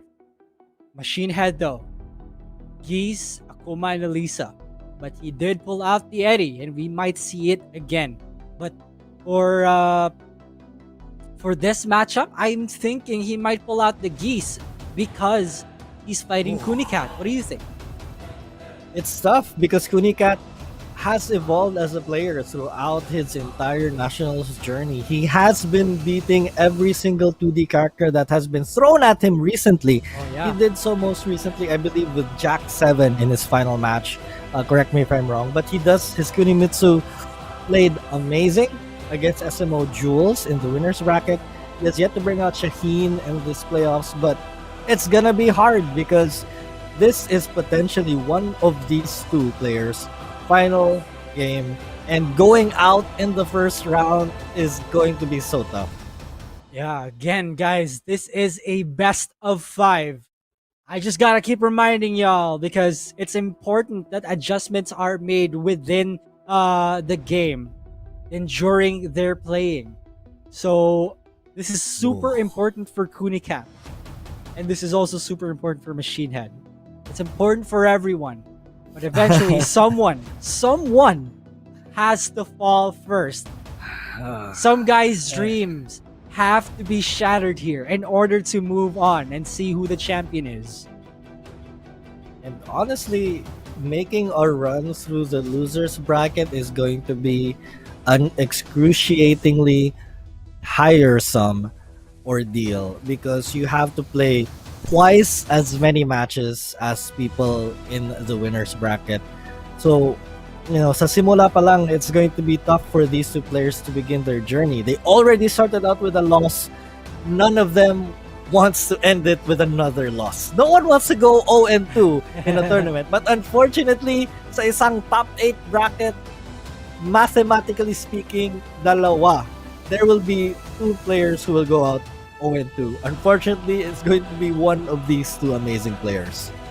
And before we move on, we'd like to acknowledge that this tournament is under the supervision and regulation of the Games and Amusement Board. So you guys can tune into the Nationals on TV. Catch the replays of the matches on One Sports and One Sports Plus via Signal TV the day after at 4 p.m. And of course, the matches are going to continue, and I think we may be live also right now on Signal TV via One Sports and One Sports Plus. So if you guys want to catch everything live, if you want to join the community in the comment section, feel free to head on over to Facebook. I believe it's a PH Nationals on Facebook, and catch the live stream right now. So let's get this show underway. Machinehead versus Kunicat, a matchup to behold, a run back, a nostalgic trip back to Challenger Series 1 where Machinehead fell to the hands of Kunicat and Kunicat's unpredictability. But what's unpredictable here is what Machinehead's going to pick. Oh boy, we're about to find that out now. He's sticking to his Eddie. Wow. Mm-hmm. Again, in this patch, Eddie is stronger than ever before. With that amount of buffs, Machine Head would opt to go for that pick because he used to be an OG Eddie main, according to one of the Nationals players here, Don Argus. That's true. And yeah, his Eddie, I mean, last week we could literally say he is stronger than yesterday. Oh, So I'm sure Machina has been racking up all the online battles with this Eddie. And he's going to use it against this Kunicat. Probably going to see movement versus movement, mix-up versus mix-up. This is going to be fun. let's see if Kunicat is allowed to do those mix-ups though, because again, Machine Head is a defense machine. He can just backdash away and it's no problem for him. Kunicat winning in the poke part. Machine Head taking it a bit slow now. The pace is much slower than before. Right, and totally opposite of what we're expecting here between these two explosive players with their explosive characters. But Kunicat now jumping out to a very respectable lead here, 30 seconds in. The break right there from Machine Head, playing extra patient. He's not worried. He has a lot of time here to make this comeback. And now has Kunicat against the wall. Wow! Nice! Beautiful punish there from Kunicat. Not getting anything after that though. Optimal punish from Kunicat, catches him in the relaxed stance. Now Machine Head does have access to rage now. Kunicat has to be very careful with the approach. Now both players are at rage, goes for the armor option, and Kunicat with round 1. Wow, that was a trade, and Kunicat went immediately for that little blade slice right there. Oh, and there it is, Machine Head catching his first launch here of this round, going to go for that little extra bit of damage there at the end, but backs off immediately, trying to look for another opening, but Kunicat just dashes in. Nice little block and punish here. Catches him again, kid. The keep out option for Machine Head, again, there is an existing sidestep 3+4, which can keep out those who try to approach Machine Head. But it looks like Kunicat is closing in the distance here with the forward 3, and this could spell disaster for Machine Head, but instead, the toe kick stops him in his tracks, stops the momentum. Kunicat getting a bit of his own medicine. He was in that exact same position versus Jules, but this time he was on the receiving end there. And Machine Head tying the round out. That was really fortunate for Machine Head. Machine Head, lower than half health. Catching up on some health here from Kunicat. Kunicat trying to waste some time with the throw breaks, but Machine Head, again, not accepting all these mix-ups. Here we go. He's put in rage this time. This could be Kunikat's round, and there it is. Closes it out with the low option. The mix-up's really working well for Kunicat in that round. Machine Head probably guessed wrong on just about every single option that Kunicat had in round 3. But looking to catch Kunicat. Beautiful whip punish from Machine Head. Going to get that damage. Going to have, the advantage in terms of real estate with Kunicat against the wall. Yeah, Mirage probably has one of the biggest ranges here in the game. And look at that. Guesses right on that back turned option. Kunicat goes for the low sweep. Follows it up. What does he go for? And the up forward 4 shuts Kunicat down yet again. And we're at the final round here in this best of 5 series. Machine Head using that up forward 4 to so much effectiveness here, even in his previous game against Maru here. But here comes Kunicat though. He already has this much of a life lead. Nice little break, but perfect option there from him, and the down 4 just to close it out. Kunicat coming off to a strong start. Yeah, that was a good option. That was a really safe option also. Although he could get punished by wall standing 4, it's not a lot of damage still. Machine had struggled so much there to catch up on the health, but Kunicat continued on with the aggression that he had maintained since fighting Jules. And yeah, Kunicat definitely feeling extremely confident about his gameplay. Things not looking so good though for the side of Machine Head. I don't think the Eddie pick was working as effectively as he wanted it. I think he's thinking hard, but he might go for a character switch. Of course, he doesn't want or he could try to go for the infinite stage and just, try to out footsie Kunicat, but that's gonna be tough. Yeah, there should be a new set of game plans here for Machinehead. If being defensive doesn't work against Kunicat because of Kunicat's new playstyle, Machinehead should also switch it up, like maybe be more aggressive with the Akuma. Maybe even instead of just backdashing, he can switch to Elisa and have the sidestep coming into play. There's so many options for Machinehead here, but it can also leave Kunicat in the dark. Like, what is Machinehead gonna pick here? Will he go for more damage? Will he go for more aggression? Or will he still stick with the movement? I love that you pointed out the sides of both stories in a situation like this. It's just as nerve-wracking for either of these players, what the choice the other will make. And we're about to see that now. He is sticking with the Eddie, and he is looking forward to try and out footsie Kunicat. But the thing is, this is also Kunicat's go-to stage, so it's Yep. still technically a stalemate. No, it's not an advantage for either side. So it all boils down to fundamentals and who is more calm in high-pressure situations. We're gonna see that here in Game 2, ladies and gentlemen. The Eddie and the Kuni starting things off right now. Both of them whiffing a couple of moves here. Kunicat able to find this little opening, and beautiful choice are going for that backflip, really low crushing. Eddie's low at that point. The break here from Machinehead though, but Kunicat, he's starting off really strong right now. The poke came in favor of Kunicat. Oh, gets caught by the counter hit. Relaxed stance. Machinehead dishes a lot of damage onto Kunicat. 35 seconds left. Machinehead has a considerable amount of health. Kunicat has to catch up on this. Oh, and a big counter hit right there from Machinehead. That's gonna give him a nice little life lead here, but the throw break puts him in a good position. They switch sides. Throw break again. So Machinehead is definitely in this game. He's very awake. 12 seconds left on the clock. Kunicat needs to make something happen, but Machinehead says no. Goes for the mid check instead. Very good choice for Machinehead. Kunicat caught ducking on that second hit because again, that is a new move. A lot of people would think that a high is coming, but then a mid has been added here into the game. Kunicat though, 11 seconds in, outside of rage already. Machinehead with the aggression, but Kunicat is answering back. Not going to take this lying down for 1 second now. Kunicat putting Machinehead into the air. What a read, what a choice. But a drop right now. This is Machinehead's chance right here, and he was able to take advantage. Unfortunate for Kunicat. Drop after drop after drop. That's gotta affect Kunicat so heavily coming into the game. Machinehead is up 2 games already. The momentum no longer on Kunicat's side whatsoever. Wow, Machinehead really taking full advantage of the mistakes that Kunicat is making at this point. And now, looking to close it out, trying to tie things at 1 game apiece. Kunicat, can he respond? He does have this extra round. You have to win 3 rounds in a set, and I think this is what's so crucial about Tekken 7, to have that extra round just to think.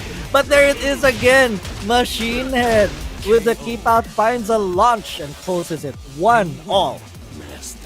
And just like that, Machinehead with a no round brown against Kunicat. There was a slight change in adjustment for Machinehead there, and it worked out really well. Kunicat though, let's talk about that drop dock, because we know how much drop combos affect the mental state of a player. It does make you feel like, man, I really wasted an opportunity there. And that feeling, that sense of regret can carry on as the round goes on and as the game goes on.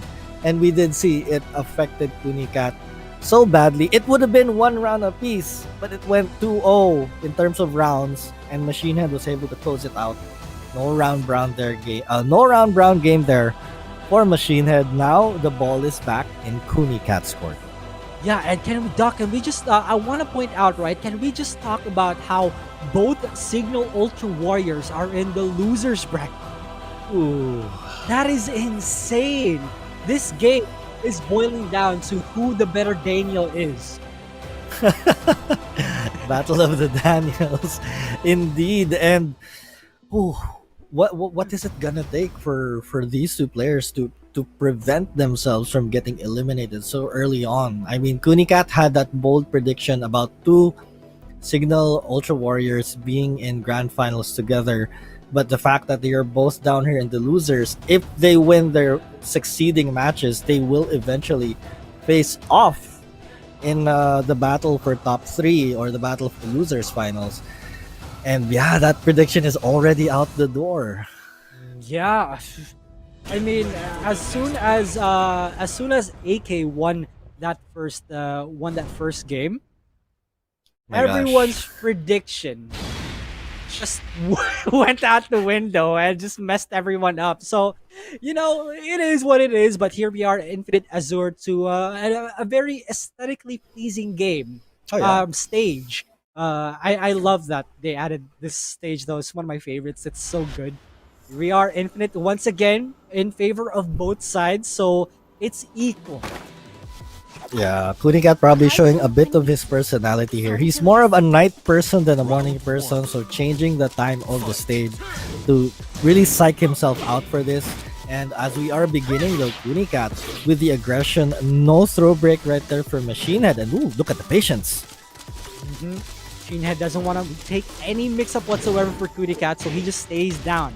Oh, Down forward 2, no follow-up from Machinehead, but still the poke game is strong in favor of Kunicat. Catches him out of the air, follows up with the combo, kunai throwed. What's the mix-up gonna be? Stays on the ground yet again. Machinehead put in rage, one more mix-up to do it. Oh. And he breaks the throw, yes he does, and follows up with the combo. Kunicat ever so aware. look at the methodical procedure that Kunicat is carrying out this game. Like, he goes for something, he has an advantage, he stops and looks at what Machinehead does.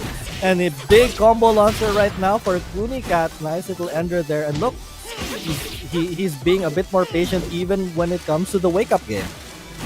Machinehead lower than half health already. Kunicat has the life lead here, but what can Machinehead do at this point? There's so much aggression coming in from Kunicat, so persistent with the throws, and Machinehead can't break all of them. There's only so much that you can break. Here we go. Machinehead showing some signs of life. Can he take this for himself? Kunicat blocks the rage drive, now has access to rage. Down back to catch him out of relaxed stance. Did you see just how patient Kunicat was? He didn't go for any panic buttons. He was just taking the pressure from Machinehead.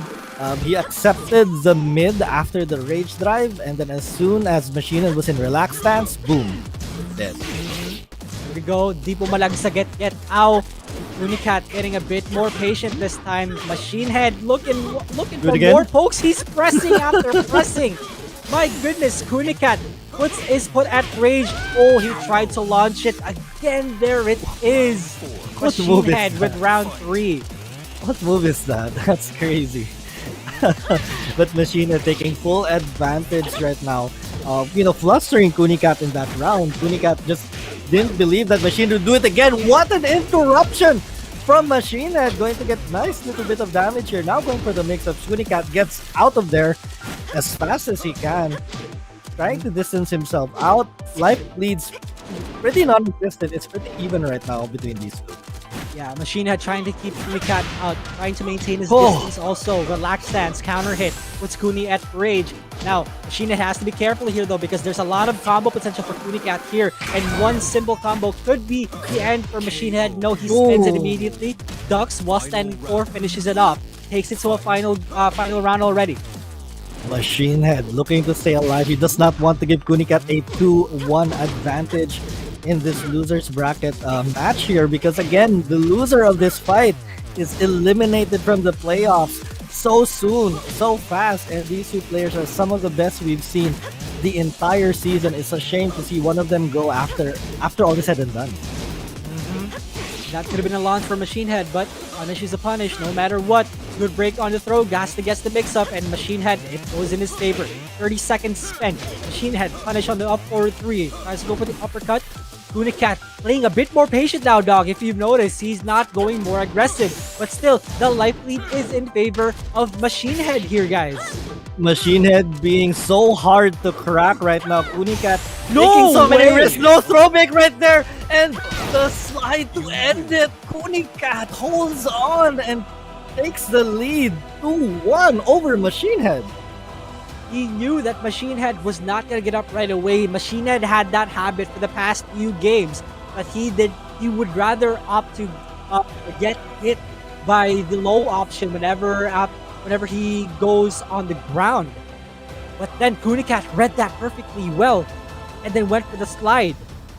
So that was a really good option select for Kunicat there, and he takes game 3. The question here, Doc, is Wow. can Kunicat eliminate an iron wall? I mean, he's found the cracks. The level that Kunicat is playing is way beyond what we saw in Challenger Series 1 when he took it. He's showing a lot more patience. He's playing defense.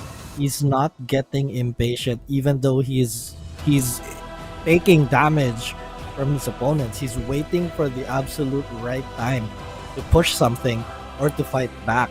And that has put him in this position where he is 2-1 against Machinehead. And with the way he's been playing, he can potentially eliminate Smart Omega's Machinehead in this next game. And we can see the evolution of playstyle that Kunicat is showing to us right now. From being aggressive and then turning it down a notch.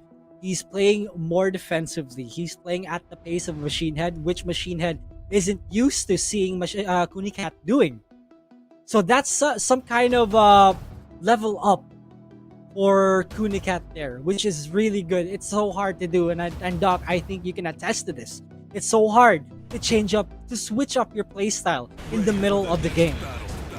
It's tough to go against your nature here, and Machinehead is going to have to find a way to go against his nature, to change his game plan. And you know what? Machinehead is a morning person. He knows that Kunicat is a night person, so he's changing to Infinite Azure by day.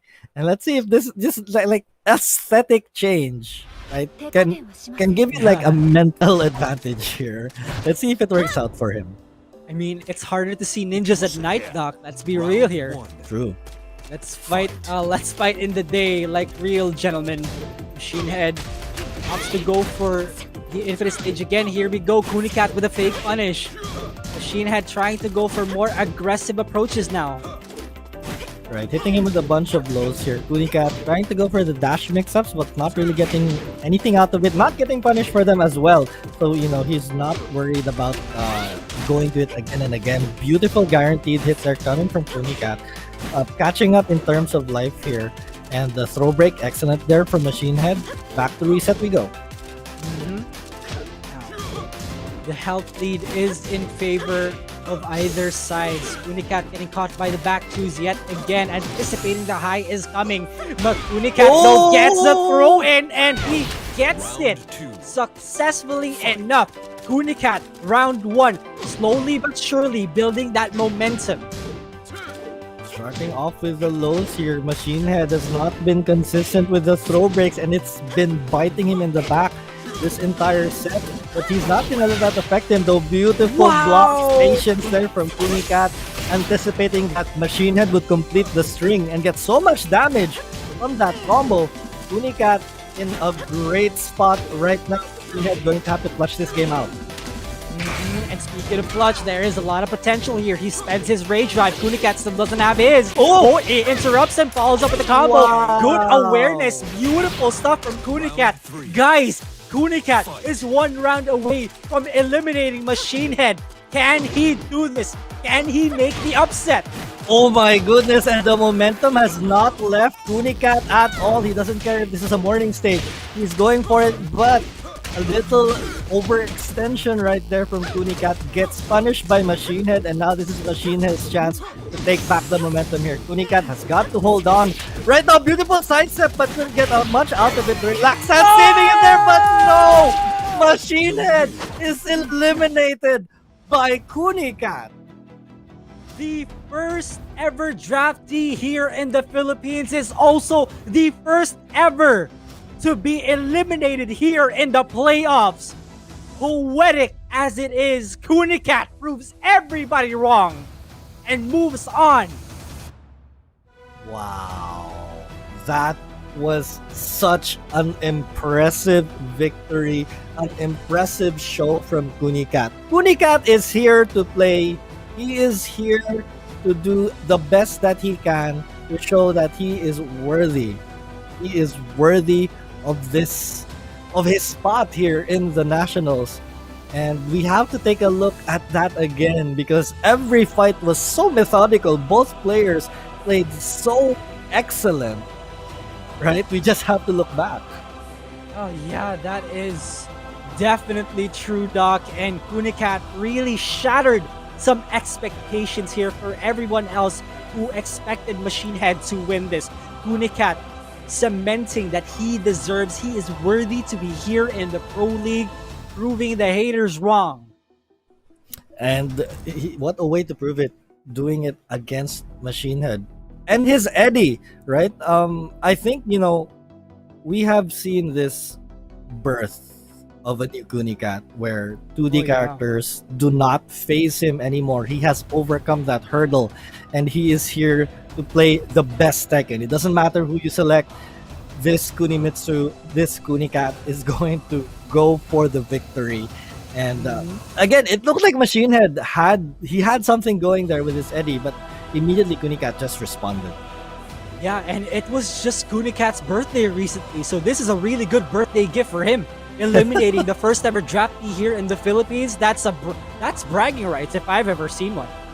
For sure, and he's gonna take that with him for as long as he lives. I mean, this experience for every single player here, they're gonna live with this for the rest of their lives. And just what an amazing closeout right there. The call out from Kunicat, taking it 3-1 over Machinehead. We have our first elimination, and that is Smart Omega's Machinehead.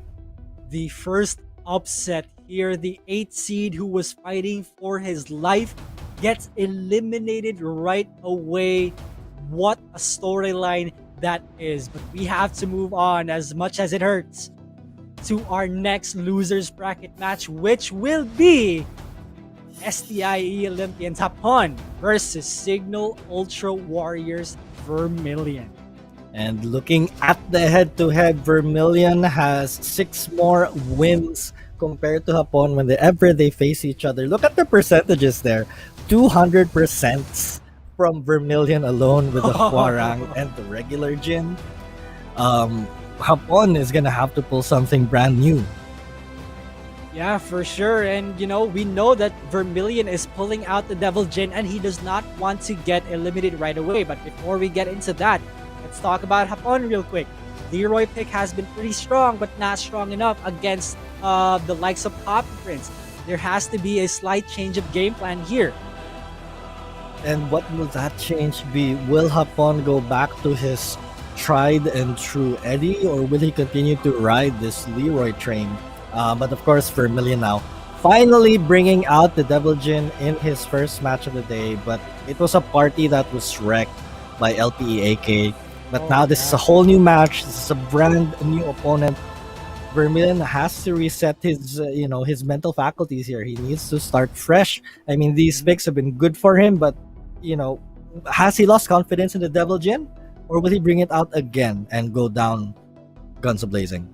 Oh, I'm sure he hasn't lost confidence there. If you're a pro player here in the Nationals, you have to have that mental fortitude in order to keep moving on and keep moving forward. And will he move forward in this losers bracket? One of these two, Hapon or Vermilion, is going to get eliminated in a couple of after this set is said and done. I'm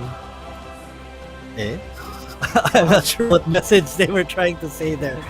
But yeah, you can bet that these two players do not want to lose, and they're going to give everything that they have. Oh yeah, absolutely. I mean, in this case, in the case of Vermilion, I think Devil Jin has to be the pick here. in order for him to stay alive. He cannot go for more experimentations because he will get punished for it. As for Hapon, if Devil Jin is picked here, I think he has to go for a character that is movement based, that has good sidestep, that has enough power to shut down Devil Jin. Ooh, and honestly, I think, Vermilion hiding his Devil Jin throughout the whole season and just bringing it out now might backfire on him. Because, yeah, for sure, he plays Devil Jin, off camera, right? He plays a bunch of Devil Jin during practice and stuff, but bringing out a character in a high pressure situation like this is totally different. And probably he might be experiencing a little bit of ring rust in terms of, using Devil Jin on a stage like the Nationals. Probably his first match with AK might have shaken the rust off and he will bring it out again. We'll have to see. And I love that you pointed it out. It might be a case of rusting, but thing is, what doesn't make sense about that statement is because Vermilion has been training with Nature Lover a couple of times with Devil Jin. It might just be, the players just massively improving their play style. And here we have Hapon going for the character that we all know and love him for. Look at the wins on the Vermilion side. It's a pretty nice number. That's so many wins on that Devil Jin. So using Devil Jin, he is not rusty at all. But when it comes to competition, I don't know. Let's find out. Alright, let's see. Are we gonna see a hell sweep at the start of the game? No, but instead it's a low parry. Vermilion carries to the wall. Big damage coming in from him. Hapon takes a lot of it. 10 seconds in and he's already up against the wall. Starting up so strong, but Hapon immediately responds. That catches Vermilion out of an Electric Wind Godfist as well. Could have gone either way here. It's all tied. 2 lows in a row. Beautiful float coming from Vermilion. Not going to take it all the way, but he has Okizeni. Here comes Hapon responding immediately with the Rage Drive. Ooh, sidestep electric. Vermilion really wants that run back. Round 1 goes to him. Riding on that wave of momentum, and that momentum is stopped immediately because of sidestep triple score from Hapon. And Hapon out to an impressive lead here, but Vermilion not gonna back away, not gonna shy away from this type of pressure. I think he went for a Godfist in that previous interaction, but only got a down punch in the process. But right now, he's trying to fight back from this deficit. Hapon slowly chipping away. There's the first hell sweep of this match. He's gonna take it? Yes, sir. But still, Hapon does have the life lead here. He's about to lose it, but no, Vermilion with the whip L sweep. Although a really strong move, it is linear to sidestep left. That is the direction that you have to sidestep against these machineless. But Hapon, no need to sidestep right now because he's taking it straight away to the wall. The Electric Wind Godfist double finds its mark here for Vermilion. Unable to complete the combo, but it's fine. He has caught up in life. Hapon, though, fighting back. Has his back against the wall. Vermilion trying to take advantage of this real estate. Down forward 1 check just to keep him out of the handstand stance. And Vermilion with the Heaven's Gate. Wow! Here we go. Down back 2 counter hit into the guaranteed steel pedal. Vermilion, potential final round. What a time to catch that counter hit, and of course, being the Devil Jin main that he is, finishes the round perfectly. But Hapon, though, holy ka moment, brought to you by Signal Auto Warriors. Vermilion going to get so rewarded there with that read.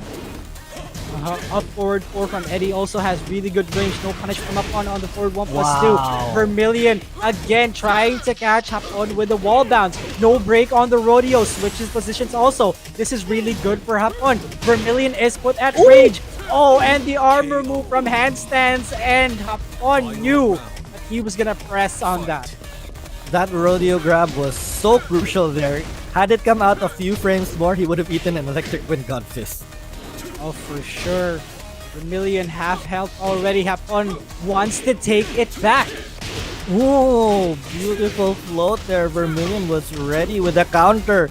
Steel pedal finding its mark there. And now Vermilion has caught up. Here comes the Hell Sweep. Vermilion trying to take the lead here. Demon Paw block from Hapon. Better not duck. try to go for the 3-ring circus, but still, upon Samsara to answer it off. Vermilion does not kill him though. Upon has rage, interrupts him with the jab. Both players at rage. What's it gonna be? What's the mix-up? Is he gonna go for the low option? Yes, he does. The defense from Vermilion is not enough. Hapon with game 1. That was huge. It looked like Vermilion was going to survive that onslaught there and reset the situation. But the wall behind him just kept him so close. Hapon taking full advantage. Oh, for sure. That was some adjustments made from Hapon in that game 1 alone. Imagine the amount of adjustments he can make in the following games. Vermilion has a lot to think about here. It's been going downhill from since his match against AK. And that's not best position to be in, like mentally, right? At this moment, right? If you're Vermilion, you are thinking, my Devil Jin is 0-4 for today. But this is a brand new match. Honestly, I think his Devil Jin did amazing against Hapon. He was slightly off. His timing was a little bit off in a few occasions because we saw the rodeo grab catch him right as he was doing an electric wing godfist.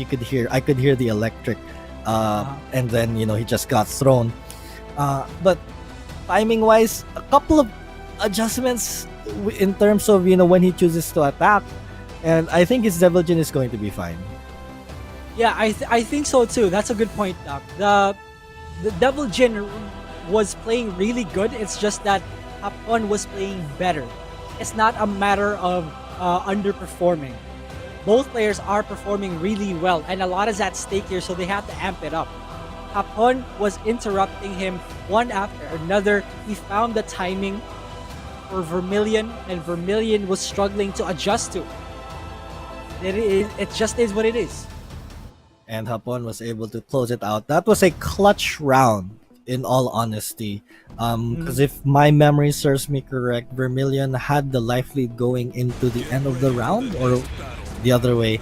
But I think the Devil Jin is still good. Go to the stage that has got you so many wins. Or he could switch. Okay, here we go. Forgotten Realm is our destination, kid.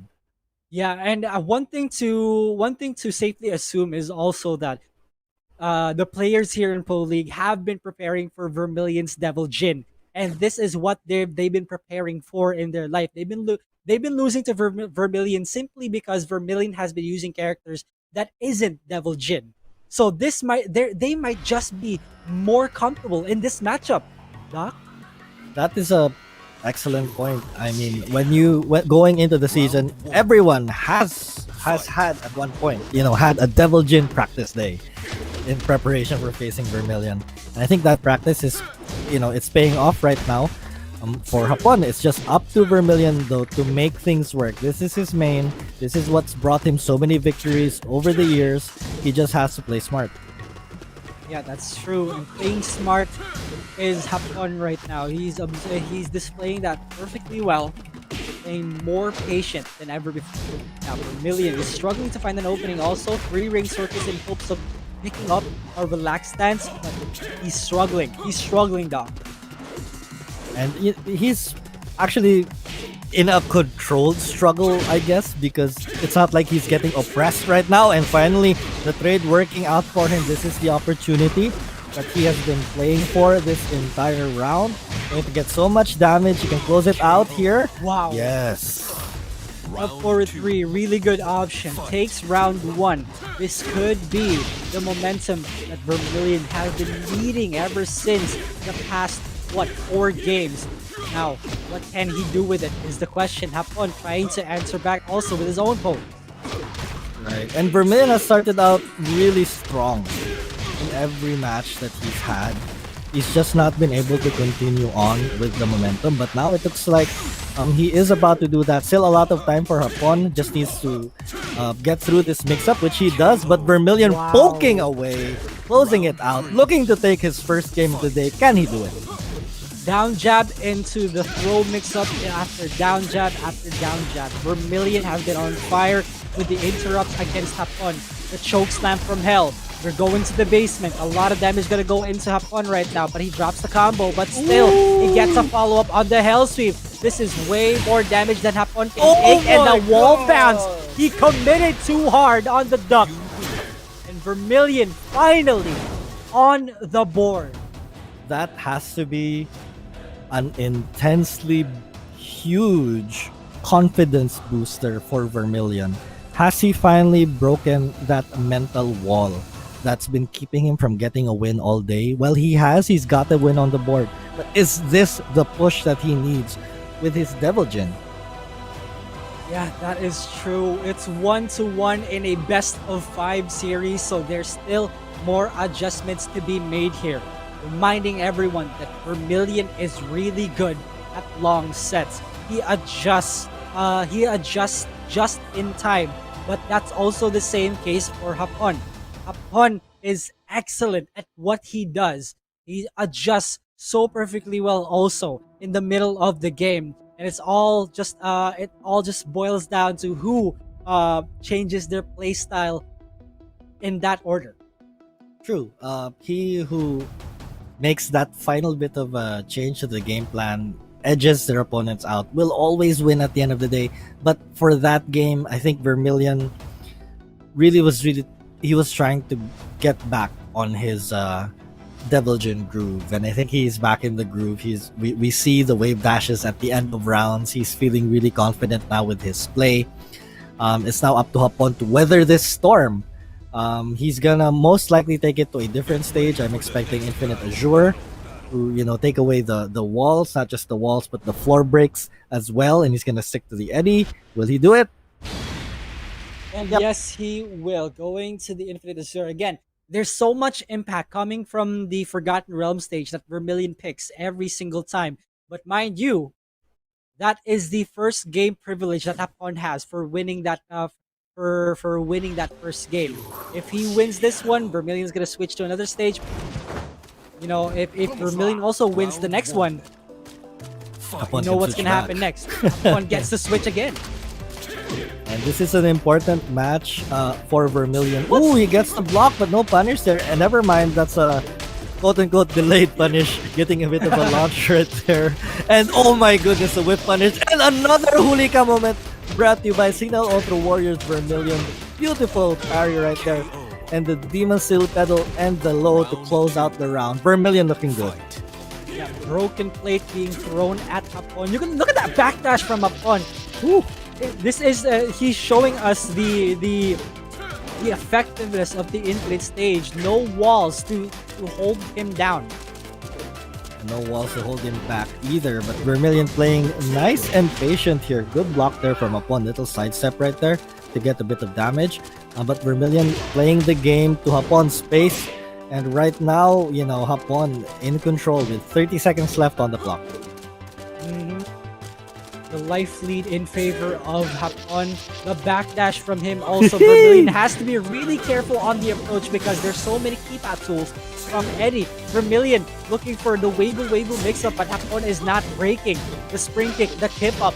One more hit could do it. Hapon just needs to close this out. 10 seconds left. He doesn't need to get up here. Vermilion can't catch up. He doesn't need to. Absolutely not. What can he do? There's nothing. Vermilion with the timer scam. Hapon again with the defense. Hapon's Eddy on the floor. And, Vermilion's gonna have to find a way to not be at a life deficit so early on in the game. Because that's Hapon's game plan here. He's sticking to it, going to backdash and make Vermilion burn out the time here. But right now, Vermilion with the lead. Hapon can't afford to backdash all game long. He has to try and steal the lead back from Vermilion. Yeah, despite that though, Vermilion hasn't been doing too many hell sweeps in this specific game. Even though Hapon does not have the abilities besides that, the threat of the backdash is too good. Plus the fact that Hapon has access to one of the best launchers in the game, which is Mirage, has super long range. 17 seconds left on the clock. The range not being a factor right now because both of them are up close, but the float here from Hapon, this could be big. 10 seconds left on the clock. And Vermilion though, going for the jabs here. Oh no, he gets caught by the range drive. What a moment picked by Hapon, and he steals the round. The desperate rage drive worked out so well for Hapon. Vermilion was desperate in trying to close that round out because the time was running out also. But Hapon knew better.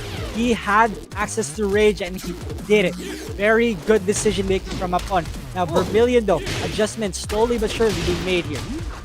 And the trade going in favor of Hapon now. He does have a slight life lead and he can go back. He can go back to burning the clock here. And you know, Vermilion has to be careful with his approach because even though Hapon keeps backdashing, he can come in with any attack so far. Kunicat moment brought to you by, once again, Signal Auto Warriors. Vermilion takes the life lead now. Every single round has gone down to the final seconds. Yeah, 15 seconds left. The backdash from Hapon again. F3 up forward for 10 seconds. Vermilion. Wow. The desperate hell sweep. He thought Hapon would not guess right. That was actually a really good option for Vermilion. Nobody would ever think that a hell sweep would come, but Hapon again taking the risk of ducking in front of Vermilion. No one would have thought, but Hapon thunk. He saw it coming from a mile away, and that was a commitment right there from Hapon, because Vermilion could have probably faked the hell sweep and go for a Wild Rising 2, close out the game. But Hapon at that moment knew what was coming. And look at Hapon's eyes. I think his camera has frozen. Yeah, I think the opportunity would have. I think the opportunity was there for Vermilion to Weivu into crouch cancel, while standing too. But again, nobody would have ever expected a hell sweep to come. Not nobody but Hapon. That's why he is in the playoffs, and he is one game away from moving on in the bracket and one game away from ruining my predictions because I have been right up until this point. Wow. My goodness, Doc. Go Vermilion. Everyone's predictions have been messed up at this point. Ever since Vermilion lost against AK. I mean, that's just me though. But yeah, in this best of 5 series, there's still a chance for Vermilion to adjust his play. But at this point, I don't know. I mean, I'm not at that level, but I don't know. I wouldn't know what to do here. Forgotten Realm for sure is the stage pick here. Yeah, Vermilion has to get his wins where he can get them and hope he can, if he does take this 4th game, that he can clutch it out again in Infinite Azure. I think his gameplay on Infinite Azure was correct, but he just had a couple of moments where Hapon was able to guess right. Yeah, here we go. This can go either way for these guys. Oh boy. Oh my goodness, 2-1 in favor of Hapon. Trying to keep him out with up forward 4 also. Back 1-2 Vermilion punish. Nicely done to start off the round, and you can immediately tell how more comfortable Vermilion is to be on this stage. Hapon can't freely backdash because he's gonna end up against one of the walls here in this stage, and he also has to watch out for that floor break there. Any combo launcher will result in a broken real estate, and looks like we're going there right now. Go parry into the choke slam from Hell. Big damage coming in from Vermilion now. What's for breakfast? What is the Oki? Will Hapon eat it? He breaks the throw. Nope, not pressing on that second hit. Rodeo throw. Position switch. 15 seconds left. Now Vermilion is the one backdashing away. He's giving Hapon a taste of his own medicine. Good punish. 13 frames. Nicely done there from Vermilion. He held it together. He did not overextend this time. And honestly, I think Vermilion, one of the things that he's been trying to develop throughout this whole season is his defense, and that was on display right there. But this is what we know Vermilion for! The Weivu Wild Rising through here, and we are going down another floor. Yeah, and not to mention that is so hard to execute. Weivu into while standing moves. Here we go, Vermilion try to go for the laser, the low laser. Hapon not getting hit by it. Oh my goodness, that could have been so bad for Vermilion. But here we go, the wall bounce and the choke slap from Hell again, just to let him know Vermilion on the verge of taking game 4.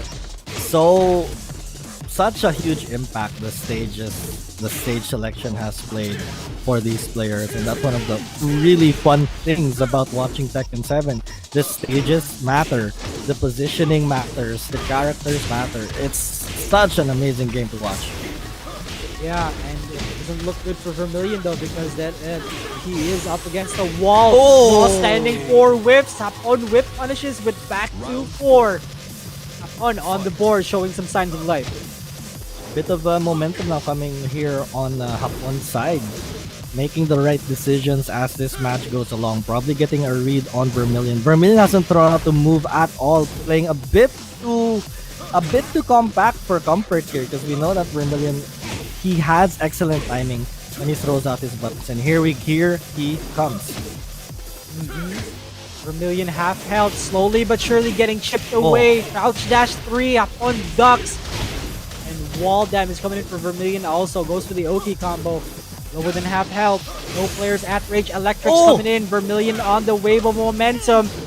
Yeah, checks him out of the air also. Ooh, the blocks right there from Vermilion, playing excellent defense. 15 seconds on the clock. Hapon needs to make something happen. Rage Drive is an option, but he can't finish it up right there. Vermilion waiting for something to happen. 5 seconds left on the clock. Boom! Hapon just closes it out. It is 2 rounds apiece right now. Can Vermilion close it out, or will Hapon eliminate Signal Ultra Warriors Vermilion? And it looks like that it is going on that route. Doc Vermilion, it's slowly but surely snowballing, not in his favor. The low parry.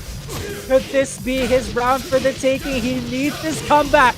Electrics coming here and there. 13 frame punish, perfectly done well. Vermilion 1 hit away. And ladies and gentlemen, Hapon eliminates one of the fan favorites, Vermilion, so early on into the playoffs. That is a huge victory for Hapon, taking out Signal Ultra Warriors Vermilion. And what an unfortunate end to the season for Vermilion. He's been working so hard, but unfortunately he had to be one of the players that would go down 0-2 in the playoffs. Wow, that's a lot to really process. But let's take a look back. We sometimes we just have to take a look back at how things unfold and walk us through what happened. Man, I don't think I can walk through anyone here. It is it was back and forth definitely between these two, and I think the key to this match really was winning the first game. Vermilion looked like he was a man on the mission. In game number 1, he came out, double barrel, just shooting away. But it was this moment here, this crucial comeback from Hapon, that really spelled defeat for Vermilion in game 1. And that was Vermilion's stage also. That is super unfortunate for Vermilion. He had the momentum in, but unfortunately Hapon with the comeback factor. The dark horse of this entire tournament has everyone shocked to have Vermilion, the old Signal Ultra Warriors boys, by the way, have been eliminated. Machinehead and Vermilion. Who would have thought one of the strongest players here in the game would get eliminated so early on, not even getting to round 2 of the losers bracket? I mean, it happens, and this is what we were talking about, right? As the group stages were closing in, it's important for the players to really get to put themselves in a great position to, advance to the playoffs. And for Vermilion, how he performed put him right up against AK in the first round, and no one likes being put up against AK in the first round. He had to suffer what would be for anyone a demoralizing loss. But when he went up against Hapon, we could not see any signs of demoralization from him. He played his heart out, and unfortunately the season ends for him right here. So we move on. We move back up to the winners bracket. As much as it hurts, we do have to move on. That is true, Doc. So the winners bracket here, a match that everyone's been waiting for the longest time also. It's Maru versus Jules. And whoever gets this, Oh woo, boy. gets to relax quite a lot. For sure. Winner of this match goes straight to winners finals. The last time that these two met, it was Jules who took it over, but historically Maru has the win advantage. This season he went up against a brand new Jules. Has he adjusted enough? Maru played really strong this entire national season. And wow, his top pick is actually Brian, so he's now officially membro Brian. ng Barangay Brian. Oh yeah, big shout outs to Engrax who showed us a really clean Brian and inspired the hell out of Maru. And we'll see if Maru does bring the Brian back out yet again. But we know Maru, he did bring out the Dragonov. And speaking of, Jules might also bring out the Dragonov if he also pleases. But Claudio has been his top pick. Most success also, Leroy, as well as Devil Jin. And maybe include a bit of Bob. And honestly, Jules has been the Devil Jin so far of the Nationals, right? Every time he's brought out the Devil Jin, it has resulted in victory. But his Claudio has been his number one go-to. It did bring him the victory versus Kunicat earlier. It's brought him so many wins throughout the season. And yeah, here they are. This is a big fight. I mean, anytime you go up against Maru, anytime you go up against Jules, you know you have to bring 100%. The titans of this entire tournament. The top seed versus the second seed. Duking it out just to show them who is the better seed here. Wow. And I'm sure these two players have, practiced so much. I know that Maru spars with a lot of people online, not just, members of the Nationals, but from players all across the country. I've watched his streams and I saw him go up against multiple players, like for example, a good friend of mine, Bully, and Jules. I'm sure he practices so much. He plays against a lot of players as well in preparation for this day, for this match against Maru. It's going to be probably one of the most exciting matches of the day. Yeah, and for sure. And one thing to mention is that both of these guys have pulled out the most different characters since day one of the Pro League. And people are still hoping for the Jin to come out. And Maru has already pulled out the Dragonov. He's already pulled out the Kazumi. What else is there to pull out? I'm one of the people who's hoping that he brings out the Jin again. In my mind, when he pulled out Devil Jin more, that popular internet meme came into my head where Jules holding hands with regular Jin, but he's looking at Devil Jin. So I think that's how Jules feels at the moment. But who knows, right? Vermilion did bring out his Devil Jin here in the playoffs. So now will Jules finally bring his main man? Everyone's wishing for that. Absolutely everyone is wishing for that. And we all thought that in game 2 for today, Jules versus Kunicat, we thought Jin was gonna be picked, but instead Audio is maintained. Yeah. Jules is waiting for the worthy opponent to have him to have fought against Jin. Let's see if this is going to be the case. I'm gonna try to maintain myself if Jin is ever picked. Even deprived of Jin for the longest time. Yeah, I cannot help but think, I've watched so many matches where Jules just plays his Jin so well. I mean, Jin isn't exactly the greatest character in Tekken 7. Some would even say, this season he's not as good as he used to be. But Jules, made it work. Vermilion made the regular Jin work during the regular season. So we can't count out the possibility of seeing a regular Jin. But all these other characters that have brought Jules success are always on the table. Up against Maru though, who's he gonna pick? Yeah, and I love that you pointed that out, Doc, because Jin has his own flaws as a character. And Jules uses those flaws and then takes it to a high level. Here we Become the go. best Jin here in the Philippines. Here we go. Will our prayers be answered? 3, 2, 1. Nope. No. It's all right. It's all right. But Jules coming out with the Leroy and Maru with the Julia. This is so unexpected. Yeah, I mean, Julia picked for Maru. He did pick it a couple of times here since day one of the Pro League. And it does work out really well for him. But Leroy from Jules, combining aggression and defense, that is dangerous.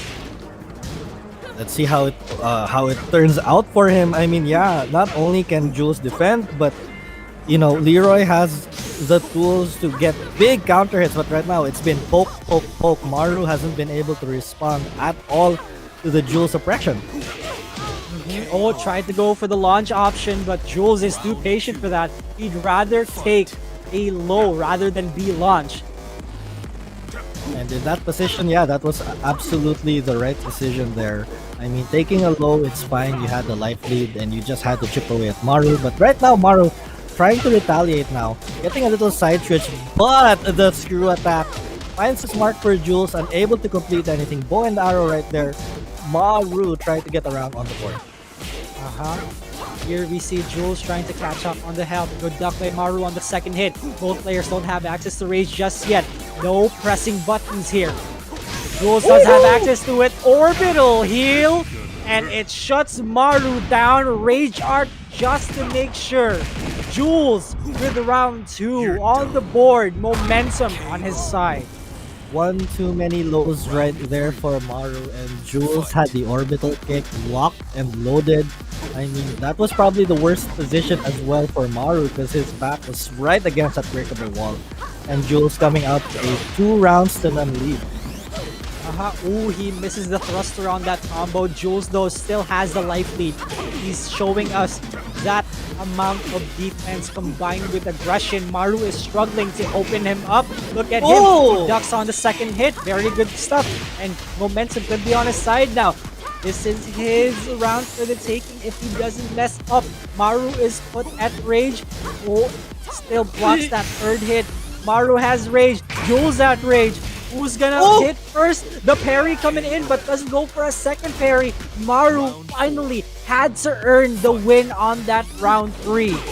That was hard earned as he had to fight from a life deficit there. Jules looked like he was about to close it out, but Maru says no. Now this gives him a chance to fight back. A fresh new, brand new round here for Maru to tie things up at 2 games apiece, and so far, looking good for him. This is such a different Jules that I've seen because Jules is blocking more lows than not. He would rather block the bow and arrow. Here we go. Maru going on a rampage this time. Jules at rage. Gotta be careful because it's not the end. A Leroy at rage can still act like a Paul. He can come back from this one way or another. But no, Maru denies it with the party crasher. Party being crashed immediately for Jules here. Maru trying to steal a win right now from Jules. If he can take the first game, that's going to be so much going on his side here. He's gonna have to force Jules to probably think of another character, but we're not yet there yet. Here comes Maru though, looking to build this life lead. Slowly but surely, Maru is getting just that, maintaining that life lead also. Jules a bit struggling right now, trying to find openings for Maru, but this time the poke game is strong for either of these guys. Orbital is attempted. Jules right now has rage, attempts the coffin breaker. Maru right now is put in rage himself, but goes for the low option. The risk that Jules is taking just to earn that win. This game is so heavily based on fundamentals, it's insane. This game is shaping up to be what we expected, right? Back and forth. This brand new Maru that plays so well, blocking the lows, getting the pokes right, playing safe. Jules to the signature defense there at the end. He held on, and look at him popping off just a little bit like, yeah, I got it. Like, he has to feel good. He was on the verge of losing the game, but he was able to take it back. You know, he deserves that little pop-off. Yeah, everybody who's new to the FGC might think, hey, that was just one win. That was just one win. Why would you pop off like that? The thing is, what Jules did in that specific scenario was one of the riskiest moves he could take. Had that low been blocked, it could have killed him also. Jules made a Yeah. risk of a lifetime. And now that game one momentum is going to carry on into the next few games that he has. And by the end of the set, we're going to find out if that game one was as crucial as we think it is right now. Because again, winning the first game, getting that stage character select advantage here is a lot. And knowing how the game of Tekken goes, it can be that little bit of advantage that you have that cushion, to pull out the victory. So Maru is gonna have to dig deep now. If he wants to take the lead, he has to take 2 straight games against Jules, which taking one game has shown to be extremely tough. Yeah, every single round that you win against either of these guys, you have to earn it. You have to dig deep. You have to dirty your hands. You gotta be you gotta work really hard for it. And there is no one more hardworking than the players that are here right now in the playoffs for the National Season 3. Again, a week has passed since we've determined our top 8, and we're seeing such a huge improvement in a span of 1 week in terms of preparation, how they approach the matches, and the decisions that they've been making based on all the information that they've gathered throughout the season. And this is it. Right? This just has to be your 1 day of victory. You just need to play the best Tekken of your life for this 1 day, and you go home with 150,000 pesos. Let's see who peaks today, Doc, because we are gonna crown either a new champion or not. Here we have Sook being picked by Maru, maintaining the Julia pick. Julia is also a really strong character. Fighting sure. fire with fire. Maybe he just wants the wall potential. Sook is the shortest game in the stage after. Smallest, rather. And Julia's wall carry is the craziest. So even just a low parry hit is going to result in a wall combo, and all that Julia pressure, the party crashers, the bow and arrows, everything you have to watch out for. And this is not going to be easy. Beautiful duck right there, going straight into the double kick launcher. Again, here we go. The wall pressure is now a factor here for Jules. Alright, here we go. Jules up against the wall already. Maru trying to keep him there. Still, we know that Jules is so good under pressure. This is the iron wall we're talking about. Good block on the low. Maru has access to rage. One combo could spell death for Jules. One more hit. He whips the hop kick. Jules whip punishes.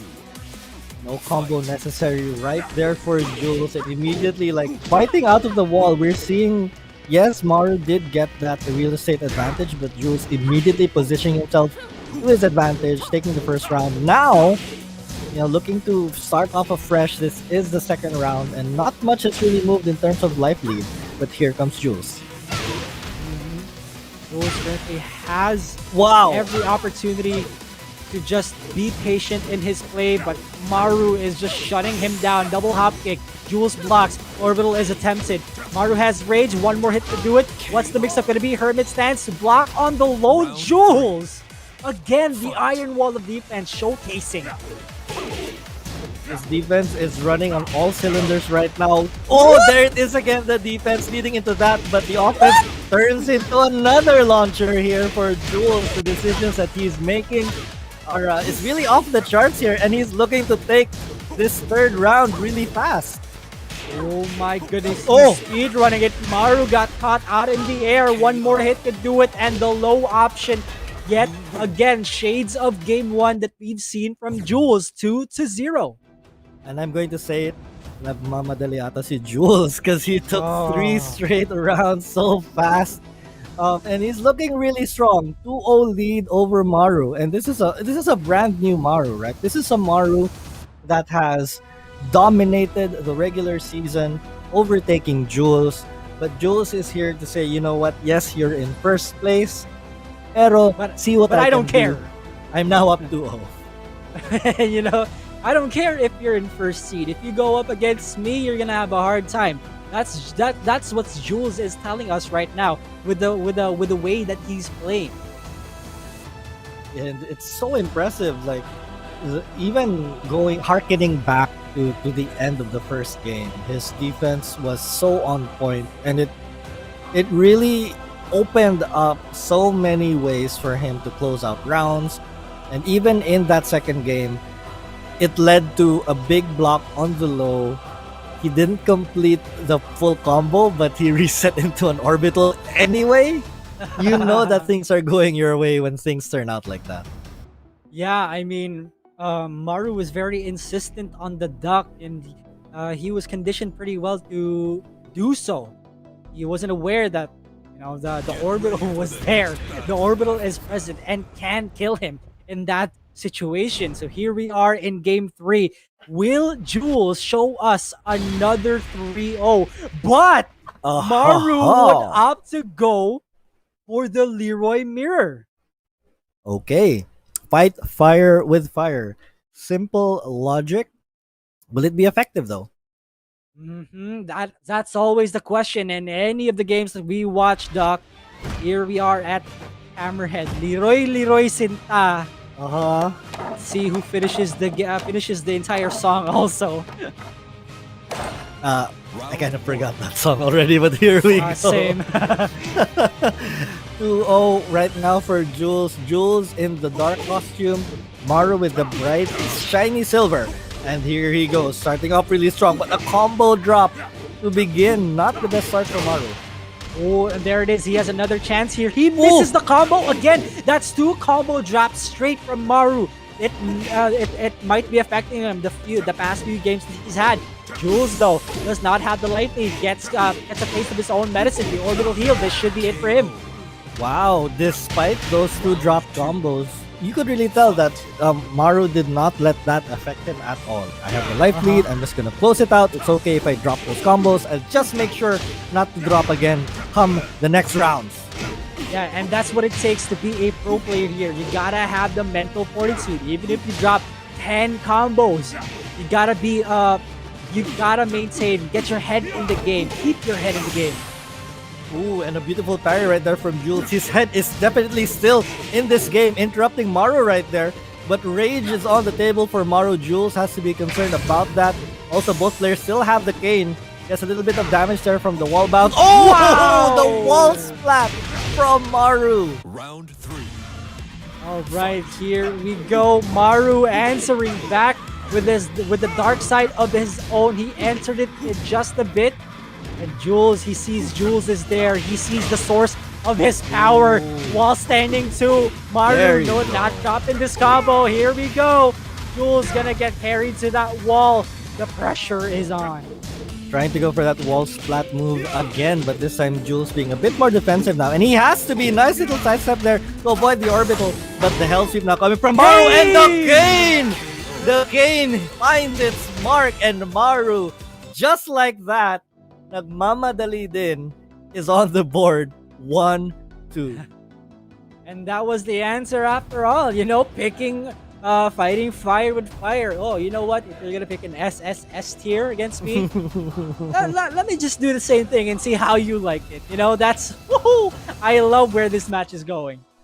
And yeah, it has led us to this Leroy Mirror. Are we back in season 2 where Leroy is absolutely unstoppable, like the only character to go to? I mean, yeah, just in season 2, he's still unstoppable. He is. But he was way more unstoppable back then. But yeah, these 2 players really bringing out the best of the character. And I think this is Jules' opportunity to try to get a read on how the Leroy from Maru was playing.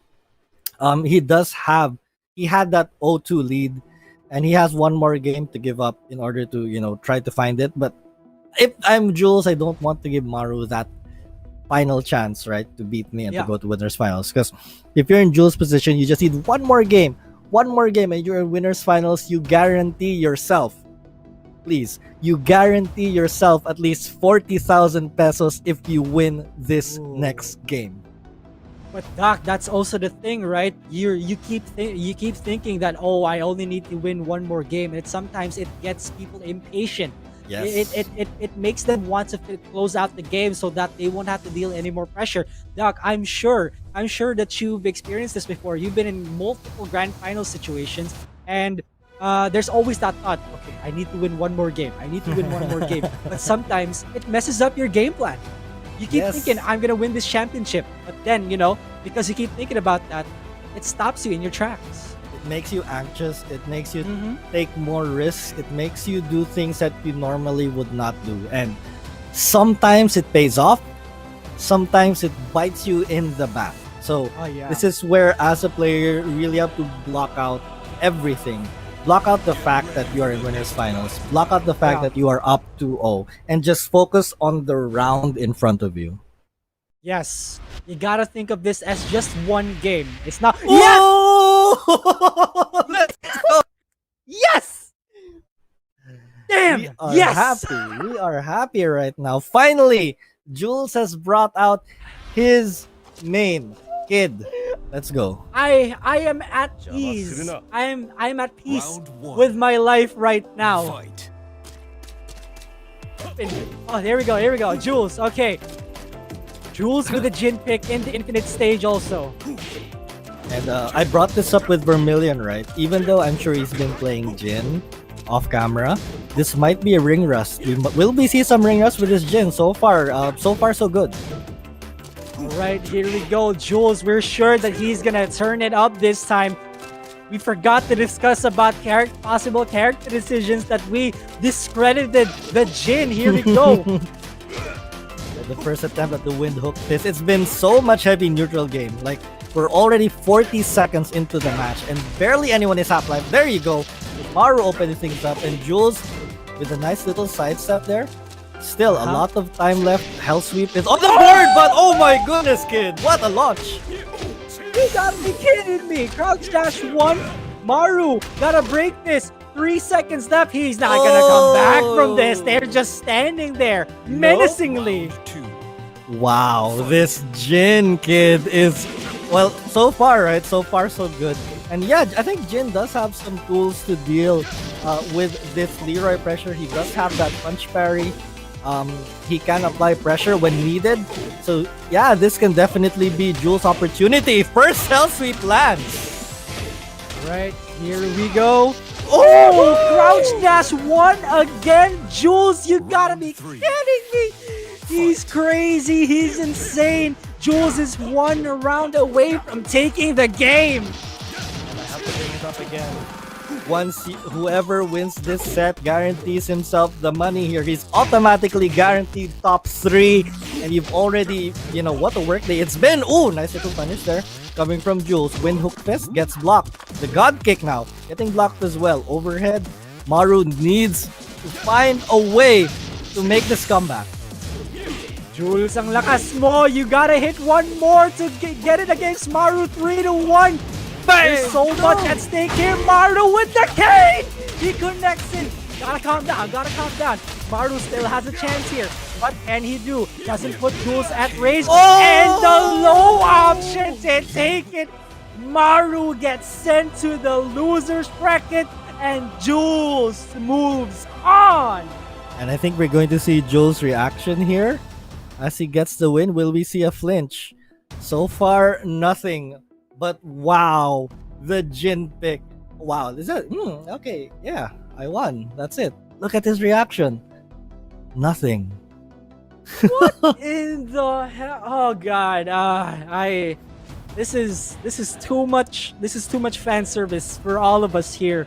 Jules finally brings out the Jin, and my god, does it satisfy all of us. I mean, that Jin could not have come at a better time. Winners semifinals to close it out and to put himself in winners finals. That is huge.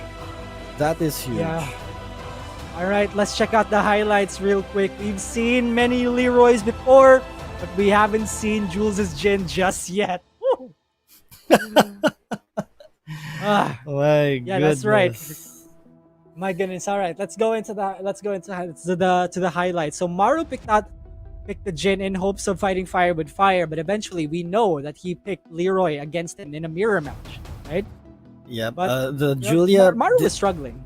Yeah, the Julia didn't really work out for him. He did bring it to the final round here, but this was that clutch moment actually from Jules. That defense and then the risk that he took at the end of that.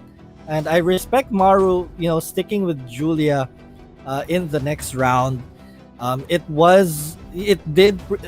Julia did pretty well, but I think Jules was able to adjust. Yeah, and speaking of adjustments, he did adjust with a character switch later on in the game. But Maru really showed us how much of a strong Leroy he is. He doesn't even pull that character out that often. Right? He picks Pakumram, he picks Dragonaut, he picks Kazumi, he picks Julia, but never Leroy. I think this is the first Leroy that we've seen from Maru. Yeah, and this round ender, right? He was just, I break your arm, I win. And yeah, for sure. And also at that point, right, Maru had already spent his Rage Drive, so Rage Drive wasn't going to be a problem at all. And Jules just closing it out with the Jin, a beautiful way to get his ticket to winners finals. He is guaranteed top 3. What a journey it has been, but it is not over. Because our next match is going to be Coffee Prince versus AK, ladies and gentlemen. Head to head, AK has a 10-game advantage over Coffee Prince. And I know that these two have fought so many times over the years, right? These are two household names when it comes to the Philippine local Tekken scene. And they're not a stranger to high pressure situations. Coffee Prince, known to be the Steve ng Pinas, has been picking Fakumram and Leroy way more than his main. We've seen him with this impressive Fakumram in the first round against his good friend and brother Hapon. And being that impressive, can it be enough against AK, Doc Jimmy? Here we have AK who completely 3-0'd Vermilion early on in the matches with the Paul. And that's not even a Law. That's not even the Geese. Not even a Kuma. His OG pick, the Paul. Yeah, and he's been, a demolition man ever since picking Paul. I think the first time we saw Paul, that was up against Kunicat, and he absolutely demolished him with his Paul. And can he do the same to Coffee Prince? Can he break the cup and spill the coffee? That is, ang prinsipe ng kape, Coffee Prince. Naubusan na ng kape si Coffee Prince eh. You saw he chugged it. He chugged his entire coffee down. But let's see if AK has another bottle of his. We're gonna see that match real quick. It's gonna be an intense match because we know for a fact that Coffee Prince is the playoff specialist. But he's up against the reigning champion, the defending champion. These are two almost unstoppable players. I was thinking, right, while AK was taking a sip of his soft drink, I wonder if I ever get to visit his house and I open his refrigerator. Like, will it be full of Coke, or will he have will it be full of soft drinks? Will he have a dedicated refrigerator for his supply?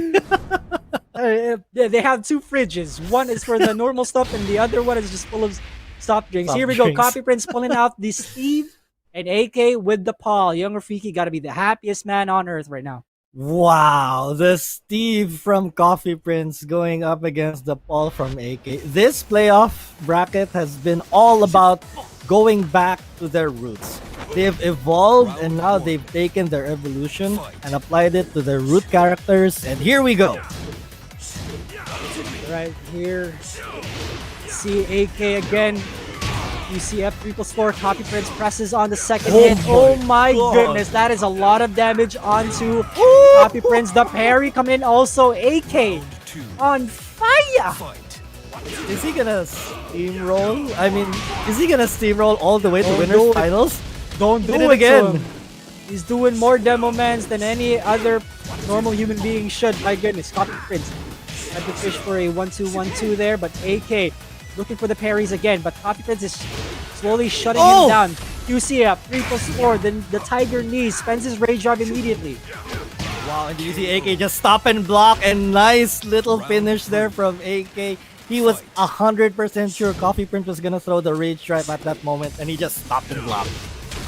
Let's see, one more. Oh, get up, low kick, counter hit. It's gonna be Coffee Prince. Oh, misses the last hit on that combo. Better go for Shiro combo. No, he doesn't.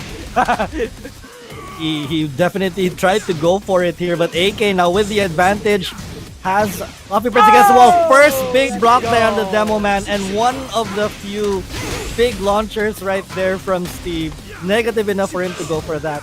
And right now, AK again going for the demo man. No wall here. Can he close it out? Rage Drive? From any of them. It's coming. You know it's coming. One more hit to do it. Demo Oh! man! AK, calm down. What Wow! Wow! He was not afraid of the Sonic Fang. Coffee Prince just dashed in, and AK, I guess that's a demo man, down 4. What the hell? The guts on this kid. I mean, AK has always been a player that feels, and he sensed it that that was the perfect opportunity to go for the demo man. That Coffee Prince was so reserved that he would give him just enough frames to get that low. And what a moment. AK so far has not lost a game. Oh yeah, and I just want to point out one of the standout comments here in the broadcast from L, one of the participants for the draft series. Ginawang down 3 ni Akuma yung demo man. I think we can all agree to that. Yeah, I mean he's playing it like a hell sweep also, right? And he's really, putting his opponents in check, making them doubt, do I block low, do I block high? I mean, normally if you block lows, konting damage lang, walang problema. But Yeah. if you eat a demo man, your day's definitely ruined. Yeah, the moment you get hit by Demo Man once, you're never gonna stop thinking about it. I gotta block the Demo Man. I gotta block the Demo Man. And once you try to attempt to block the Demo Man, you get hit by Death Fist. That's AK. That's AK's entire game plan right now, which works out really well. Oh, Shiro combo. Oh, drops it. Unfortunately, that's not an easy combo, guys.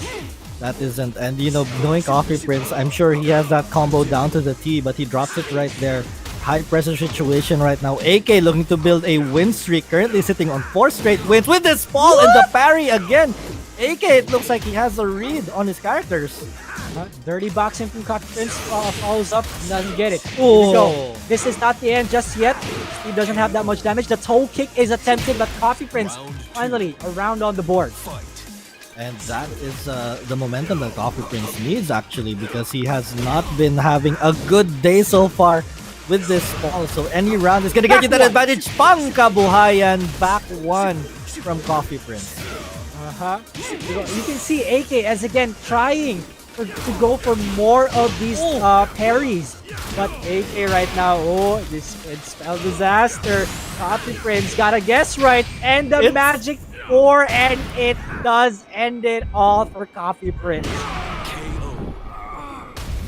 You were talking about disaster, and that magic 4 definitely spelled disaster for Coffee Prince. Not the hype, not the way you want to end around here. Oh, raw Death Fist though finds its mark.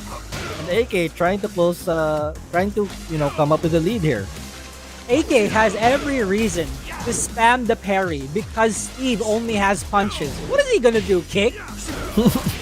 Well, he can low parry for sure, and he can only kick when he wakes up. Right, that's true. Here we go. Oh, very good Sonic Fang punish. Coffee Prince. Potential final round. Can he take away the win streak from AK? He's trying to put a stop to this AK win train right now, but AK again finding another head of steam, but Coffee Prince, another Hulika moment, this time brought in by HFT's Coffee Prince, and he is still fighting at the deficit right now, but he is not backing down. That is true. Coffee Prince is outside of range. That could have been a really good whip punish from AK, but a bit too late on that one. Here we go. Coffee Prince literally just a pixel of health away from getting rage and getting access to one of the best rage drives in the game. Here we go. AK now has the life lead, and the life lead, he spends it all away against Coffee Prince and takes it to a final round. Gone in an instant was Coffee Prince's life right there.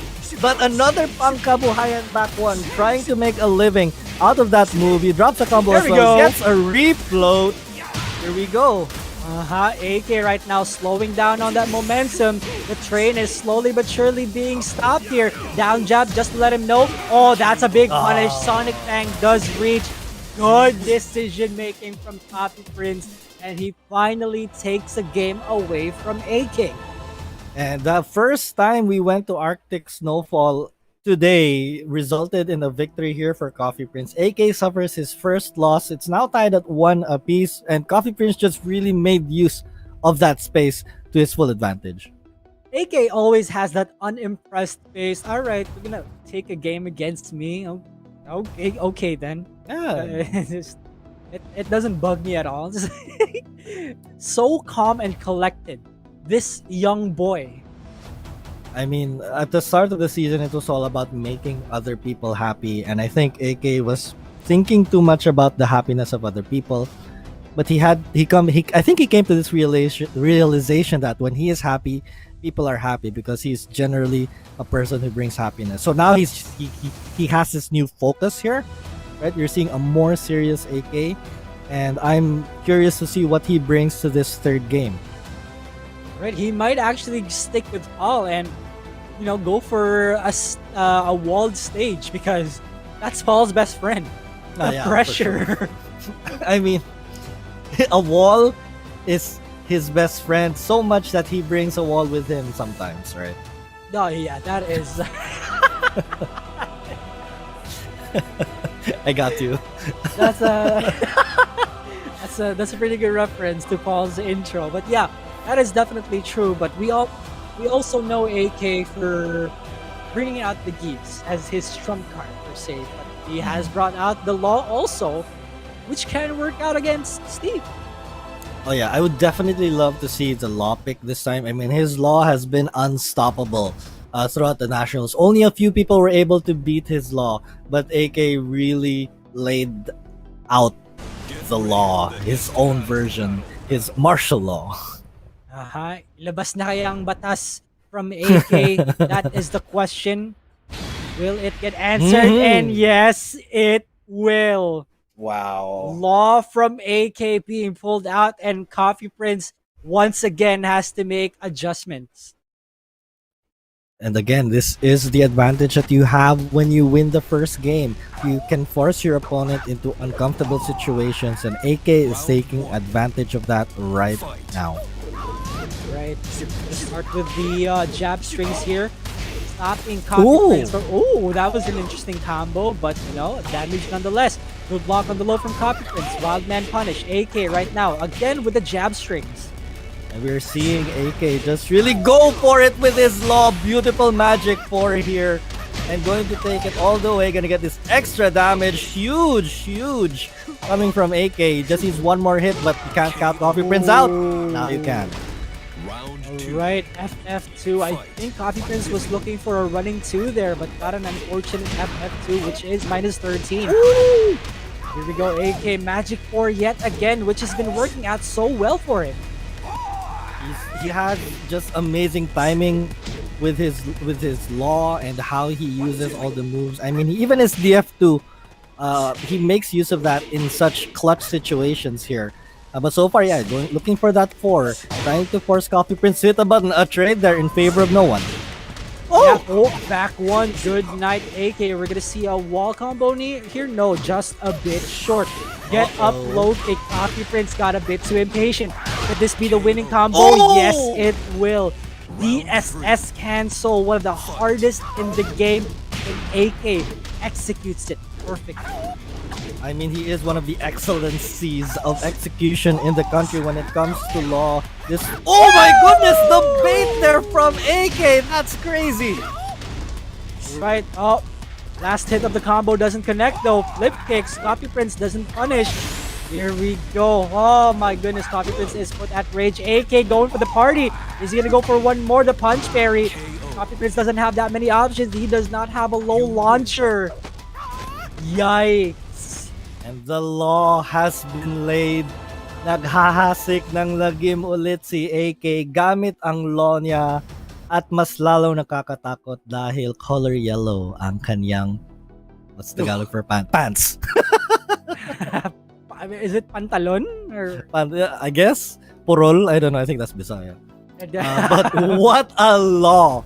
The law has been laid by AK. That was a dominating round, if I should say so myself. Oh yeah, for sure. There's not really much Coffee Prince could do whenever AK is doing that back 1+2 punch parry, because Steve doesn't have a low launcher.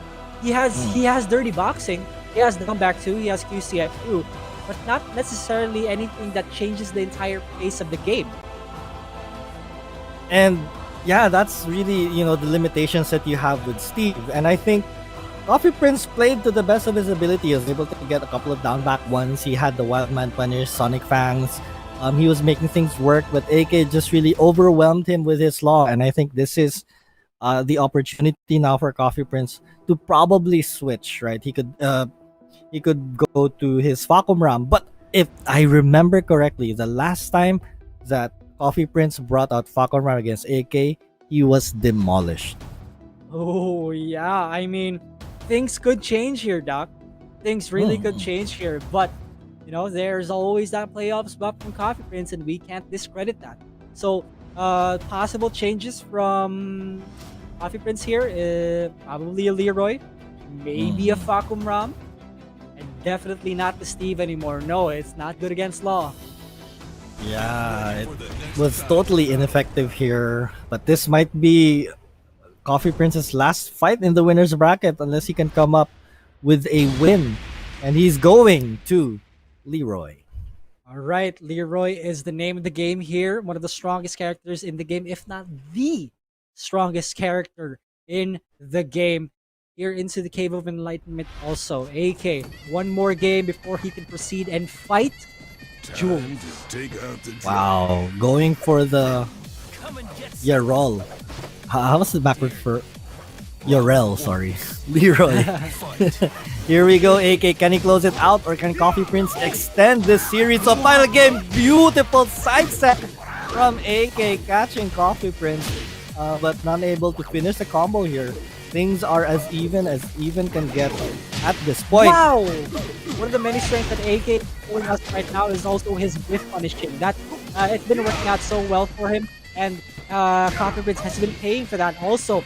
Else there is a threat on the health tree from Leroy, but AK is not phased. Good block on the low.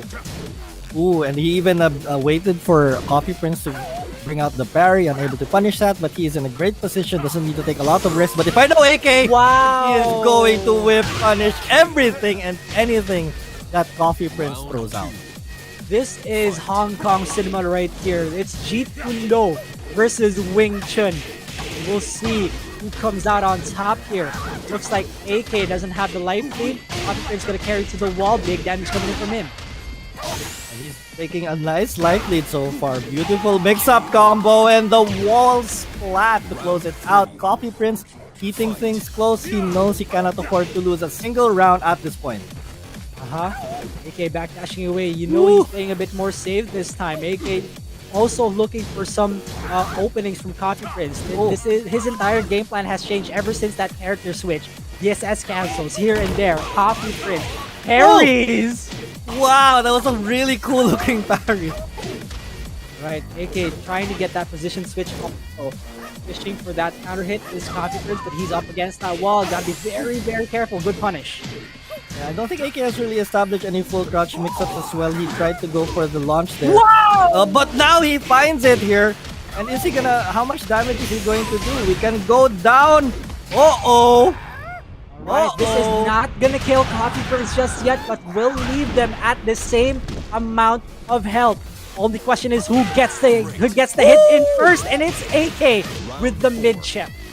And match point right now for AK, looking to go into winners finals. The side step launch does not launch him fully, but here is a full launch coming from Coffee Prince. Again, he cannot afford to lose another round. He lost one round too many, and the big launch. AK pulling out these amazing catches. You cannot be serious, AK. Looking for that wall jump also. Coffee Prince not pressing. Oh, the cane. It breaks the floor. Now AK no longer has any opportunity to break that floor. No more wall combo opportunities. AK right now has rage. One combo could spell the death for Coffee Prince here if he gets caught by any big launcher. Oh! And there it is! I was just talking about it. I should probably not let them hear me. Is he gonna see a wall? No, he drops the DSS combo. Sends his rage drive. Goes for the throw. And Coffee Prince doesn't break in time. He takes it 3-1. Wow, what a finish there coming from AK with the life deficit, getting that little buff. But my goodness, you can see how affected Coffee Prince is, putting his arm, his hand in his heart. That really, yeah, I think that gave the viewers a heart attack. But what a fight. And we have set our winners finals right now. AK moves on to face Smart Omega's Jules. I think everyone would have the same reaction if they have to fight against AK. There's so many things that you have to think about, and one of the many things that we have to think about is the highlights also. We're gonna see that in just a few moments because Coffee Prince took a game. The only one who got to take a game against AK today. Question is, will he be the only one by the end of the day? AK, his form, the way he plays, the way he has just a feel of the game and his opponents it's so different from what he's shown us during that demo man finish. It's just so different from what we've seen throughout the entire regular season.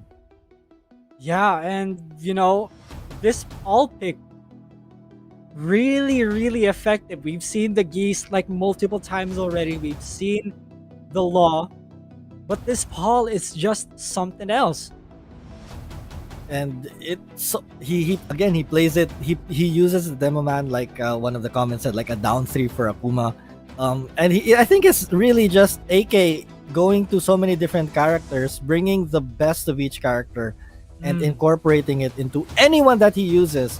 And I think this has given him the opportunity to bring back his Paul, his Law. Yeah. We know he still has a Shaheen, he has a Geese, he has an Akuma.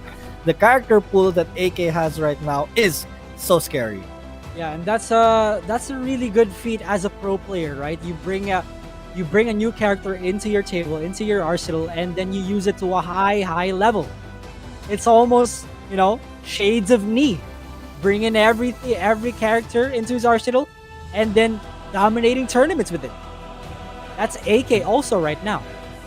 And we see all the other players really adapting to that multi-character meta, right? Dojin, he pioneered that and found so much success, and people have just now caught up to that. And this has given us, such an exciting season of the Nationals. Every match we see different characters, different play styles, and this time matches are way closer than expected. Oh yeah, and later on today, we're going to be seeing Jules versus AK. But before we move into that, we are going to have to watch the losers bracket before we move on. So that'll be it for me, Kid, and Dr. Jimmy on the caster's desk. Hope we entertained you guys enough.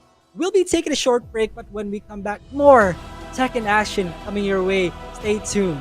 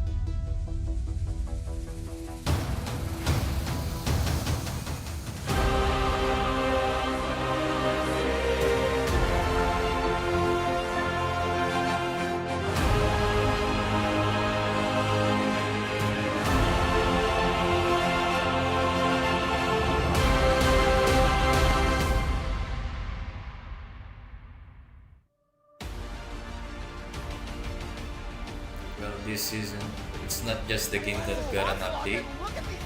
I will study, I will prepare, and I will upgrade. I am an offensive demon and I want to bring out all that offense onto the table. Sa mga makakalaban ko, huwag na kayong mag-expect. Masasaktan lang kayo. Akin tong season na to. Nung season 1, ng The Nationals, LPE ang The instinct is there, Nung so he season there 2 is logic ng The in Nationals, LPE pa rin ang champion. So bakit ngayong season 3, hindi natin gawin? Three-peat. You can expect a championship. That trophy is mine. You guys better watch out because this isn't even my final form. Sa tingin nyo, nakita nyo na lahat ng play-ins and group stage. Yung playoffs hindi nyo pa napapanood. It's time for some hard work, and I'm in a different kind of ready. Because I'll fight you anytime. Asahan nyo ngayong playoffs, mag-iiba ng init ng hangin. Abangan nyo na lang kung sino magkakampiyon ngayong season. Pasensyahan na lang.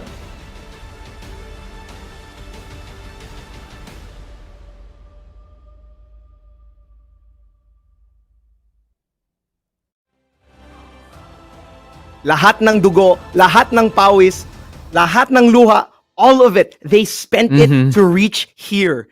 Dito sa the National Season 3 Tekken Pro League Playoffs. Welcome, guys, to the second half. I'm Ernest Rafiki Buzon, and here with me is Pot, and the atmosphere is electric. Yeah, I can't.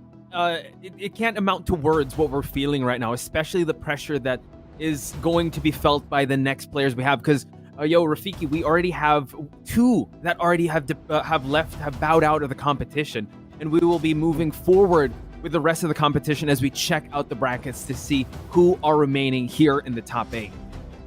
And looking at these hard-fought battles, seeing Machinehead and Vermilion, two massive favorites, fall out of the brackets this early just means that the competition is getting much, much tighter. As next up, we're going to see Coffee Prince and Kunicat, Maru and Hapon, and of course, Jules and AK, and that's not even the half of it because the brackets are not even filled up yet. Hutch, this is insane. This is history in the making every single time, and we're just seeing it unfold right before our very eyes. Yeah, and everyone wants to etch their name in Nationals glory here, and it could happen. You know what? AK, can he get that three-peat? Can he sustain that legacy he has, or are we crowning a new champion? Again, it's heart-stopping action. Let's check out the next match, and also, you can tune into the Nationals on TV and catch the replays of the matches on One Sports and One Sports Plus via Signal TV the day after at 4 p.m. Anyways, let's check out our next match coming up immediately after, which is gonna be Maru versus Hapon. Now this is gonna be a match of a lifetime. These guys know each other head to toe. The way they sleep, the way they make their bed, the way they cook their breakfast, everything about them is just known to each other. And let's see what kind of surprises Maru and Hapon have in store for each of them. Yeah, Maru with the Brian, Fakumram, and Julia, but I'm sure he has more characters, and we might be seeing them because, again, these guys were former teammates in Season 1, so they know each other, as Rafiki mentioned, but upon being the most on-demand player, been changing teams, and now they're going to square off. And you know what? These guys have had some hard-fought battles, so they're pretty warmed up for this match. Total picks of 13, and Season 3 record is pretty impressive on Maru's side, but let's check out Hapon's player profile because he is one not to look past. And of course, Hapon has had a great run not only in the regular season. And if you look at how he plays, I mean, here in the playoffs, he's a monster. He's practically possessed, unfazable. I've talked about his stoicism backstage. I've talked to Raph about this. How he just can't be shook, even though he's right here in the lower bracket. And against somebody like Maru who likes to play around, let's see what kind of stoicism Hapon has for him. Yeah, unshakable, right? How can you get into the mind of someone that's so mentally strong? But leave it up to Maru because Maru has this play style that just, aside from his character diversity, he has this play style that just makes you want to, he takes out your game plan and makes you play the way he wants to be played, and he will drag you into deep waters. So this is a matchup of a lifetime. Here we have Maru and Hapon. Again, Maru having a hard-fought battle with Jules, and that was like the first time actually we saw some frustration in Maru's side. Hapon having a pretty barn burner match with Vermilion though. Yep, absolutely. But let's see how Maru can bounce back from this, because Hapon is building up a momentum of wins, considering he got knocked down to the lower bracket first. Maru, on the other hand, has to face off against another defensive monster in the form of Hapon. Because remember, against Jules, it was so hard to crack him. But then again, this is another story simply because of the fact that they know each other all too well. So we might even see Hapon pull out something crazy rather than something that we're used to. Exactly. And he's not one to shy away from character diversity. We even saw him put out a Lydia. But he's been sticking with that Eddie, and the Eddie has been doing wonders for him. So going up against a fellow teammate, I don't know if he'll still stick with that Eddie. And who knows, with Maru, will he be bringing out that Brian he's known for in the group stage as well as the play-ins? Oh, this is definitely gonna be a roulette between the two of them. It's not, we can't even like factor like, oh, their top picks are this and that. Sometimes it's just a matter of what do they feel would work against the other. And right now, what Hapon feels is he's gonna stick to his Eddie, but Maru pulling out this Steve. Yeah, we've seen his Steve shine here and there, but he's been known for these other characters. So Maru picking Steve is definitely a psych out character. And also, just to let you guys know, this tournament is under the supervision and regulation of the Games and Amusement Board. Round number 1 about to go underway. And let's see how they're gonna go at it immediately. Maru looking a little more conservative now, trying to get away from Hapon's keep away game. We already know how his sidestep 3+4 has caught Aki live, and now immediately Hapon just goes forward and immediately tries to throw Maru off with that spring kick, and already a small life lead is building up, and Hapon just moving accordingly to his plans. Yeah, and Maru playing very conservatively, as you mentioned. He doesn't want to extend himself too much. They trade there, and Hapon goes for the tackle, gets a few hits in, and Maru looking like he's so close to getting to rage. Hapon again, just slowly picking apart his foe here, darting in and out, using the excellent backdash of Eddie. Yep, good movement, but then Maru is also fully aware. We talked about Maru's low defense. He's always checking out his legs, whether you like it or not. But right now, a back turn situation is gonna go in his favor. The rage drive is gonna be used, but Hapon gets dinked here by Maru and immediately gets the first round. Usually Maru's the one pushing the offense, but it seems like he's conserving himself just so he doesn't get caught by Hapon's defense. Now, Hapon starts it around pretty strong, but Maru gets the pickup. Yep, and it's a matter of patience here between the two of them. Now Maru slowly feeling himself and Hapon ducking accordingly and getting all this damage for himself. Now Maru has to go forward, or else he's never gonna get that life lead back. Tries to go for the Shiro combo, the unblockable, try it afterwards, no need. Oh wow, they go back and forth. Maru's sitting on this rage for a while. Hapon has to be very careful before he activates it. But Hapon working on some health here. Wow, he gets him out of the handstand! And Maru fully aware, knowing when to press. When Hapon's in handstand, that is a free float for you. Uses the Sonic Drive immediately. Tries to scare Hapon out. Relax, gets stuffed by the... oh my goodness, just as I say that, Hapon gets the round and steals it away from Maru. And this is what you're talking about, young Rafiki, the unshakable nature of Hapon. You can throw whatever you want in his face, he will make that comeback by hell or high water. And Maru now trying to chip away, but Hapon again just getting out of dodge and trying to rethink his offense.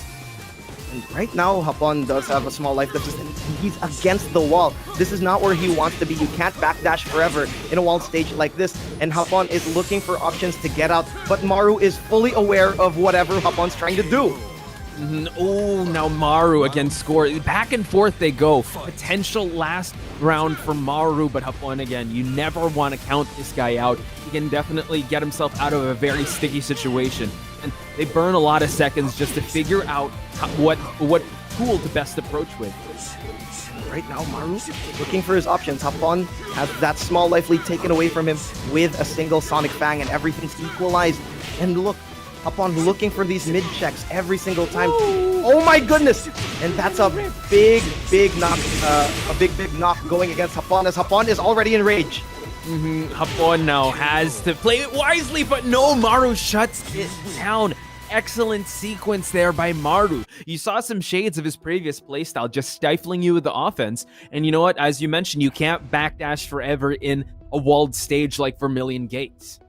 Yep, absolutely. And a lot of things just fell in place here for Maru. And Maru keeping himself calm, keeping himself collected. Because this is honestly, everything is on the line. Your tournament life is on the line. And all that talk of wanting to be champion is going to be gone. You need this. You need every win. You need all the momentum in the world. Because once again, this is the playoffs. There are no more excuses. There's no more litmus tests. There's no more lulls. None of that. All of it is on the line. Whether you're in upper bracket and especially you're in lower bracket, you need to find your rhythm sooner or later.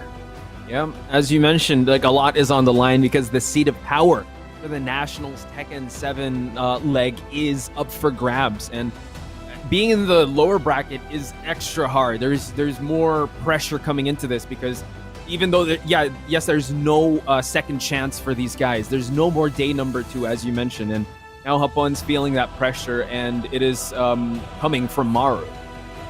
And honestly, this has been great for Maru. This is a good way to shoot him back up because, let's be honest, it didn't look too good when he was facing off against Jules, and now this might give him the confidence that he needs to just go all the way back. But right now he's facing off against Hapon, who once again is unshakable, most likely gonna go for an infinite stage, considering the fact that his movement has been crisp throughout that entire game 1, and we're probably gonna see the Eddie again simply because of that.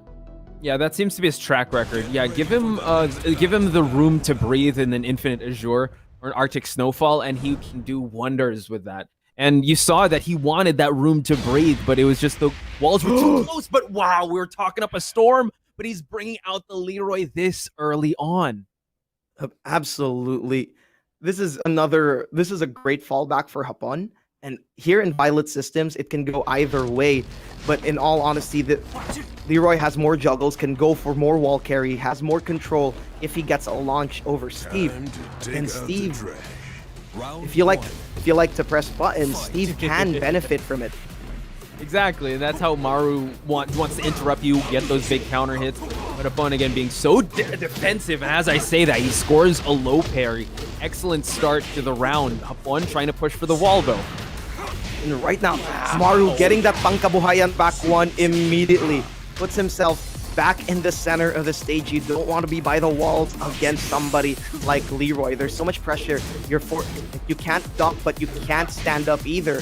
You have to guess as much as possible. And now Hapon does have rage available, but immediately another back 1 puts him to sleep as Maru gets the first round. Yeah, Maru's pick of Steve has been paying dividends, especially with a defensive specialist like Hapon. He's been catching him a lot of those back 1s and those wild man punishes. Now, Hapon trying to fish for that back 1+2. We'd rather settle for some wall though. Yep. Incredibly good stuff here from Hapon, but Maru keeping himself kosher once again, looking for space, looking for that back 1. The man's fishing. But let's see if Hapon bites the bait, but instead Hapon gets an even stronger life lead, but the dirty boxing might change this. But Maru's hanging in there, but no, Hapon seals the deal there, scores the second round. So this is how Hapon wants to keep it. He wants to really dictate the pace of this round and just like play defensively to catch Maru off guard. Tries to go for the orbital, but Maru still presses forward. He really needs to find a way, and look at that good movement here from Maru, sidewalking at the right time and looking for angles as much as he can against Hapon, who's, let's be honest, a really complete Leroy. But immediately Maru goes for the big boy mini combo afterwards.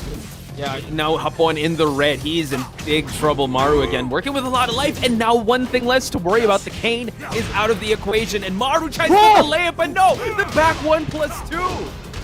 The coffin breaker might be there to kill the bill, but right now Maru's refusing to tip as he goes for the rage art, but it's a high! Oh, Rafiki, what a sequence on the side of Hapon. That back 1+2, that coffin breaker was really the start of it, but Maru, not wasting any seconds, continues his dominance to the wall.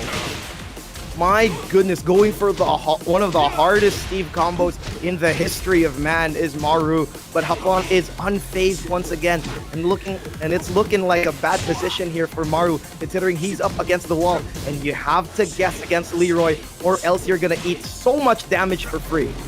Maru doesn't want to play that game. Pushes him out, but Hapon, though, converts it. Splats him against the wall. This is going to be tough for Maru to fight out of. They both have rage, dirty boxing, and the Albatross. They are tied up. Final round. This is gonna be it. This is gonna be a telling point here for Maru, whether or not all that confidence is coming back, because this is against somebody like Hapon's Leroy. And already, immediately, the guns blazing from both of them, just pressing buttons all out. And Maru spacing himself out, making sure that Hapon's keep away does not destroy him at all. Going forward, going backward, just keep playing the footsie game really well, but Hapon does have a life lead.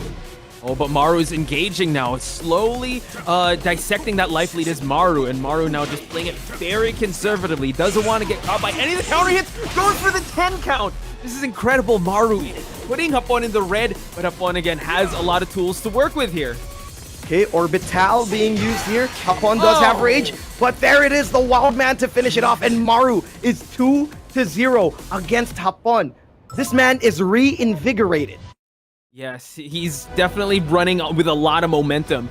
And it just shows also, we're talking about the mental fortitude of Hapon. We also got to highlight Maru. There were some sequences there that didn't go his way, but when the round was over and another round began, it's like it never happened. So we have to highlight the resolve of Maru as well.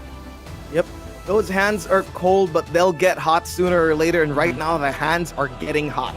The nerves might be there, but true bravery comes when you face against the nerves that you're feeling. And this is what Maru is. He's a true competitor. He's not letting it get to him. Let's be honest here. It's not about how hard you can hit, but it's about how hard you can get hit and keep moving forward. I love that speech. That's what is playing in everyone's head right now, because as you mentioned, it's not what happens once you lose. It's what happens right after that, after a drop combo, after a round doesn't go your way, because that's what true champions are made of. And these two players are both facing adversity right now. And I'm sure that they're going to come out of this stronger. And you know what better way to do it than your former teammates to really push you to that limit. Maru versus Hapon. And right now, both players looking like championship material. But now Hapon going to Hammerhead, sticking with the Leroy. This is going to be a completely different experience. The stage is smaller. There's more room for Hapon to control the space in his favor against Maru. But let's see how Maru is aware. How aware Maru is of the entirety of this small stage. And something I want to bring up with you, young Rafiki, is that Hapon has to stick to this character until the very end of this match, because he cannot afford to lose another match against Maru. Maru, again, starting things off very conservatively, not going for anything too big, to just find those counter hits that he wants to land. And we keep calling Maru a class clown, but we fail to mention that this man is a world-class player. And look how serious he is. He knows that he needs to close this out as soon as possible, because the moment you give Hapon a finger, he'll take your entire torso away from you. He's not resting on his laurels there. He wanted to kill and kill quick, and in the 30-second mark, Maru scores the first round. This man is on a mission. He is a man possessed. Maru knows. And once again, the footsie game. He's not going constantly backdashing. He's not going for a constant, what do you call the sidestep. But just as I say that, Hapon presses the issue and goes forward instead, and Maru already at half health. Maru, wow, okay, Hapon putting those parries to good use. Now it is the reverse of the first round, but Hapon scores the perfect. Maru was pressing, but again, as you mentioned, Hapon being a decorated defensive player was put on display in that second round. And that's the thing. Maru's using these ducks, trying to psych Hapon out, but Hapon just chooses to stop those options just by pressing, just by going for parry immediately. And now Hapon is by the wall, and Maru is changing up his tone, but Hapon just gets the beautiful side roll of a lifetime. Yeah, he does. Excellent sequence there in favor of Hapon. Now Maru presses the action a little forward just to stay away from that wall splat. Hapon working with just minimal life here. One more poke would give him that rage. Maru wants to swing for the fences here because Hapon can do a lot with rage. No more cane available though. Yep, no cane available, but right now Hapon has the positional advantage, and just as I say that, a hell sweep is utilized and gets blocked by Maru. And right now, Maru looking like he's gonna knock Hapon out with this one more round, but Hapon is trying to hold on as much as possible. He needs to hold on because he can't let it die like this. Yeah, not like this, especially in the hands of Maru in such a dominant fashion. Hapon now fighting back, goes for the forward forward 3 and continues the offense here. Down 1+2, Maru is in big trouble here. Hapon has been scoring these rounds with 7 golden letters, 2 perfects on the side of Hapon. You like sidestepping, you like ducking, how about I throw tracking mids all the time? That's what Hapon's been doing. And right now, Maru, once again, changing up his pace, trying to psych out Hapon again. And once again, the footsies are being played out. And that little scramble confused both of them. But right now, Maru gets the advantage by getting that back one and getting the reset. But instead, Hapon is unfazed. Wow, these guys, again, just making the most out of the scrambles in this corner situation. Maru puts up 4 red and scores the victory. It is closing time at Hammerhead, and Maru scores the victory. Hapon, he has to bow out of the competition. And Maru, looking as serious as possible. The man's killer instinct has activated, and he thinks job's not finished. No celebrations, no nothing. He knows there's still a long road ahead of him. And at the cost of Hapon's life, he moves forward. He moves into the lower semis. But once again, this is goodbye to STIE Olympians Hapon. And I just want to tell everyone to give it up for, as we saw in the graphics, the dark horse of the tournament. So let's check out the highlights to just see how Maru and Hapon fared in this amazing match, because it was back and forth. But you know what? Maru, again, just was so good at just piecing everything together for him to get the victories. And it was a 3-0, but it didn't pick a 3-0. Like, if you look at how the match goes, Hapon looked like he had Maru's number anytime he wanted. True. But in the end, Maru gets something creative out of the way. He pulls something out of his bag of tricks, out of his bag of secrets. And more, Maru is unraveling right in front of our very eyes.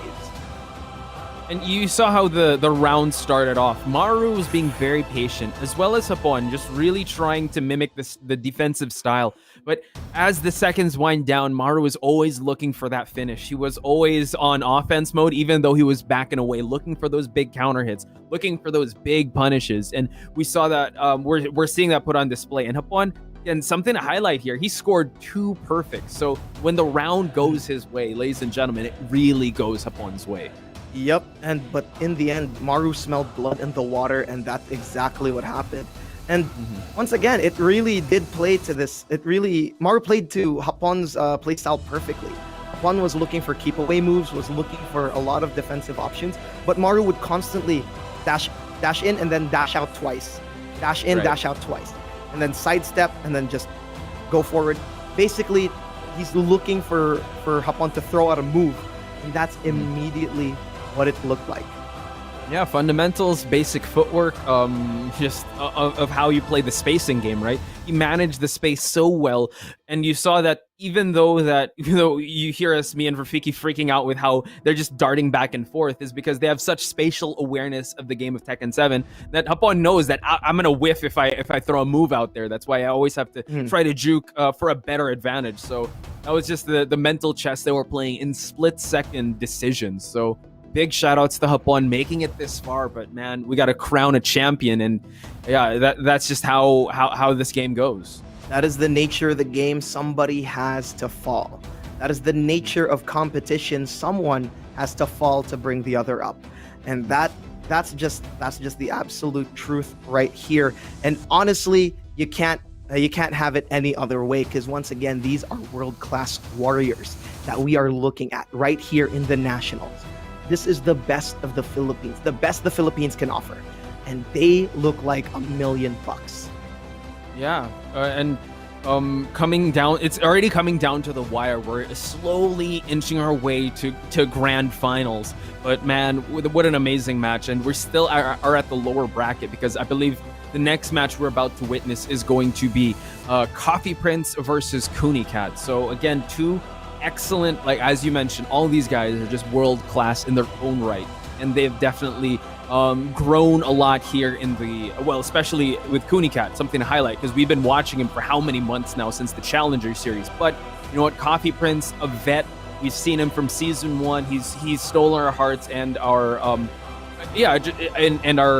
souls. Not really souls, but like just for us to really watch him grow as a player. And I was able to talk to him and tell him that he shines brightest when he's at the playoffs. Yep, absolutely. He looks like a man possessed. And honestly, like against somebody like Kunicat, he needs to shine as much as possible. Because when you want to talk about shining, you talk about stars. And when you talk about stars, there's one rising right here. Signal Ultra Warriors Kunicat. His Kunimitsu has been giving him so much mileage, knocking out Machinehead out of nowhere. Yes. In all honesty, just absolutely impressing everyone for his rookie season. And up against somebody like Coffee Prince, he needs to pull out all the stops. Does, because Coffee Prince again has the playoffs buff here. He's got the veteran experience, he's got the will, he's got the resolve for him to just get so close to getting the championship, right? Has Fakumram, has Leroy, has a Steve. Season 3 record is a little better than Kunicat's, but you know what? In the playoffs, anything can happen. And just something to highlight: the last of the Emperors here versus the last of the Ultra Warriors. Who's gonna take it? And let's see if royalty can stand up to the cat, because the cat has been throughout history this entire time, guiding our pharaohs, guiding our households. And let's see if somebody like Coffee Prince can stand up to the cat gods themselves, because this bracket's getting hot. Yeah, for sure. I like how you built that up, because they have gone back and forth in the play-ins as well as the group stages. So this is definitely a match to see. And his Kunimitsu, as you mentioned, has been a nightmare matchup for a lot of these players, because again, Kunicat is not hiding his tech here. He says he's gonna mix you up, and he says you better be ready for it. Coffee Prince, on the other hand, you know what? He has weapons such as Steve, Leroy Fakumram, as well as Brian Fury. Not hiding it either. He's not hiding it at all, but once again, it's about the usage of these tools, because we already know how Kunicat goes. We've already seen people try to counter that playstyle, sidestepping whenever there's a dash mix-up, whenever try and expecting the grabs as much as possible. But there's so much information here that you have to keep track of that you'd lose track of one, and then Kunicat gets that momentum and just absolutely rips you apart. So here we have the first match between Coffee Prince and Kunicat. Arctic Snowfall is the stage we're going to settle in. This might actually benefit Kunicat, because he does love going to Infinite Azure too. So he loves it. You know, he loves no walls, and he loves it at nighttime. So this could go well for Kunicat. But let's never see. count out Coffee Prince. Never count out Coffee Prince, 1 and 2. Arctic Snowfall is a Coffee Prince. That is true. Comfort That is stage. true. That, granted, that is on Steve. I don't know much about his Leroy being comfortable in the cold, but with the way he's dressed, it seems like he is. Yeah, he seems to be. He's ready for some mix-ups here. Ready for some mix-up weather. Kunicat will deliver on this. So let's see how these two fare out. First round is going underway. And let's see how this suit goes, because right now, Coffee Prince looking for some options, and Kunicat already starting with a cartwheel into a grab. You already know that Kunicat's already planting seeds in Coffee Prince's brain, trying to tell him, keep track of these mix-ups or you will die. And it's a guessing game from here on out, but Coffee Prince is trying to stop Kunicat from getting any of that space possible. Wow, Coffee Prince fighting fire with fire here, just going with the offense, but the first grab lands for Kunicat. Now Kunicat spends the drive early on Coffee Prince, sitting on some life here. It is Kunicat that has to make a comeback. Stampeding Dragon, nice defense so far from Kunicat. Oh my goodness, Coffee Prince just utilizing this Leroy perfectly, getting a small whiff punish there against Kunicat, but that's all he needed. But right now, once again, defense is looking good here for Coffee Prince, and Kunicat's trying to open it up with small pokes, small punishes, trying to keeping it as kosher as possible, nothing too unsafe. And in that sequence, small movement as well. So Coffee Prince trying to punish that frost slide. Coffee Prince also looking for that orbital. But you know what? Kunicat has been passing the defensive test. Nice Hurricane Rana lands for Kunicat. And immediately Coffee Prince knows Kunicat wants that Okizeme. So he would try to go for that meaty slide, but a meaty dash, and Coffee Prince just goes for the wake-up low kick. and immediately goes for this mini combo as Kunicat gets hit with a cane! Wow, the range on that cane is incredible. Coffee Prince knew when to pull that one out. Coffee Prince looking pretty comfortable in this matchup. Oh my god, that looked like everything Coffee Prince would have wanted. A hot cup of coffee on a cold winter day. Looks like Coffee Prince is in the lead all day, every day. And his timing is impeccable. Did you see that? Stampeding Dragon, Orbital. All things are going up Coffee Prince at the expense of Kunicat. And the stage, he seems to be very comfortable in an open stage with Leroy. Absolutely, and it shows. It shows how comfortable Coffee Prince is with this matchup. It shows that how familiar he is with this Kunimitsu now at this point. And let's see what Kunicat has in store, because once again, despite all of that, all Kunicat has to do is change the rhythm, because from what it looked like, Coffee Prince just saw the timing. He just saw when Kuni was going to press, especially with that cane being pulled out at that range. It felt like Coffee Prince knew the timing from the get-go. Yeah, the timing was really on Coffee Prince's side. You saw, aside from that cane instance, the one you mentioned, when Kunicat wanted to go for that meaty setup of the dash-in, and Coffee Prince waking up already with a low, catches him off guard, goes for the juggle. He just seemed to know the timing of Kunicat, and he seemed to have prepared really well for the Kunimitsu matchup. Now, when Kunicat's for it, how will he adjust timing? How will he adjust the stage as well? You want to introduce walls? No. He'll have to dig deep, and once again, with the help of his teammate and the help of his coach, he has a lot of luxury in the world to do so. Because once again, Kunicat is adaptable. He is an adaptive machine. And against somebody like Coffee Prince, you need to have that, because Coffee Prince has the clutch gene in him, and those glasses aren't for show. They can make him read better. That's true. He's reading the timing. He's reading the frames. He's reading your mind. He's living in your head real estate free. And that is Coffee Prince, ladies and gentlemen. You're actually seeing the playoffs buff happen right now. He's really giving it his all. And usually in the group stages, we always see him kind of hang back near the top 8 side and just gives it his all right here, right now.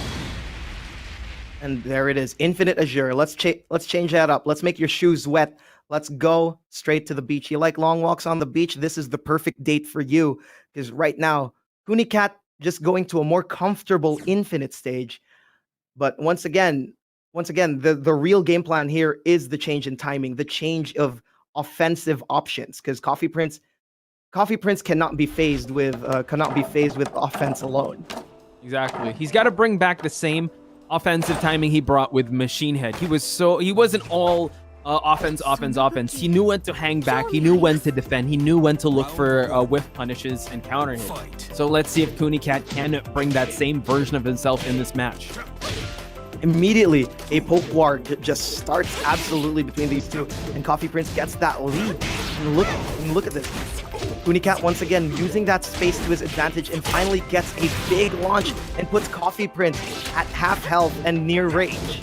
Yeah, fantastic start for Kunicat, but can he take this one? Because again, Coffee Prince does have that X factor for that comeback he always looks for. Coffee Prince now just playing it pretty conservatively. The cane is always going to be a factor, so Kunicat has to worry about that. They trade. Coffee Prince is in the red. Puts Kunicat in the red. Oh! Wow, Rafiki! Kunicat going for the rage drive. Excellent call there for him to score the first round. And it was by pixels, literally pixels away. Coffee Prince was pressing a button, but it whiffed by a single pixel, and Kunicat, fully aware with this man's reaction time, is inhuman. That's what makes it so crazy, because once again, these are top level players just going at it, and now Kunicat's rhythm has completely changed from game 1. Yeah, Kunicat, this is what he wants to introduce. He wants to introduce chaos. He wants to introduce volume. He wants to test Coffee Prince's defense. And so far, Coffee Prince trying to fight back with pokes. Coffee Prince still in the life deficit, but Kunicat blocks that low. And right now, Coffee Prince is in rage, and this might actually kill simply because of the damage that this Wall Rising Punish gives. Yeah, immediately, Coffee Prince making sure. Yeah, this is actually a great call by Coffee Prince. going for the Rage Art, just tying things up before Kunicat could go any more crazy with that. Now the momentum is back to a stalemate. Yep, a cooldown period, trying to make sure that Kunicat doesn't build that momentum, because Kunicat's momentum, utilization of his own momentum is so well made, so well done. It's like it's machine made basically, because of how Kunicat is. And this might be the comeback that Kunicat needs as he gets that Crescent Moon Slice. But he is in a life deficit, so he has to play with his rage wisely. Nice mid, but no, the Rising 2! Coffee Prince once again steals that momentum away from Kunicat.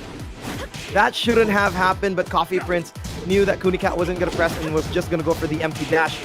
And immediately, Kunicat pays with his life. Now Coffee Prince going for that orbital, planting lots of seeds in Kunicat's brain there, as Kunicat tries to duck and gets hit with an orbital. Oh, but Kunicat answers back with a low parry. Coffee Prince sitting on a lot of life and still has not spent his pain.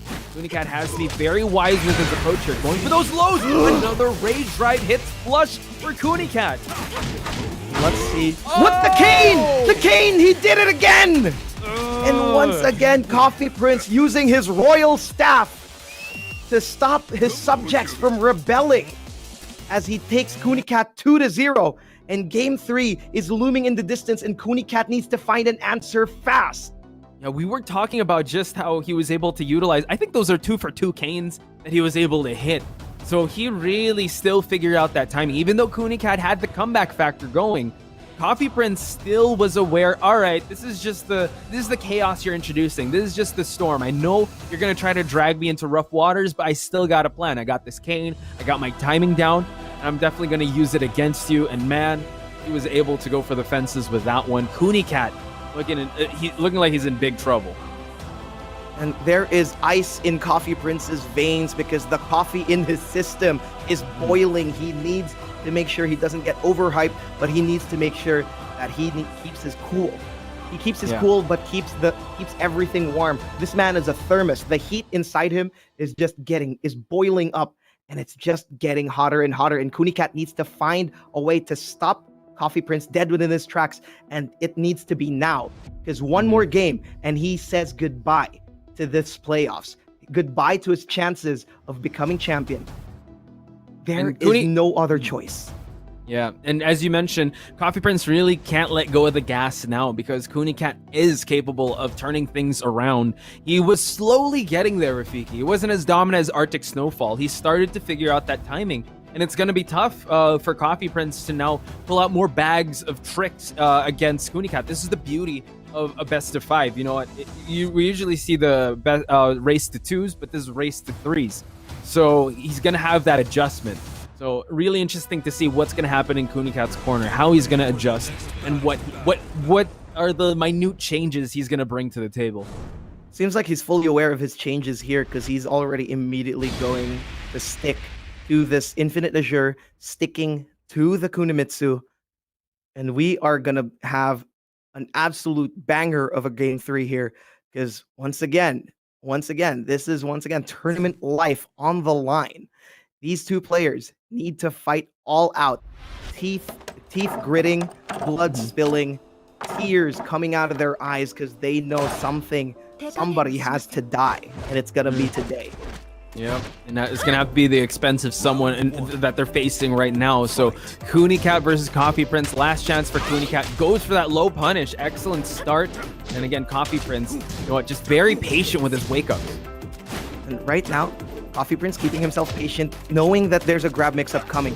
Kunicat gets hotter and hotter the moment those grab mix-ups start paying off. And that's only one option once again. But there, catching him off the air is Coffee Prince and goes for a reset, goes for the Okizemi instead of going for the full combo because he knows he can't trust Kunicat with the wake-up. Yeah, Coffee Prince is really respecting the offense of Kunicat, just weathering out the early storm that he presents. Kunicat now sitting in that rage, goes for the hell sweep. Coffee Prince one poke away from securing the deal, but no, the low parry by Kunicat can turn things around. Are we going to see a reset here? Are we going to see Okizemi? And that's going to be it. That's going to be the first round here going to Kunicat. That's exactly what he needs. He's playing much, much smarter than the last time. And that's exactly what you want to see. He's Coffee Prince right now is building up momentum, but Kunicat is building his own. And you have to stop him dead within his tracks, or else this is what's going to happen. Yeah, Kunicat playing a little more compact, more conservative, not really swinging for the fences here, but you see the defense on Coffee Prince showing. 2 throw escapes is pretty good, but now Coffee Prince eats that top knee. And this is going to be big here for Kunicat, because if he gets 3 rounds straight, all the momentum in the world belongs to him, and that's exactly what might happen here. That's what's my English. That might happen here, exactly here, because Coffee Prince right now is having a hard time finding the timing now. Yeah, the action's so intense that we're just losing our words right now. Tries to go for the grab, but Coffee Prince, again, so good with his defense with throw escapes. We are seeing Coffee Prince trying to fight his way back in this. Goes for the low, and Kunicat is going to be put in the red. Rage is dangerous because we've seen what Kunicat can do, but let's see what Coffee Prince has in store. 1 HP, 1 mix-up, dead. Coffee Prince is still in the game, and he gets around. This is so dangerous for Kunicat. Nice block on that cane. So one thing less to worry about. Kunicat still trying to push for the action here. Coffee Prince is just continuing to just poke away, but the Rising Moon Slash will land for Kunicat.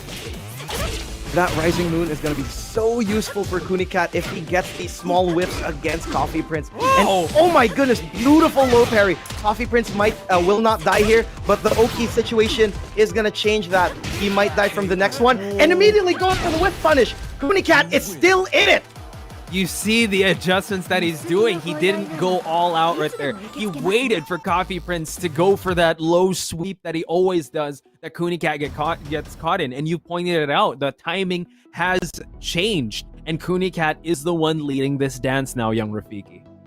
And that rhythm needs to stay in Kunicat's favor if he wants all of this for himself. Because right now, Coffee Prince has all the luxury in the world to pick a second and a third character should they force a game 5.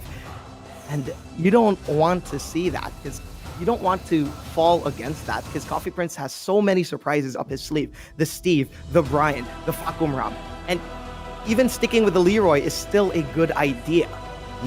That's true.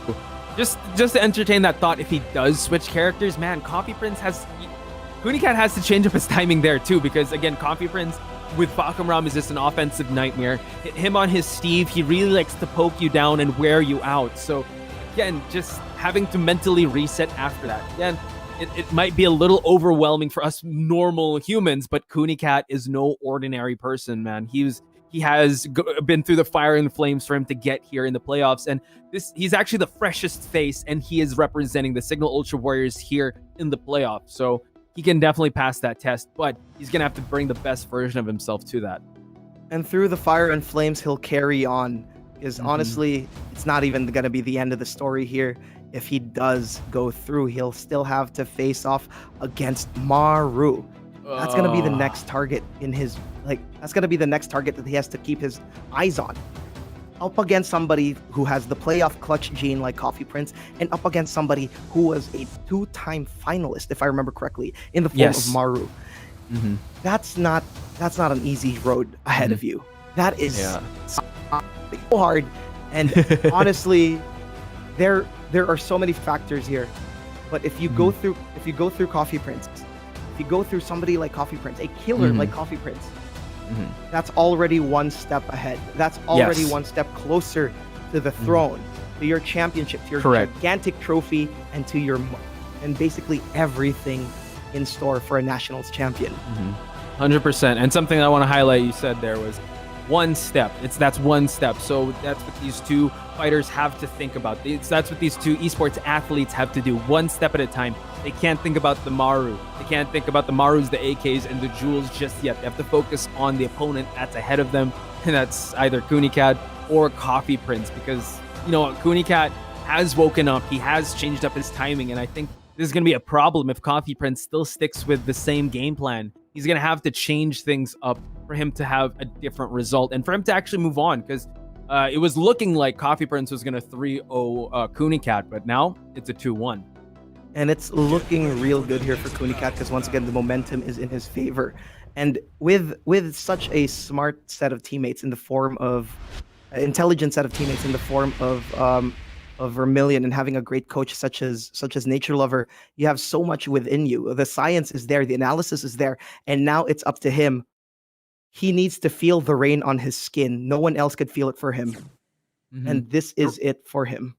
Yeah, his legacy is still unwritten, and he definitely wants to cement that here in the Nationals. So, Coffee Prince again loves the Arctic Snowfall. Doesn't matter which character, if it's the Steve or the Leroy. Can he duplicate the same success he had in the first meeting? Or is Kunicat already version 2.0 in this meeting? Can he carry that momentum and make it a 2-2? Let's find out. Let's find out indeed, because once again, it's War of the Infinite Stages. And it's Coffee Prince wants it to be a bit colder here. And Kunicat having a hard time already, because Coffee Prince already changing his timing, going for more of these sidesteps, trying to keep Kunicat away with all these homing moves. Ooh, 2 hit low succession puts Kunicat in the red. Coffee Prince pretty healthy in life. Nice block on the lows. Coffee Prince keeping it conservative, but Kunicat scores the low parry. Every single time, this is what is going to start the comeback of Kunicat. If it goes on in his favor all the time. And every knockdown situation has been in Kunikat's favor. And right now, Coffee Prince knows that can't happen again, and immediately slaps out the shoes of Kunicat and gets the first round. Yeah, Coffee Prince has been winning in the poke department here. He's just getting these conservative poses, as you said, putting those side steps in there just to avoid the linearity of some of these moves, but goes for the slippery kicks of Kunimitsu. Nice duck and punish for Coffee Prince, but he fails to capitalize on the combo. Just a single frame too late there for Coffee Prince. And right now, that might cost him. Is Kunicat probably going to go for a grab after? No, immediately. Goes for the hop kick, gets punished. Tries to go for something crazy. And once again, Coffee Prince might take the lead back here as he already goes for the duck. The cane gets blocked, and that's a good sign for Kunicat. It is, but Coffee Prince has been chopping away. Coffee Prince, though, in the red, and Coffee Prince is dead. Kunicat gets the second round. Kunikat's awareness of the Okizemi is just so well done. You could tell that this man's been playing Marduk before with how well he can play the wake-up options. And immediately, Coffee Prince refuses to let that happen. And once again, another knockdown in favor of Kunicat. And you can see how much the mileage has been paying off every time he gets one. Yeah, Coffee Prince's, a throw escape has been tested. Nice Kunicat fighting with his back turn. And Coffee Prince now in a very dangerous spot here. Goes for the Stampeding Dragons once again. Coffee Prince has that rage and use it, but the lows will just chip away, and Kunicat gets the lead 2-1. One more, and we're gonna be all tied up, Rafiki. Oh, this is big. Kunicat might force a game 5, and we all know how much if momentum shifts in his favor, how much he can take it all away. And let's see if Coffee Prince can find ways to prevent that from happening, because he does have a small life lead. Kunicat has to approach, and Kunicat immediately equalizes this health. And right now it's a poke war, and Coffee Prince might be winning, getting that knockdown.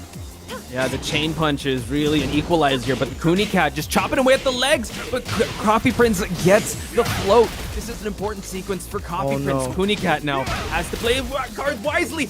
Chip of, five health left, but no, look at that, goes for the rage, but Coffee Prince was 2 steps ahead, blocks the rage art. Now we're at a final round.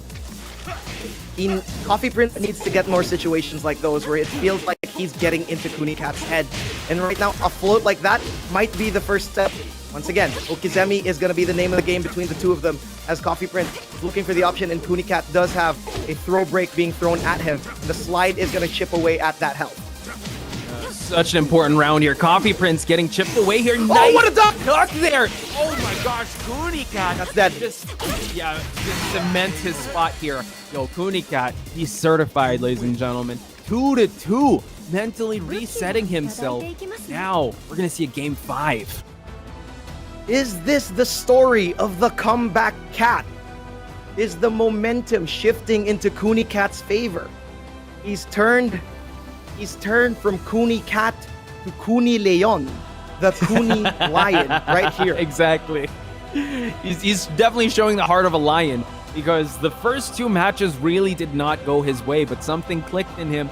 Something told him that, yo, your tournament life is on the line. Everything you've been working for is coming to an end if you do not shape up and if you do not step up here, and that is what he's been doing. Now, we're at 2-2, so Coffee Prince, again, we normally see him in top 4. Could this be the end for him, or will it be Kunicat that will bow out of the competition? We'll see, because Game 5, everything is reset to the equalist of equals. Everyone is going to assume it's a best of 1. You have all the luxury in the world, Coffee Prince. You have all of this within your grasp. The fact that you could change characters, the fact that you could change stages, all of that. And also, let's not forget, it's just that though. Because Kunicat has the momentum. Kunicat is building that momentum. What's stronger? The fact that you can change or refuse to change and fight against Kunicat's momentum. Let's see how unstoppable is Kunicat and how immovable Coffee Prince is.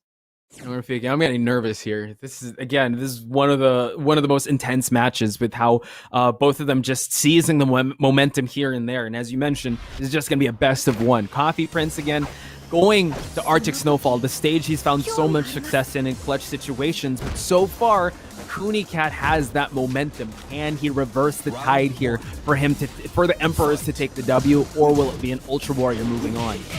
And once again, one of the most important things here is actually the first knockdown. Because if Kunicat gets that first knockdown, the Oki belongs to him. But right now, Coffee Prince trying to prevent that. Every single knockdown matters simply because of the mental advantage it also gives. Because you're forced to guess every time.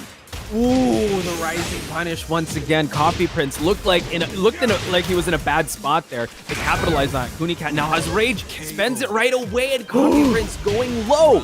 So he takes the advantage now. Coffee Prince contesting the plus at the most opportune time.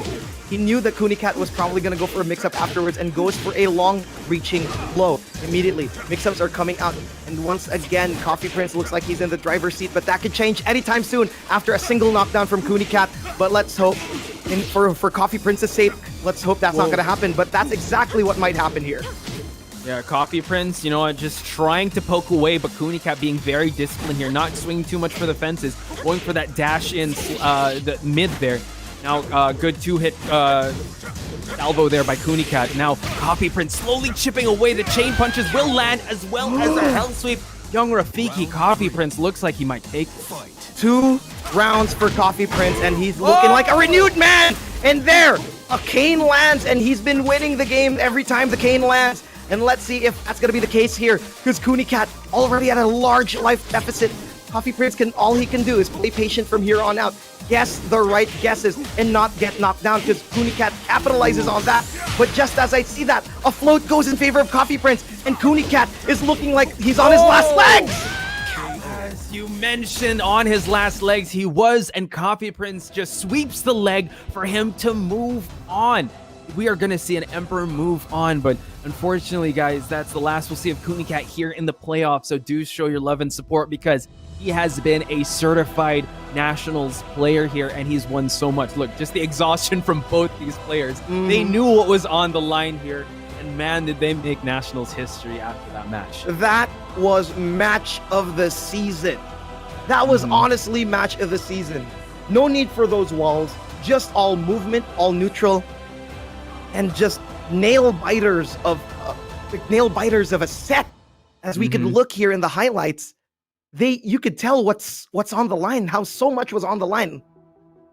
Yeah, the way you built that up, all no walls, all mano a mano fundamentals, and it was just the handiwork for both these players that really shine, and it really went down to the wire. We went 2-2, and we saw the seesaw match, the back and forth, answering each other with timing, pacing, as well as offense. So great stuff from Kunicat and Coffee Prince. And honestly, every single time that it really could have gone either way, and Kunicat had so much luxury with the way he played. He basically just changes his timing, and Coffee Prince gets thrown off. Every time there's a knockdown, it goes in favor of him. But once again, Coffee Prince, every time he hits that cane, that just meant that he knew how Kunicat was going to press, when Kunicat was going to press, when he was going to move, when he was going to dash, when he was going to press. Yeah, that cane really spelled doom for Kunicat.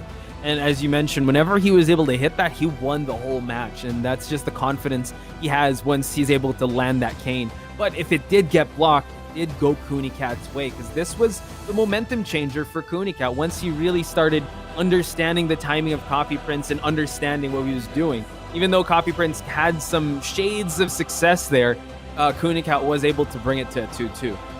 And here in our game 5, you can see Coffee Prince really preventing Kunicat from getting any of these knockdown situations. None of that okizemi. None of no guessing games here. Just pure unadulterated poke and really preventing any big moves from hitting him. But that float, that was the float of a lifetime. It was, yeah, that was true. And as you said, whenever Kunicat was approaching, just Coffee Prince using homing moves, just interrupting him on the way in, was just excellent stuff, adjusting to the offense of Kunicat. So big shout outs to Kunicat making it this far. Coffee Prince will be moving on, so he will be needing your support. But we got to move on to our next match. So let's check out the player profiles. My goodness. Oh my goodness. This is it, boys. AK versus Jules, our winners finals. Coming in, and it's coming in hard because right now, both of them just pulled out what was known, what they were known for back in the day. Right. This is crazy. This is crazy, Poch. If I could hold you right now, I would. I'm getting so nervous. My breath is shortening here.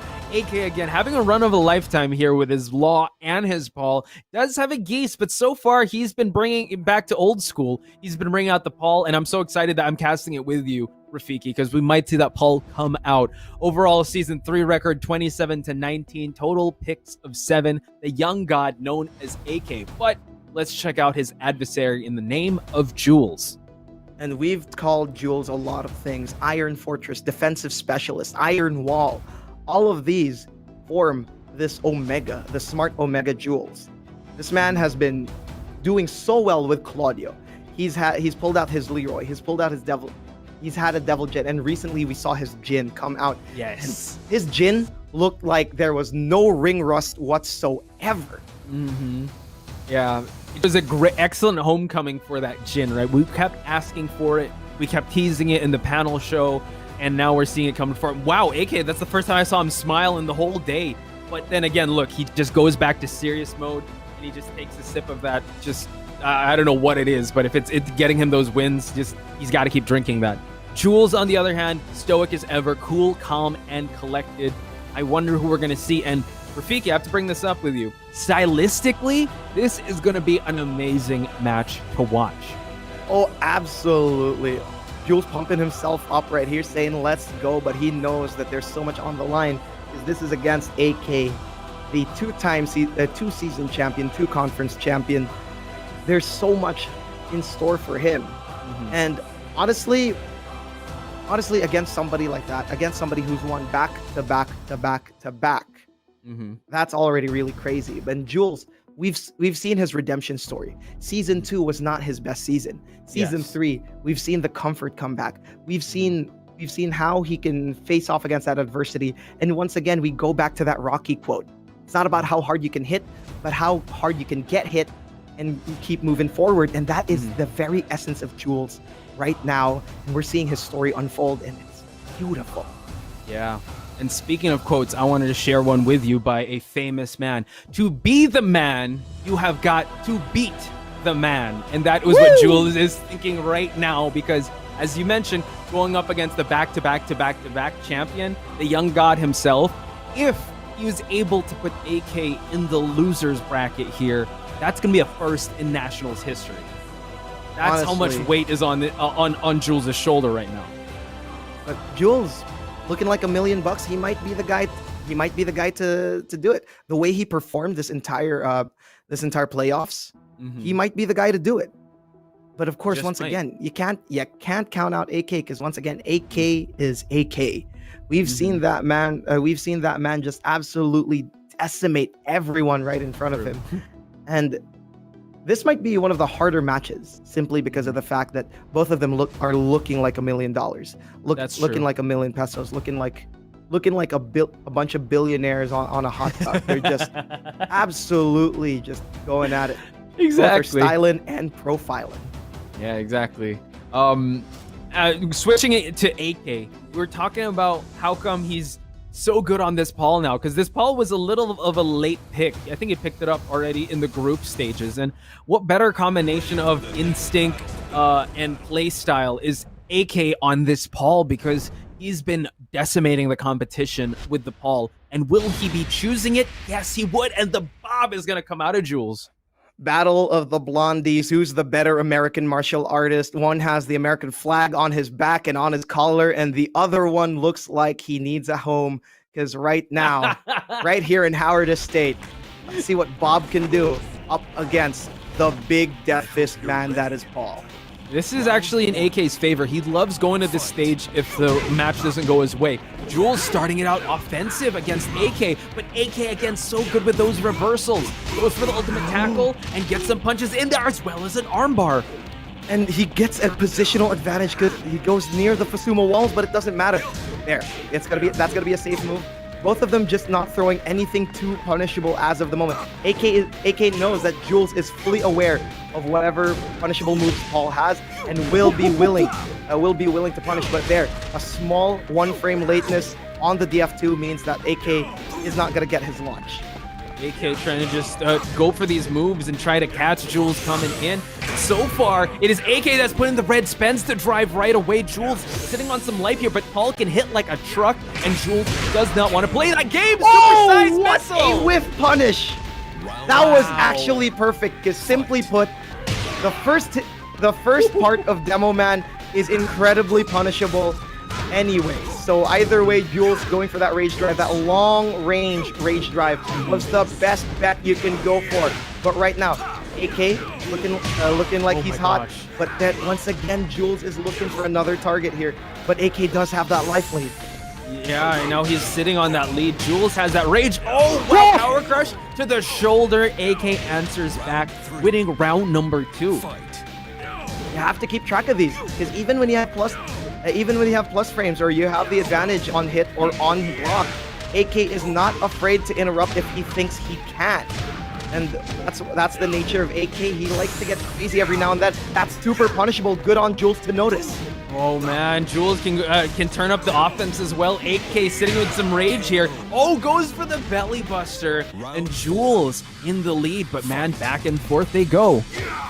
AK ain't getting away with that Demo Man unfinished, because that's minus 26, and Jules is fully aware of it. AK's already at half health. Oh, blocks at the wall because he knew AK was gonna throw it anyways, and gets the first round convincingly. Gets the first game convincingly, I mean. Yeah, with ease. That was that sequence when he blocked the low to the spinach supercut. Again, it's just how Jules is so defensively sound, so defensively decorated. He knew AK was going to go for that low against the wall. So beautiful stuff by Jules, and still, game face is still on. Can't count out AK though. Will he stick with a Paul or shift to the law? I don't think that was the same bottle of cola as before. I think he's already gone through his 4th bottle already at this point.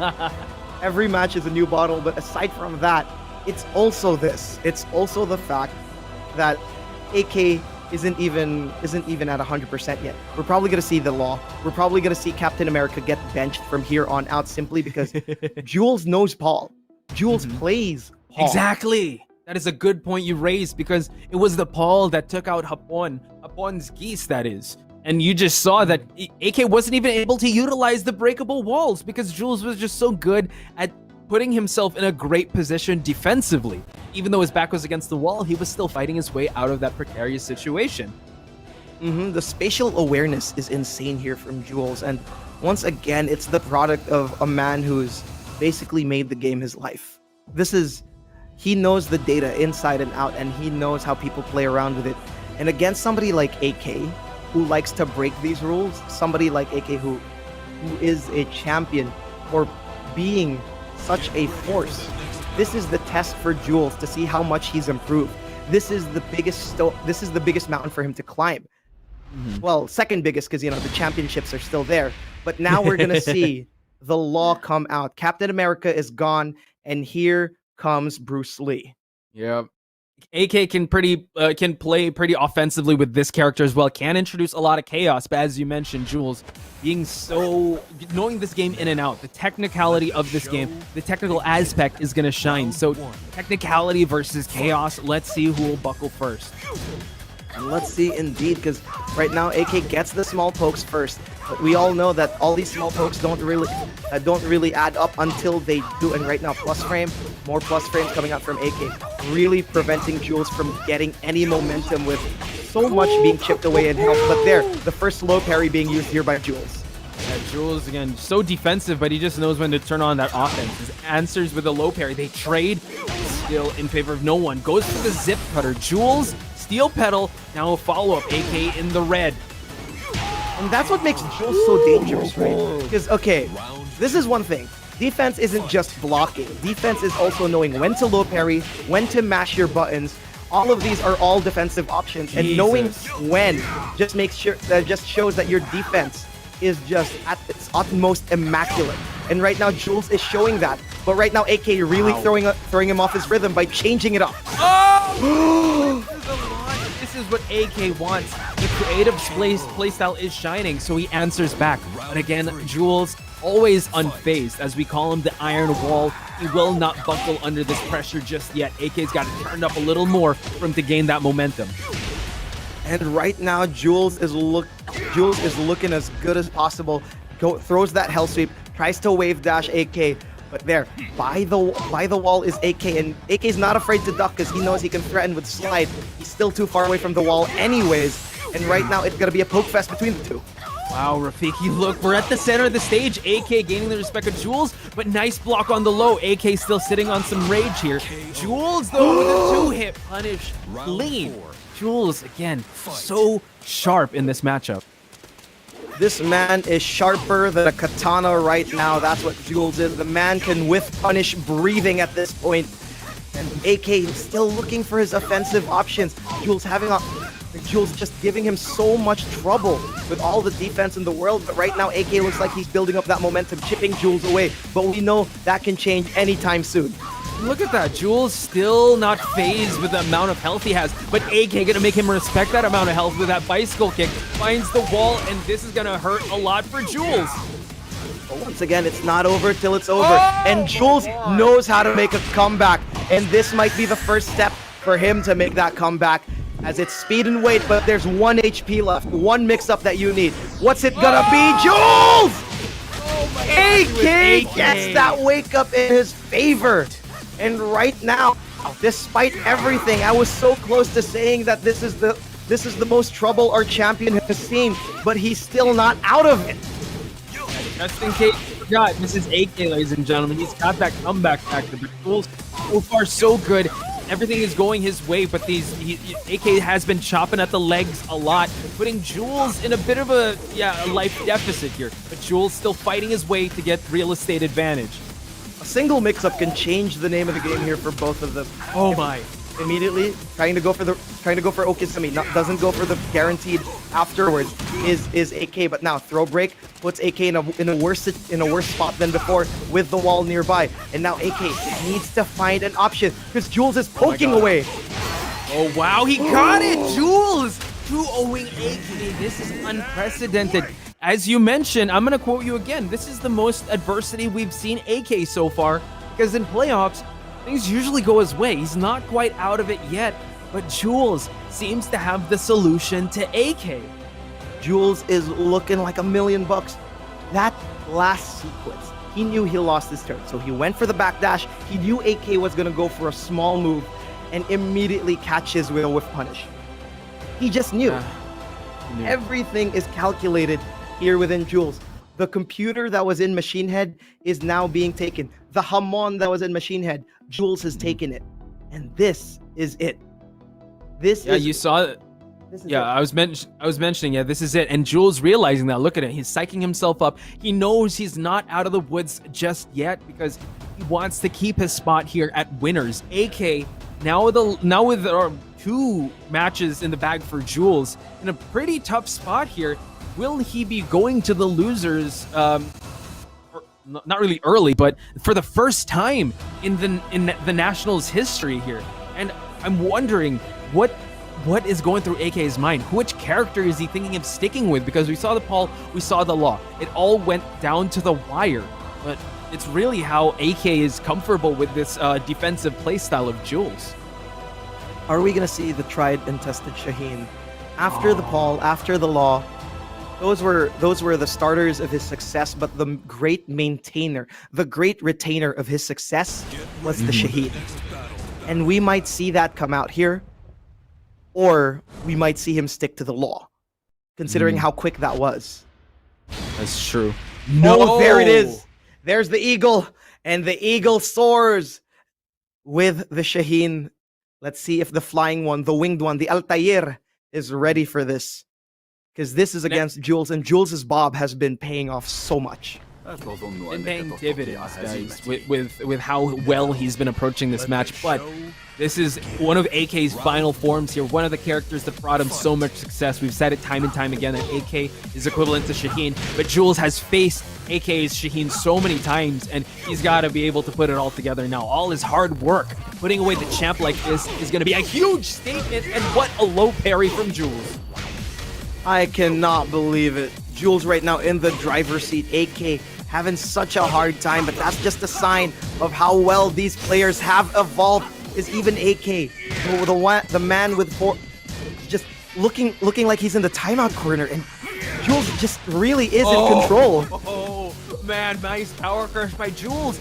AK now with a sliver of health, nice block on that low, trying to chip away at Jules and get himself out of this bad spot. And Jules gets that low once again, chops away, continues his dominance.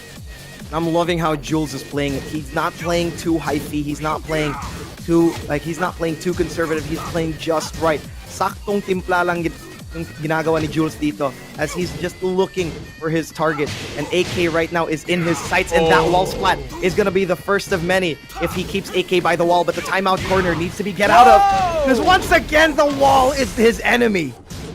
You said first of many. Jules going back to the well with that wall splat. AK gets the slide, but no blocks it. Jules looking so good. Tremendous second round for Jules. And if you want to talk about a redemption arc, this might be the start here for Jules. 2-0, one more round to knock AK down in losers. He didn't look like this in Season 2, but the evolution is a mystery, and we're drawing a line in the sand, and AK is looking for his target. This might be the comeback that he's looking for, but Jules is refusing to let that happen. A lot of scrambles here, but Jules gets the wall splat again. The wall is his best friend. AK! Oh my god! This is gonna be dead! The Jules moving to grand finals! This is a first, young Rafiki! First of many! This is the first time. There's not first of many, but many firsts happening. Jules reaching the finals. AK going down to the lower bracket. Whatever's gonna happen from here on out, all bets are history off, is not repeating itself. Exactly. And as you mentioned, Jules, to be the man, you gotta beat the man. And what a statement he made. 3-0, and there you see it. You see the Omegas, you see Coach Pika, you see Jules. As I mentioned, very uncharacteristic here of them to show this emotion, because they're very cool, calm, and calculated. Man, the weight of this moment is finally sinking in for the Omegas, and geez, just let it soak it in, Jules, because you got something to pat yourself on the back for, because 3-0ing AK in the playoffs is not an easy feat. Almost out of the woods, young Rafiki, but not quite there just yet. We're not at grand finals. You can't just celebrate too much just yet. And you can see how he reacts to it. He psychs himself up, he gets some mini pop-off, but realizes he's gonna psych himself up because job's not done. But let's see what job he did here in our highlights, because once again, this was against the Nationals champion himself. To add to that, not just with one character, AK cycled through 3 characters that he plays very differently, and just with Paul really looking for those big death fists, those demo mans. With Law, he liked poking him down, and his patented Shaheen, we all know and love that style. And Jules able to win in all of those matches. Incredible. It's painful to see how much, it's painful to see for AK fans how much Jules really put on a clinic, but That's the name of the game here. It's a cutthroat business, and somebody has to fall. And Jules is really evolved, fully evolved from what he is now. And my pick'ems are looking good. Yeah, but again, this is AK. You know what? If you put him in the lower bracket, and he's definitely going to get that buff of like having his life on the line in his upcoming matches. And also, I know Jules was able to adjust and download, but AK is going to do the same. As he enters into the lower bracket, he's going to want to run it back with Jules. So AK fans, still give him your love and support because he's not quite out of it just yet. He's going to want that run back with Jules. I'm sure AK is definitely going to try to cement his spot at Grand Finals. And honestly, I could not ask for a better set of matches, right? That was just mind-blowing. It's been a barn burner. It's been a slobber knocker for a lot of these players. And this isn't even the end. Like, let's be honest here. There's still so much Tekken in store. For AK fans, it's not over yet because there's still the lower bracket. He still has to wait for whoever is going to win between Maru and Coffee Prince. And aside from that, Jules right now is making history, and history is in his favor. Yeah, this is the first time he's made it to Grand Finals. So big shout outs to Jules and Camp Omega. Again, not resting on the laurels just yet. But as you mentioned, we still have the lower bracket to worry about. We're going to see Maru versus Coffee Prince in just a bit, ladies and gentlemen. But we'll be taking a very short break. More Tekken action when we return, so don't go anywhere.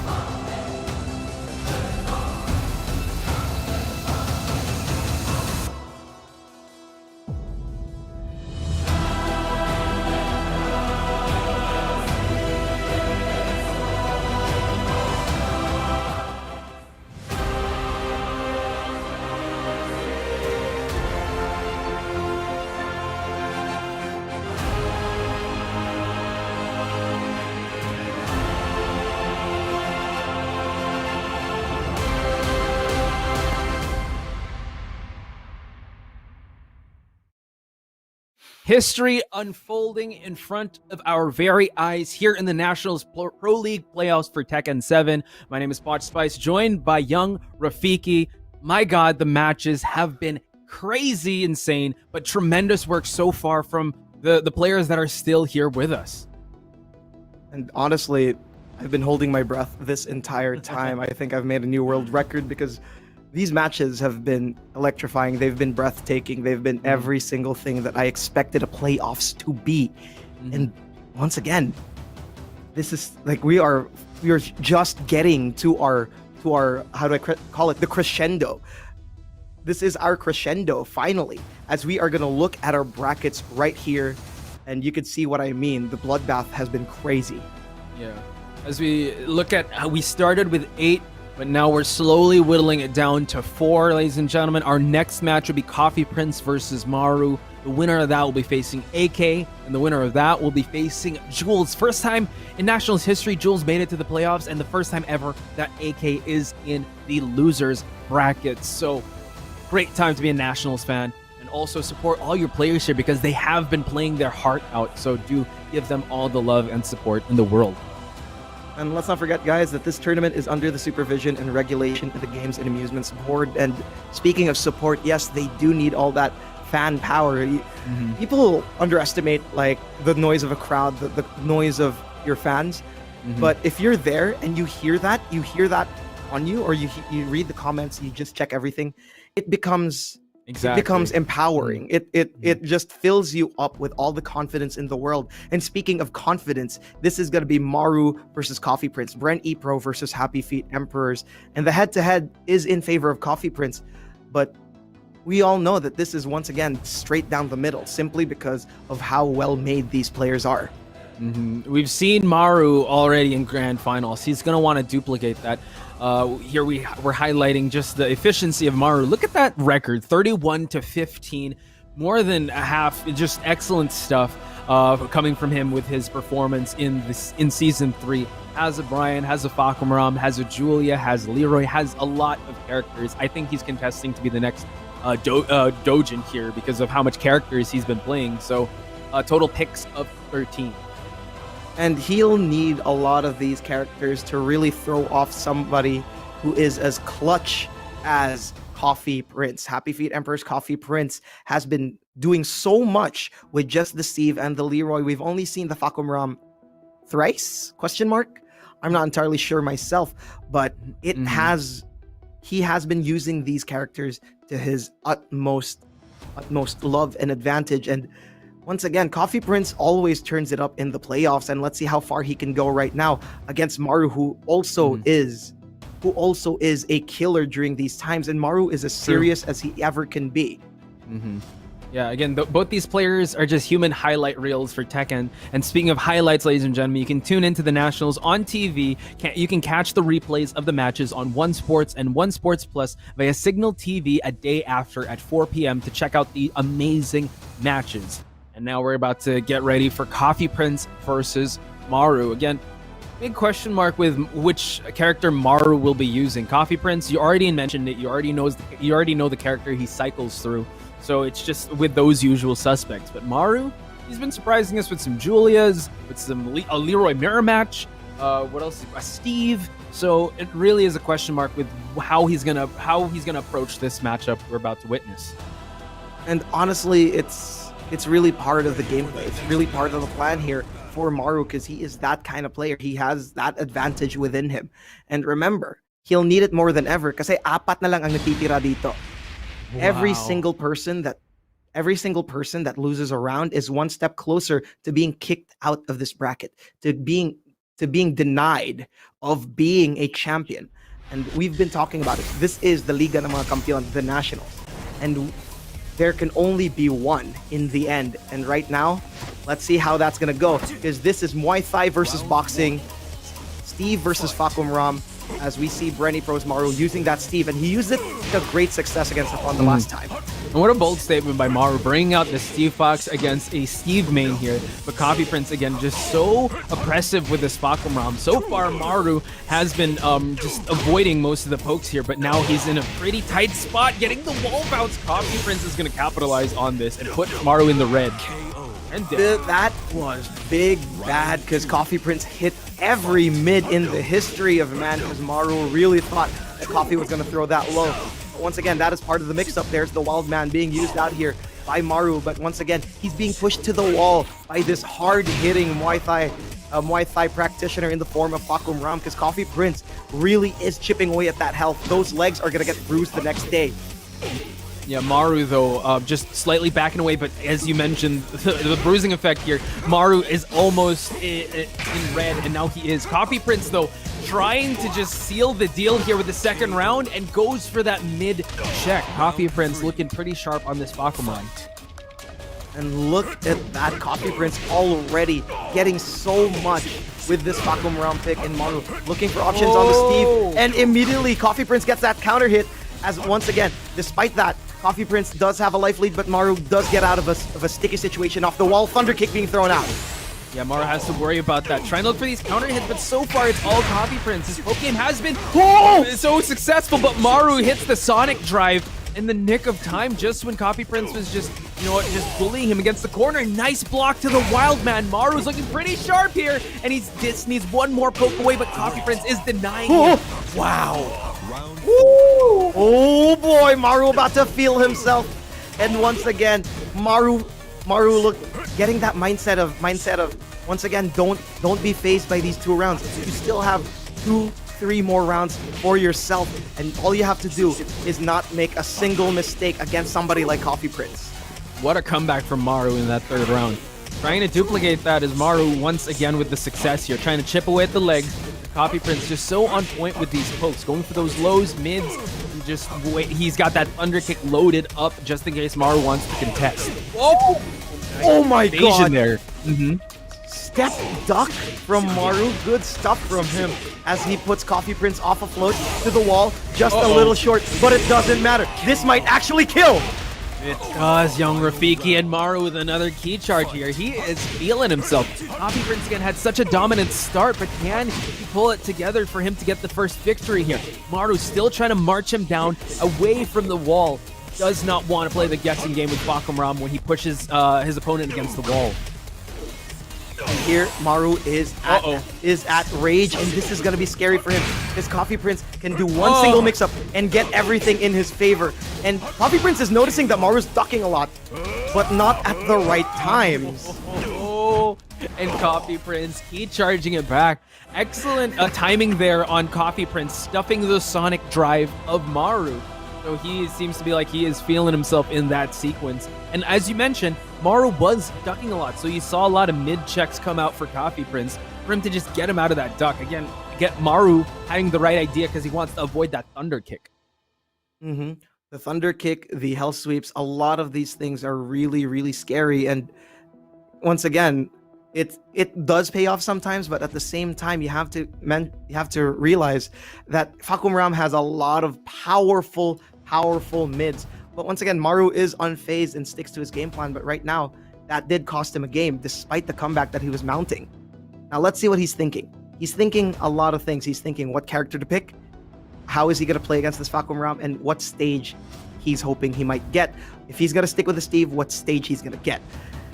All of these just pile up because once again, you need every advantage in the world.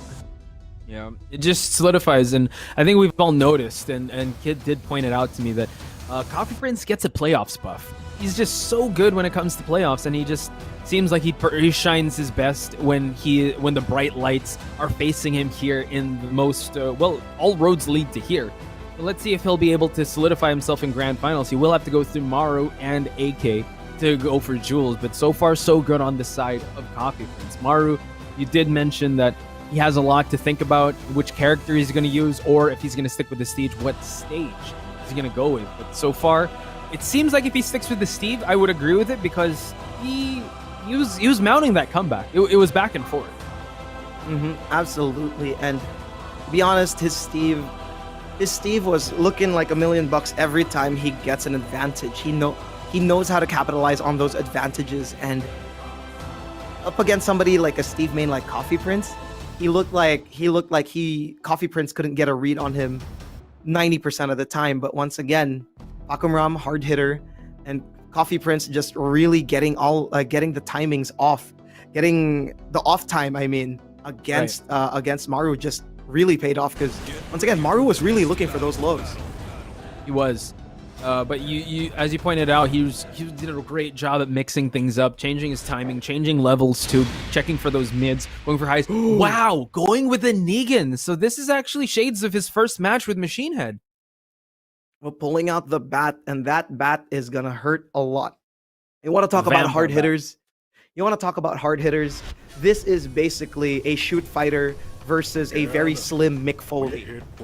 This is hardcore as hardcore can be. Where's the flaming tables at? We're gonna see some violence here in his name, and it's courtesy of Negan here. That is his name. Let's see this happen. Maru's starting things out pretty offensively, going for those, going for the 2-hit string there. And immediately, like the one thing about Negan that's really great about him is the fact that his punishes hurt like a truck. Like most of the situations. Oh my God, Maru trying to contest and immediately gets snuffed out here by Coffee Prince, and this is gonna hurt. Yeah, look at this. Coffee Prince not letting go of the momentum here. Maru having to gain some respect here. Again, that bat can gain a lot of plus frames too. Maru just trying to capitalize on that, but Coffee Prince not biting, still playing very defensively, and when he finds that opening, he's gonna rip right through it, and he gets the first round. That first round looking real good for Coffee Prince, because Maru right now is still not having the comfort given to him. His Coffee Prince is not letting him breathe, because this Fakumram is just an offensive monster. The oppression session, as Doc Jimmy would like to call it, is still starting. Now Maru looking for his own options, going for those whiff punishes, but a frame too late. And he's going for these crouches, thinking Coffee Prince might go for mid checks, or not mid checks, but lots of low pokes. And Maru now getting a life lead of his own. Yeah, the intimidation mix-up is something that Coffee Prince has to worry about once Maru gets that shove going on. Nice check there from Coffee Prince to get it away. But Maru again, just so excellent with his spatial awareness, but Coffee Prince contests, and he does have rage, so this is gonna hurt. Oh my goodness. Oh no, side roll! Side roll saves lives. Oh, it just does! By a little bit, and there it is. Wow, beautiful sequence there by Maru. Now, let's see if he'll be able to gain that momentum. Nice duck there on the side of Maru. This Negan has been paying off, but you know what? It has been going back and forth. Let's see if will it be fully realized in this round. And once again, it's a battle of heavy hitters. Lots of these plus frames, lots of these hard hits that deal a lot of damage. It's not even combos, it's just big damage altogether. And Maru really looking for an opening here, tries to go for these power crushes, thinking Coffee Prince was going to press a button, but Coffee Prince was a little early on the beat there. See, just going for those plus frame bad hits. Morgan just testing the waters here. Oh, tries to contest with that power crush once again, but the 2-hit launch will land for Coffee Prince. And this doesn't look good for Maru because Coffee Prince throws small moves. Lots and lots of small moves, so the power crush gets snuffed immediately after, which is unfortunate. But right now, just as I say that, the rounds looking like it's gonna be a Maru game with the way he's playing, but Coffee Prince interrupting at the right time. Oh, a nice follow-up for a final round, Rafiki. Could this be the continuance of the dominance of Coffee Prince, or will Maru be able to score a 1-1? Let's find out. Every single time, Coffee Prince is just throwing these small moves after small move. Maru's power crushes have not been paying off so far. And Coffee Prince gets a punish afterwards. Oh man, Maru looking a little worse for wear here, but no, he evens things out in terms of life. Coffee Prince again with those pokes, goes for another low. Maru in big trouble here. Does he catch the swing? I think he did. Not quite. No! Oh my gosh, Coffee Prince. He's so good at baiting out rage arts. He did it with Kunimitsu, and now he's doing it with the Negan. 2-0. He continues his dominance.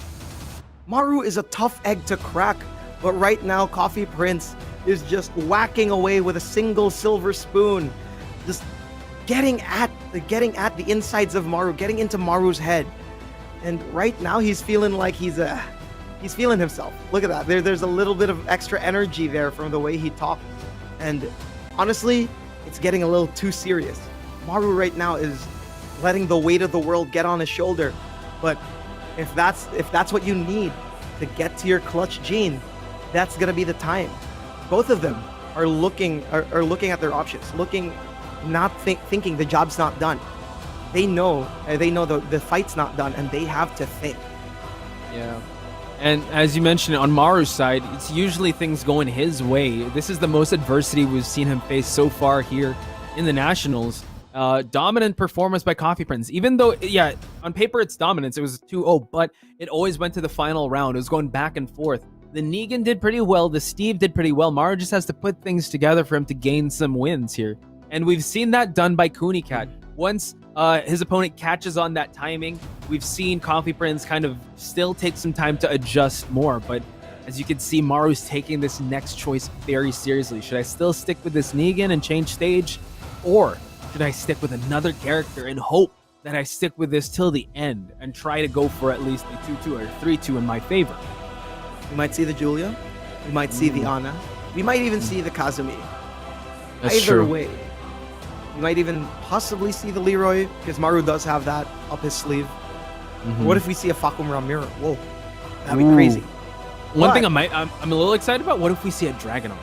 Because he's had a highlight moment against Dojin with that Dragunov. And when push comes to shove, you want to go with your original main. Actually, that is true. His Dragunov got him out of the woods the last time.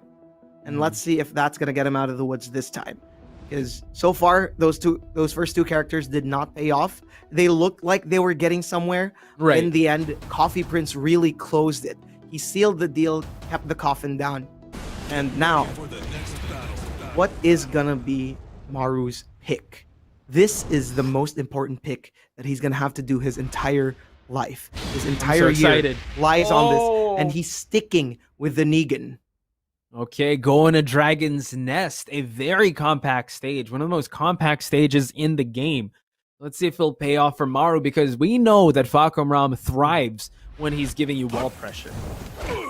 Absolutely, and let's see how that's going to pay off for him. Because right now, Maru is on his last legs. Maru is dangling by a thread. This is the hardest battle that Maru has to fight, considering the fact that he might be eliminated from here on out if he gives Coffee Prince any form of momentum. So far, keeping it conservative, both these players, that's what they're doing. They're just not gambling too big, but Coffee Prince going for that low and Thunder Kid and interrupting Maru. Maru answers back with a string of his own. Right now, it really does look like a back and forth, but Coffee Prince gets the positional advantage, and that's not what you want to see. Because right now, Coffee Prince gets the round, and Maru looks like he's about to crumble, but he still has a lot in his tank, and let's see what he can do from here. And that's what we were talking about with Fakumram, right? Those charge-up moves to keep you guessing, gets you splatted against the wall. It's just something that Coffee Prince wants to highlight as he marches Maru down. Maru has to defend. He has to just maneuver his way and not get caught with the excellent tools by Fakumram. So far, so good. Again, Coffee Prince, once he starts hitting those lows, he's just conditioning you to duck because he wants to launch you. Uh-oh. Oh my goodness, there it is. There's the grab here for Maru to try to stop that momentum from going out.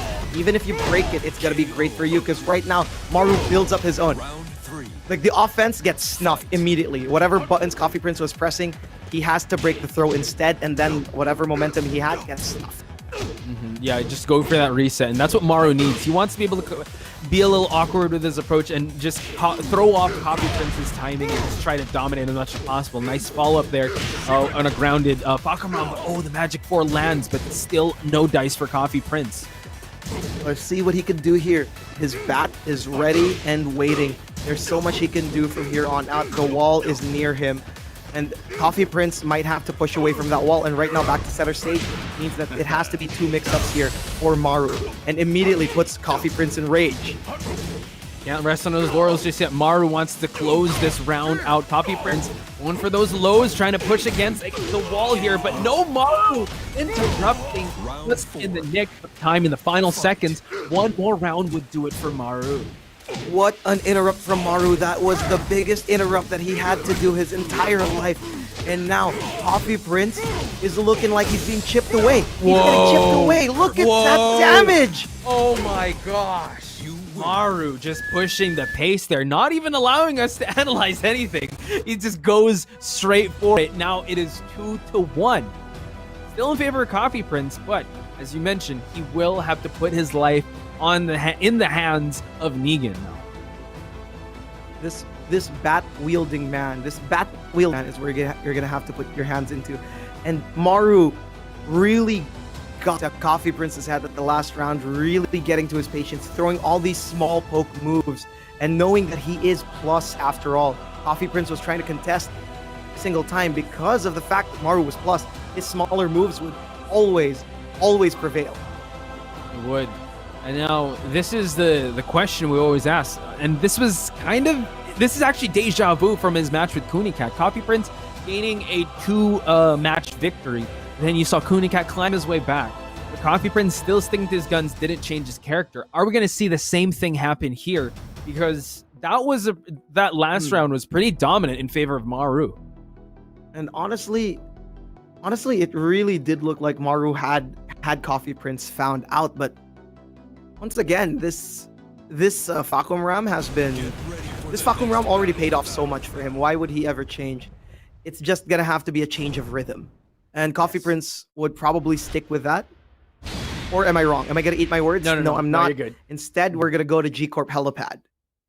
Oh, interesting. So with his Steve and his Leroy, he loves going to Arctic Snowfall. But with Fakumram, again, he realizes the true nature and the true power of Fakumram lies within walls. Breakable walls to extend the combos here in G Corp Helipad.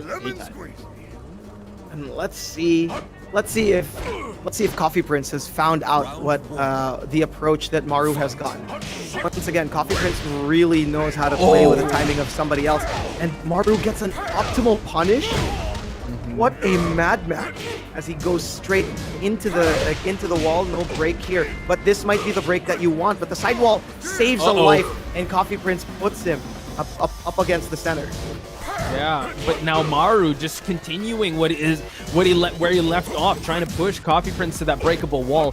So far, Coffee Prince is doing a great job evening out the lives as we hit 30 seconds. Maru now does have rage. Coffee Prince again, as you mentioned, with the minute movements, just hitting him out of that rage, and now collects the first round. This is big for Coffee Prince. Every single piece of win that you can get, every damage that you can get, really needs to pay off. Because right now Maru is looking like he's moving a bit more forward. He's looking like he's trying to control the stage, but Coffee Prince refuses to let that happen. And they're still at center stage. None are giving an inch, but right now Coffee Prince has a small life lead. Yeah, Maru is pushing the pace here, but so far so good. The defense is holding up for Coffee Prince. Maru trying to play a little conservatively, just poking him out, trying to gain those plus frames, but Coffee Prince not allowing it as we head into the final seconds, halfway through the round already, and no big launch just yet. Maru does collect some damage here. And look at this.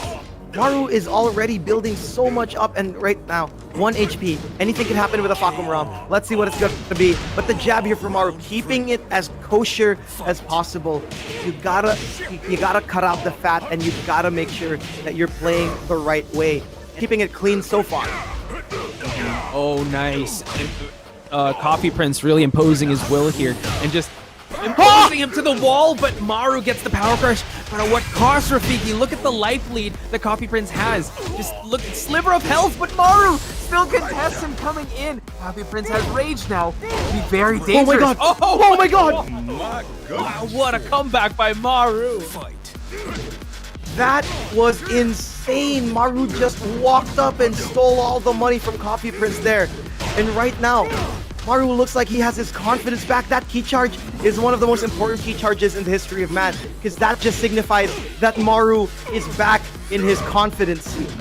He is, and he's playing just like that, just really confident in his offense, not letting Coffee Prince get out of this situation here. Puts him in the rage and doesn't even care. He's going to keep contesting him, keep interrupting, and now backs away. Look at that, baits the rage drive. Maru is playing with such confidence now. But at the same time, playing with confidence means that you're possibly playing with fire, because that's gonna be a round going to Coffee Prince, getting his round back. Maru needs to find the perfect rhythm, or else Coffee Prince can immediately sniff it out. Yeah, Coffee Prince dragging Maru in some deep waters here. Maru still fighting his way to just the center of the stage and push Coffee Prince into a situation here. Goes for the mid check once again. Maru now grants him rage. One more follow-up will do it, but Coffee Prince gets the side turn though. 1 HP. What's it gonna be? And oh, what a sidewalk here from Maru. And we are gonna go to a game 5 right here in our loser semis. It's happening once again. Coffee Prince. This match is just very reminiscent of his Kunicat match. Now, you know, the momentum has gone to a stalemate here. Maru with this Negan seems to be paying off, even though we're hitting those final rounds. Coffee Prince again just has to put it together if he wants to move on. But it's so important for these two players because, again, whoever will be losing will be going home this far in the tournament. So that's going to be a big heartbreaker.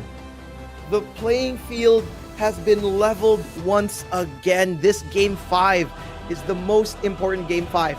You reach top 3 or you don't get anything at all.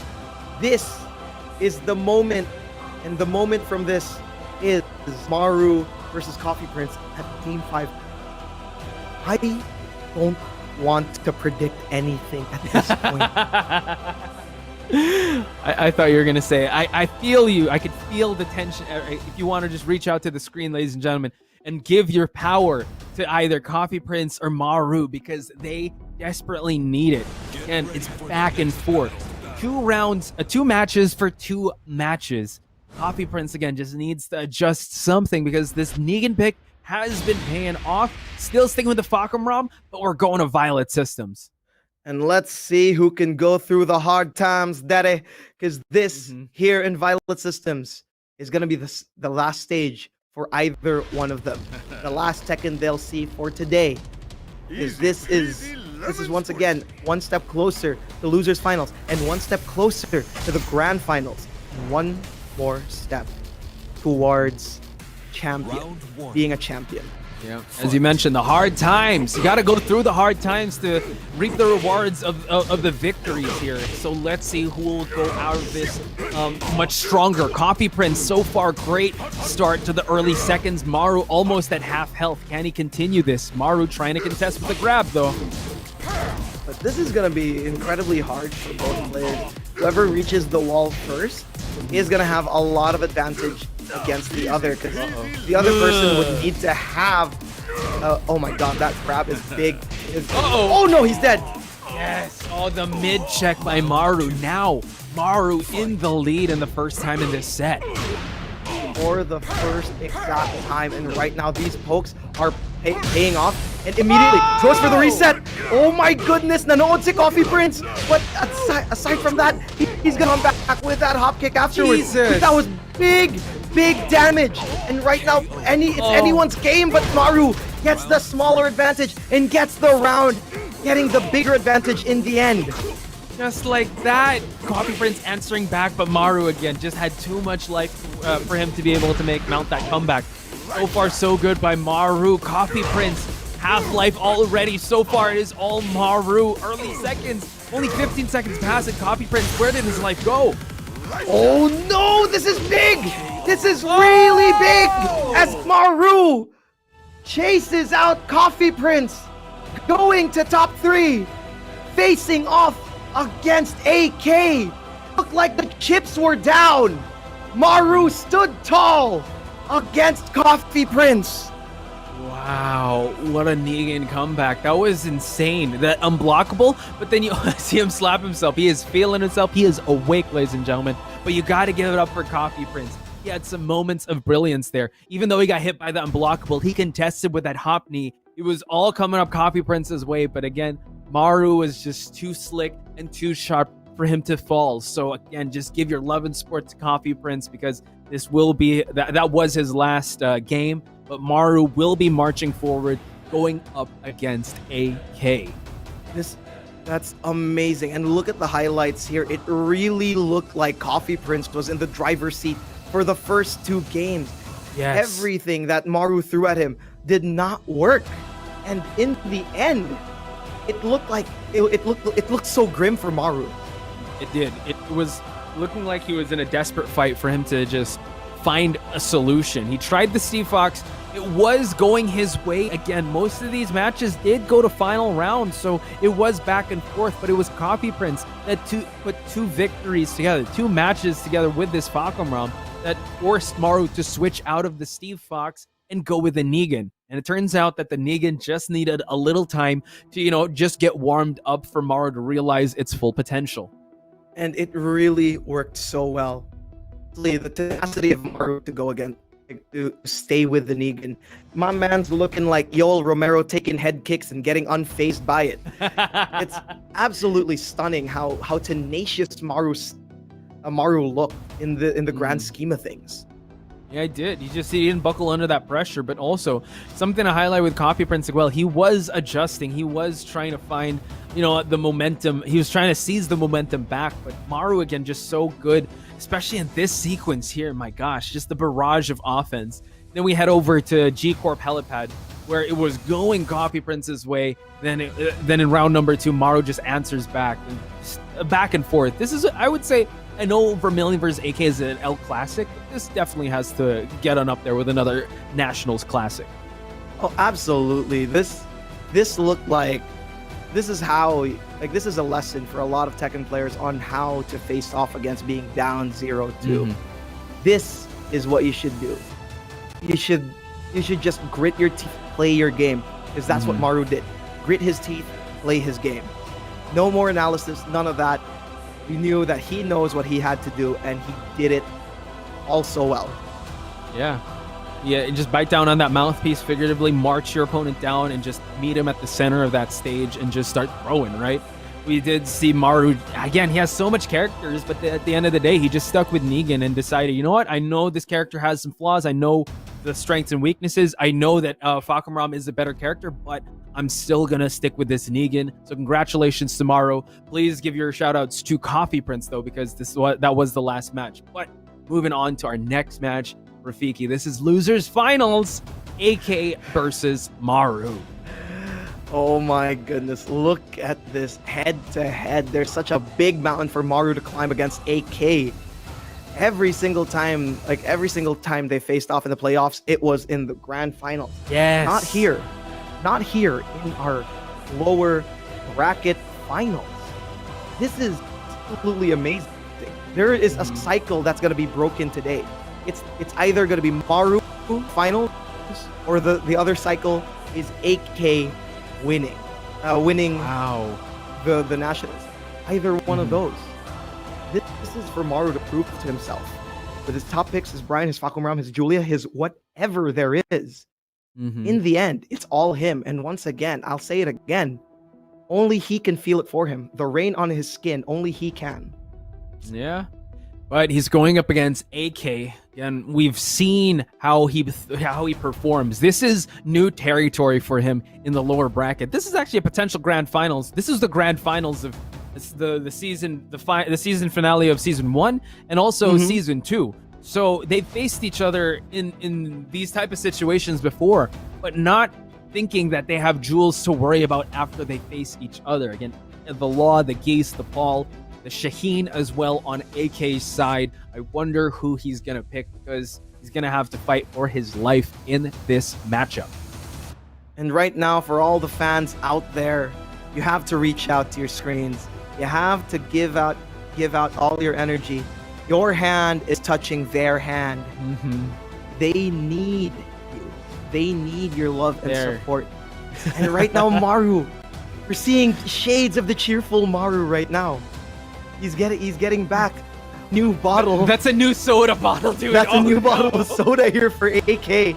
And let's see if that sugar rush is going to keep at him against Maru. Because Maru is looking a little more confident than before. He knows that all the hurdles have been taken away, and this is 2 more hurdles for him. Potentially 1 more, potentially 2 more. And right now, I don't know the route. I picked the name there. I picked the name. I closed my eyes. That's it. There is nobody can predict this down to a science. Hey, these are 2 of our greatest players in the history of the Nationals. I might know someone that might predict it. Shout outs to Mystic Mika with her awesome predictions in the group ins and the play-ins. But I think you and I, Rafiki, have a great seat in the house here. We're just gonna call it as we see it because again, we're blessed to be here to witness history. It's gonna be Maru versus AK in the losers finals. Again, the first that AK has been here in the losers. Again, he said that he wants that three-peat. He wants to be Season 1, Season 2, and Season 3 champ. He's gonna have to go through Maru. And you know that the Omega Brothers, as well as Machinehead, are watching very closely at Jules' next opponent. Yep. And let's see what they're going to pick from here. Is it going to be the litmus test, Paul? Or are we going to see all guns blazing here? Steve versus Paul. There it is. Let's see. Let's see if the American can push out the British here. Whose fists are bigger? Last day on Earth, a pretty big stage here. And let's see who can utilize the walls here for their own advantage. It seems like this Steve is Maru's litmus test, and as you said, Paul being AK's litmus test. So let's see who's going to be doing the adjusting. We know how AK loves to play Paul. Now backing away, doesn't want to push the action just yet because we've seen Maru. He's really conservative when he approaches a matchup with Steve. Good ducks here from Maru, fully aware of AK's intentions, throwing these highs, throwing these lows, tries to go for these cheeky plays, going for these reversals, but that's not going to work against Maru because Maru is a completely different Steve Beast of his own, and let's see what he can do at 1 HP. AK is with Paul. This is 1 HP. Anything can happen. Yeah, again, so dangerous. Maru just going for that jab. AK is very much capable of coming back with this character because he hits like a truck. Maru just eating that low, doesn't want to push the action just yet, wants to wait for AK to make a mistake, and he will capitalize on it. Nice block on that high. The Wild Man will be blocked. What? Good punish from Maru, though. Good punish. A missed punish there from AK and a beautiful punish there from Maru. And immediately, Hammer of the Gods, trying to go for those plus frames. Maru keeping that crouch after the force crouch. It don't matter, because right now, AK doesn't care at all because he's a small life lead. He has to snuff this out and immediately sees a press with that shots accordingly for big damage. Man, you can't spell damage without Paul. I don't know. That doesn't make sense. But did you see how much damage AK did? And it's just like Maru's life bar just melted. Maru cannot just throw out moves because AK will punish you, and he will punish you accordingly. I felt like my jaw was cut in half with that single four, but now Maru is looking like he does have the lead here. He's trying to keep his space for himself, keeping it conservative because he knows it can get a little too crazy, and he's looking for those opportunities. Good stuff here from Maru for the patience. Yes, is from this man. It's paying off. AK is now trying to look for some openings, but so far Maru's defense will be open up with the Demo Man. AK does have range, but look at that block low. Maru with the key charge. This might be a big run here for Maru because AK isn't looking like $1 million with the Captain America, and right now we're seeing ground and pound from Ricky Hatton, from Steve Fox. First time I've seen that. And now the Sonic Fang being utilized, but back 1-2 here from AK, stopping Maru from sidestepping. Wow, beautiful spatial awareness just with the whip punishment to the back one by Maru will land flush, and that's game for Maru. You win. My goodness. Goodness gracious. That litmus test, I know a litmus test doesn't have a passing grade, but Maru passed 9 colors. He did. Wow, fantastic performance by Maru. We saw AK try to impose the playstyle he always comes in with, but Maru was just well aware. He has prepared for, the hurricane known as AK's Paul, and he was able to really snuff out the Demo Man options and punish accordingly. See what AK is gonna keep in store here. Is he gonna pull out the law, or is he gonna go straight no nonsense business all day, every day Shaheen? Or we might actually see him pull out the Akuma. That's true. That's another viable pick for AK. Because so far, you know what, the Paul did not work against Jules. It did not work against Maru. So he, at least, and this is a best of 5, so he has time to adjust. The law did pay a little more dividends than it did the Paul. You can play a little more compact with that law. He has a lot more setups with his slides. He's more creative, I would say, with the law. So he could pull that one out because he's getting dragged into deep waters here, young Rafiki. And let's see, he can swim away, because honestly, I do think that the Akuma might be this, simply because historically, Akuma has had great success against Maru in the playoffs. That's true. That's a good point you bring up. Will he try to revisit history and try to gain some success with that Akuma? Or will he try going with how he's been going before? If the call doesn't work, he's going to stick with the law, and it seems like he's going to try to go with the law first before he decides other characters, but we're going to Devil's Pit. This is really important here as a stage, simply because of the fact that there is an infinite at the end. So whoever gets, let's be honest here, Steve doesn't have the best non-wall damage. But once again, it's a battle of neutral at the end. So right now, you really have to maximize as we can all the damage, all the round before the stage falls to pieces. And Whoa! AK looking for these empty dashes, but Maru finds the right timing off that back one. And right now, he's gonna put AK by the wall, flat him down, and look at the damage I was talking about. Yeah, Maru just not playing defensively at all anymore and just going for the kill here, looking for that finish, but AK making it really troublesome to maximize that side splat. He's going to continue with the Hammer of the Gods. Maru's just one poke away, but AK does have rage, so he's very dangerous in this spot. Maru realizing it, just goes and chips away at the leg. Pinakawan ng chinela si AK. Maru just immediately goes for those legs, just swipes it out. Now AK looking for another answer here. Once again, the back one. Go to sleep. Good night. As AK is going to be up against the wall. And this is what I'm talking about again. The wall is fully utilized here by Maru. And he's not having a hard time at all against AK. Beautiful stuff. Maru pretty dominant in that second round, but maybe no walls will help AK because he's going to be in big trouble if Maru no round browns him here on it. Yep, absolutely. Maru would be in the absolute. AK right now is looking for his option. He's looking if he can go for these slide mix-ups, but Maru ducking, fully aware that at that distance his only approach is the slide. And once again, this is a threat. This is the mix-up, and good stuff here from Maru, knowing that there's a whiff, knowing that there's a float that he can utilize, and he's keeping it so patient. Yeah, his hands ready on that trigger. AK opening up with that bicycle kick. Didn't capitalize though. AK's really trying to chip away at the defense of Maru. So far, so good on the side of Maru, but the slides, they're so threatening to Maru. Absolutely. At close range, you can't expect anything else. There are other options, but right now, there it is! Big counter hit here from Maru. AK pressed a little too much. And right now, Maru is one game away from making history. But man, okay, AK, game face on because Maru just no round browned his law. So he has to dig in deep. This is definitely the most adversity we've seen AK face. And let's see how he's going to handle this pressure, courtesy of Maru.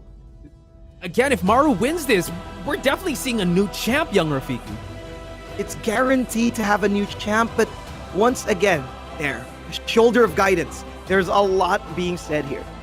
That simple shoulder pat is going to reset AK's mental. One thing alone. You need is one thing sometimes. To really tell yourself, you have to keep yourself grounded. You have to realize it's not over till it's over. And right now, AK has to pick up character. Yeah. It's going to have to be 3 characters straight. 3 whole characters straight. Yeah, if we look at his character pool, it definitely has not brought out that Akuma yet. But we've seen when push came to shove against Jules, he went for that Shaheen. The patented Shaheen that's gotten him out of so many tough spots can definitely wreak havoc here as he fights for his tournament life. And AK, we've sung praises of him so many times. One of the GOATs here in the National. Season 1, Season 2 defending champion.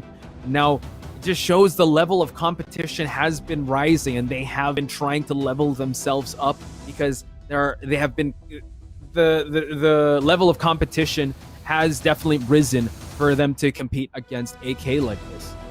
The quality of Tekken that we have here in the Philippines is just too good. This is once again, people keep on saying, I've heard people say, oh no, AK's gonna win it all again. No, it's not that simple. It's never that simple. And right now, let's see if AK can win it all again with one pick alone. Because right now, Maru is knocking on the door. He's waiting on AK. He's waiting on so much in line here.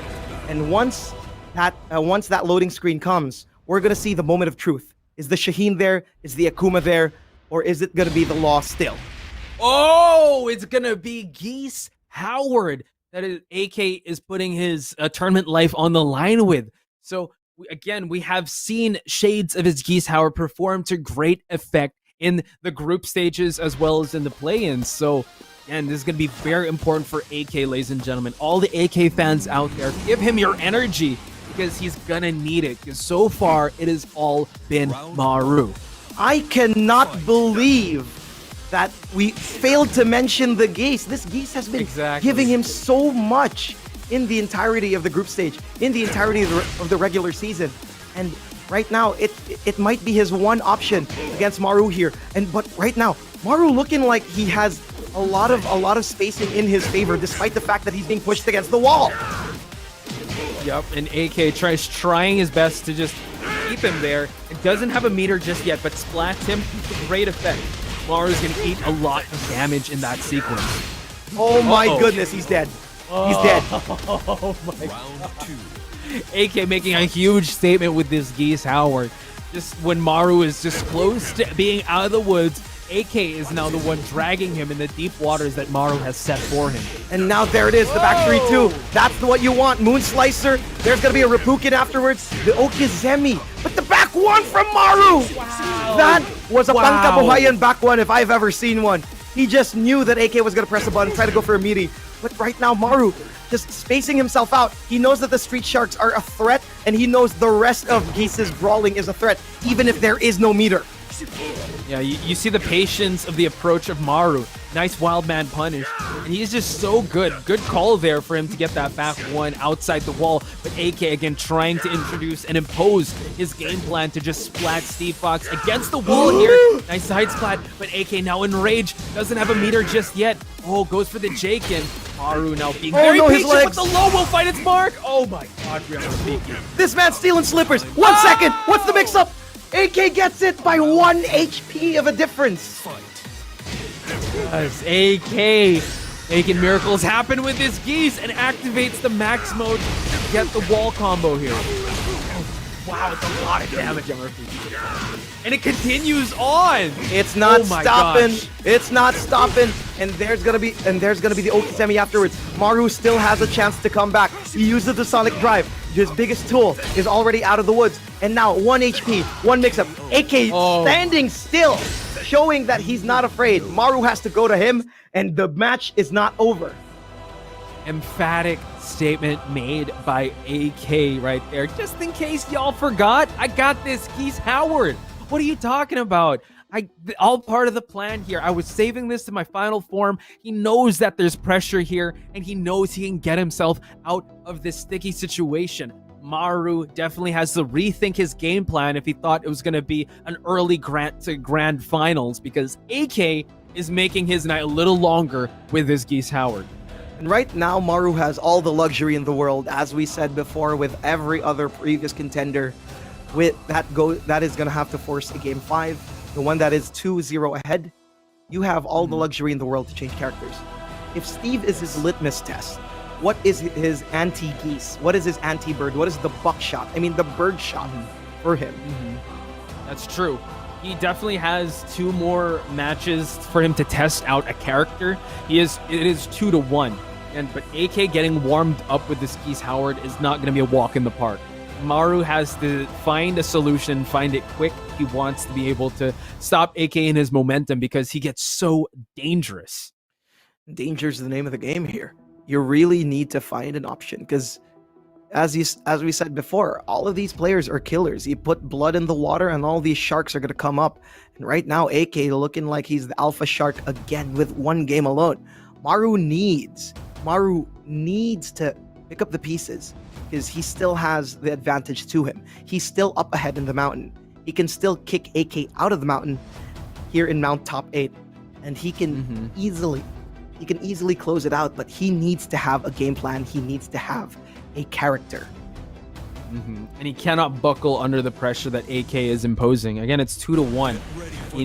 Really important match for him if he's able to close this one out. AK, on the other hand, one of the most accomplished players here, is definitely capable for a comeback with this Geese Howard. He is gonna go with the Brian. And there it is, the Byron Fury being utilized here in Dragon's Nest. Walls are the best friend of O'Brien, as you do have a lot of options after a knockdown by the wall. The taunt setups are one thing, but another is the fact that you're just more threatening once you get that stage control. And now, up against the Geese with no meter, you have more damage, theoretically, against the Geese. You have more ways to play with the frames, but now, it's just gonna be a power of feel. The power of feel is gonna take them all away here. As there, Rapukin's being thrown out. AK knows that if he loses ground, it's gonna be by the wall, and Maru might have the advantage. Yeah, you see that Maru is calculating his approach here, not swinging for the fences too much with some crazy moves here. Tries to go for the 3+4, but he realizes that AK is going to try to build that meter, so he's playing it super close to the chest here. Nice block by AK to try to continue the offense here as he slowly builds that meter. But Maru's defenses is, you know, it's holding up, but how long can it?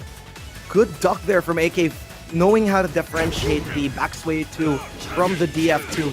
Super important, but these guys are pros. They know it all too well. And right now, the back 3-2. Once AK gets meter, he's gonna spend that money in the bank. Oh, he cashed it in, young Rafiki, just to play to full effect and get that first round. And it was at the final second. So Maru again really needs to capitalize on this situation where AK is still farming that meter. Nice movement by Maru, gets the spinning back fist.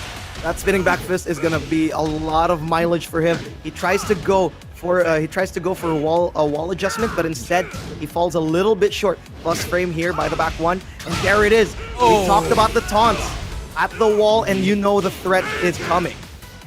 Yikes, but look at that AK just optimally converting this combo here. Excellent stuff, but still, Maru is in the life lead, backs away slowly. Doesn't want to give AK that big advantage. Tries to go for that spinning heel kick. AK trying to build that meter. Nice punishment there by Maru, but it's not enough. 1 HP. 1 HP is the name of the game here. AK does have a little bit more to get meter, and he does have it. It's the threat, and Maru interrupts! Interrupt was an interrupt of a lifetime for Maru, because AK now has to farm that meter once again. Goes for the low hatchet kick. Maru just trying to march down his adversary to that wall and try to go for that some taunt setup. Yep, and now by the wall again is AK. He knows he can't be there. And right now, Maru says, my shoes are tied, you ain't stealing these. Because he's gonna get the next round, and he's so close to finishing this up all for himself and knocking out AK out of the Nationals playoffs. Big weight on Maru's shoulders right now. AK is fighting for his tournament life here. Let's see what's going to happen. AK slowly building that meter while Maru avoiding these street sharks. Maru is trying to approach some side steps with, the Eagle Claw finds it. AK, because he really needs to look for something, because Maru is up against the wall with the back forward. There it is, another one. This is going to be big for Maru. There's the forward, down forward 2-3, and now everything is equalized even after meter. Oh, but Maru has rage now. AK has rage. Rage is out of there for Maru. AK on his slipper. 3-2 will land. Final round, young Rafiki. AK wants that game 5 so bad he can taste it, but right now Maru knows that AK might have meter sooner or later. But AK looking for the options again. Meter is available. He has the money. Can he cash that check? But Maru looking for opportunities to delay that. But so far, Maru looking for the option. Street Sharks once again. AK knows that Maru is gonna get impatient from here on out. Yeah, AK just needs to cash that check-in at the right time. Maru very well aware, trying to whittle away the life, but man, AK is doing a pretty good job gaining the life lead. So as the clock winds down, it is going in AK's favor. Maru is going to have to commit to trying to even things out, because so far AK trying to load up the back 3-2. Now a hatchet kick lands. Maru now in the life lead. 10 seconds left, young Rafiki. Snake Edge? Are you kidding me? Snake Edge? But that almost paid off.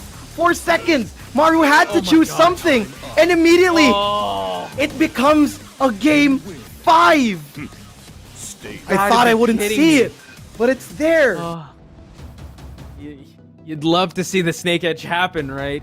Maru trying to cash in his own check there, but AK well aware at just stalemate of just throwing projectiles out there, while Maru just trying to find his way out of this zoning. Excellent stuff, and AK realizes, you know what? Job is still not over. Maru and I still tied at 2-2. Who is going to punch their way to grand finals to face Jules? That Brian was looking so good, but AK really knew his advantages. He knew he had meter, so Maru couldn't approach him immediately. He knew that he had a small life lead, so he had to chip away at Maru. He tested that patience. He's testing that patience every single time. And right now, once again, consulting the side of wisdom. The hand of wisdom has touched him, and he's getting the game plan in his head. Yeah, the hand of wisdom. I need that sometimes, especially in tough situations. It's paying off with AK, though. Man, comeback of the century here with that Geese Howard. Excellent stuff. Now, just to shift gears here to think about what Maru has to do. He is in a pretty tough spot here. The Brian almost worked out. We thought he was going to get it 3-1 against AK. Dragon's Nest didn't really play in his favor there. The fight was kept in close quarters, but AK's Geese did prevail. Who do we think he's going to be bringing out next? You think he's going to stick with the Brian or change characters? Hopefully he does stick with the Brian, because it was looking good up until it didn't. And which means really means that your game plan is working. It's just you'll have to adjust some micro adjustments, or we might see the drag Unav. That's true. Or mirror? We'll see. Oh no, sticking with the Brian, thank God. Okay. So hashtag Barangay Brian represent here for Maru. Going to Sook. Square stage. We're not going to see Dragon's Nest. The stage pretty compact as well. Oh, let's see. That match was pretty close. So sticking with this Brian, just probably some minute adjustments for him to get that W. Yep, and that's going to be the name of the game here. Micro adjustments are super important for situations like these. Now Maru sticking with the Brian, putting on a better shirt afterwards. Because the ripped shirt didn't look too good with that exposed chest. But now AK playing his game that worked in the last round, chipping away, using that chip damage. Maru looking for options here, trying to reach out with that back sway too. Yeah, trying to hit with that chopping elbow. So far, life lead is with AK, and the time is slowly dwindling in his favor. Now AK just trying to solidify his lead here. Backing away, trying to force Maru to engage, but AK really wants to farm that meter. Maru, though, throwing the Gatling punches. 20 seconds left on the clock, young Rafiki. Right now, Maru looking like his low defense has never been compromised every time he throws it out. But right now, AK does equalize the life. And there it is, trying to go for the back 2 again. Oh my gosh. Oh my god, the 3+4. Oh! It's a trade. 5 seconds. What's the scramble gonna look like? AK in the lead. 2 seconds. Gatling punches. Soccer kick. Punish. AK gets the first round. That was 2 timer scams that he pulled off. So far, so good for AK. He is just exhausting the resources of Maru for him to engage, and that's what he does. Confirms in the max mode, and this is gonna hurt a ton for Maru. Big wall damage is the name of the game here, and now AK getting a counter hit to the wall. This might even kill. No, just a little bit, and goes for the grab, getting the perfect. Maru, he's on his last legs. There needs to be something here. He needs to find an answer, but AK letting that string rip. It's so crazy how the differential here is just night and day. Maru is able to answer him 2 rounds straight, but AK looking so good. Spectacular, if you would, with this East matchup. Now Maru is the one to try to force it. AK just has to back away, throw some Street Sharks. Oh, but nice bait on that parry there. Good stuff here from Maru, keeping himself compact, keeping himself patient. He doesn't have to be sucked into AK's pace. That Eagle Claw was looking like he was going to get some Eagle nutrients, but Maru gets the block. But just as I say that, AK gets a big combo, and this might be Maru's last breath. Oh! Big block rock low to the Rage Drive. And now hits him off the... Oh! Didn't confirm it. One more would do it for AK. Maru backing away. Nice. Oh my god, Maru! Maru's still alive. Maru's still alive, ladies and gentlemen. Just when the cards were down, Maru pulls out the Joker and just gets that. AK needs to be careful here because Maru can make a comeback anytime he wants from here on out. The hatchet kick was used, the eagle claw, the back one, and right now AK does have a life deficit. And Maru going for more plus frames, Gatling punches. What's it gonna be here? Because right now the Repukins are not phasing him anymore. Yeah, they're not. Maru is the one pushing for the offense here. Tries to go for the hop kick. AK gets the grounded grab here. Now it is Maru in the life deficit even more as the clock is past the 30-second mark. We're back to zoning out. AK is still leading this dance here. Maru has to swing for the fences. Oh no, that's dead. For it, but no. That's dead. Oh my gosh. And he finds the wall. This is going to be it for Maru, ladies and gentlemen. Oh my AK God. with a resurgence. Wow. Oh my Words. goodness. Words Small escape whiff. me. A single whiff was all he needed. And that's all she wrote. Again, AK, you cannot sleep on the two-time champ. He wants his third championship, and Maru realizing he's got the drop. He's whiffed. That whiff really paid the price. He paid the price for that whiff there. AK again, just so sharp in everything, and you see the weight of that whiff there with Maru again. Give him all your love and support, ladies and gentlemen. He played his heart out. Both these players played their heart out. What a comeback, a potential comeback by Maru, and incredible stuff. He was able to face his Paul, his Law, but at the end of it all, AK's Geese did the work. The goose got loose. The goose got loose, and that was it. It's heartbreaking to see Maru like this. Man. Yeah, that's it is. It really is. And that's why we're gonna look at our highlights now to see how it all went down. Yeah, because again, we have to highlight that Maru played brilliantly against AK's Paul and Law, the signature characters he's been wrecking havoc with in the group stage as well as the play-ins. But that Steve had to change out for the Brian for him to face that Geese Howard. But looking at the handiwork of Maru here, he was just so ready. He was so ready for the timing of AK. He was so ready for the offense that AK presented to him. And that is honestly, Maru played his heart out. He looked like he was $1 million, and then this Geese came in. AK always has a trick up his sleeve, always has a secret character in store, and he can play it to the highest possible level. And that really just shows that AK is championship material. Both of these players are championship material, but in the end, only one can stand, and right now AK is on his road. Yeah, and just something to highlight with AK as well, just going for the timer scam here twice, by the way. He was just so good at doing that. And this was the comeback Maru was looking for. He was mounting it, a nice block on the low as we speak there. And just AK, that whiff, he was just so good with his spacing. It was just, again, just an inch. You give AK an inch and he will take a mile.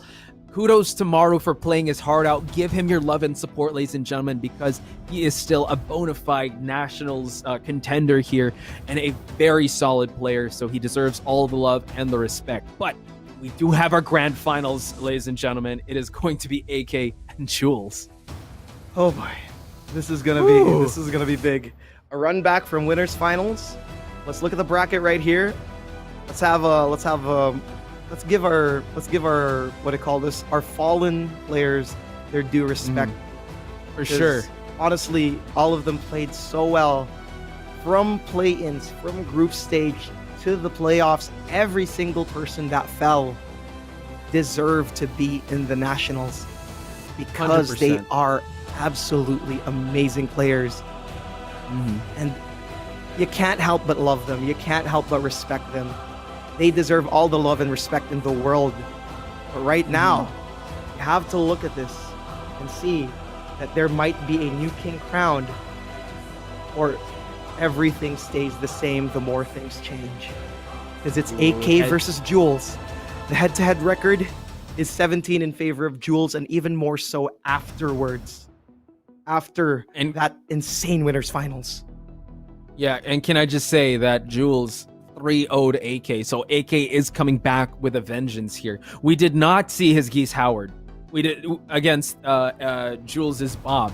We only saw the Law, the Paul, and the Shaheen. So adding this Geese Howard to the equation could definitely swing the momentum in AK's favor.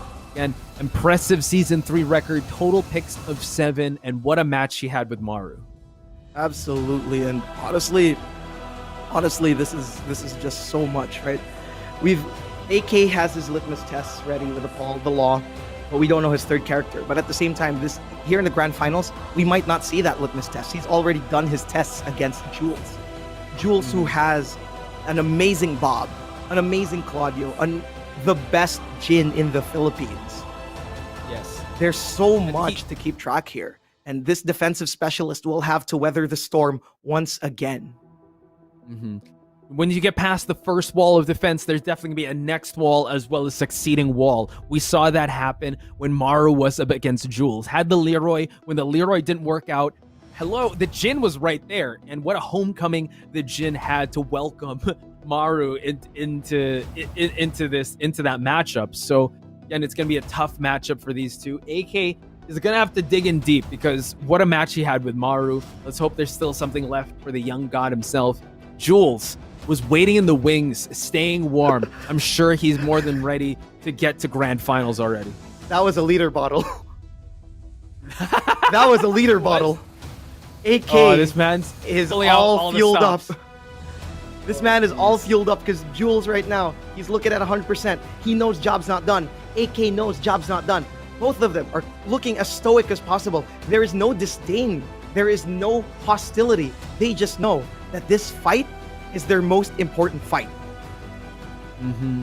It is. They have to play their hearts out. Jules trying to rewrite history here, trying to be an addition to the Nationals champion here, because so far it's all been AK. He wants to just deny the three-peat here and just make history by being a new Nationals Tekken 7 champion. AK and wants to solidify his history even more. He's not chasing after the title, he's chasing after greatness now. He wants to solidify himself.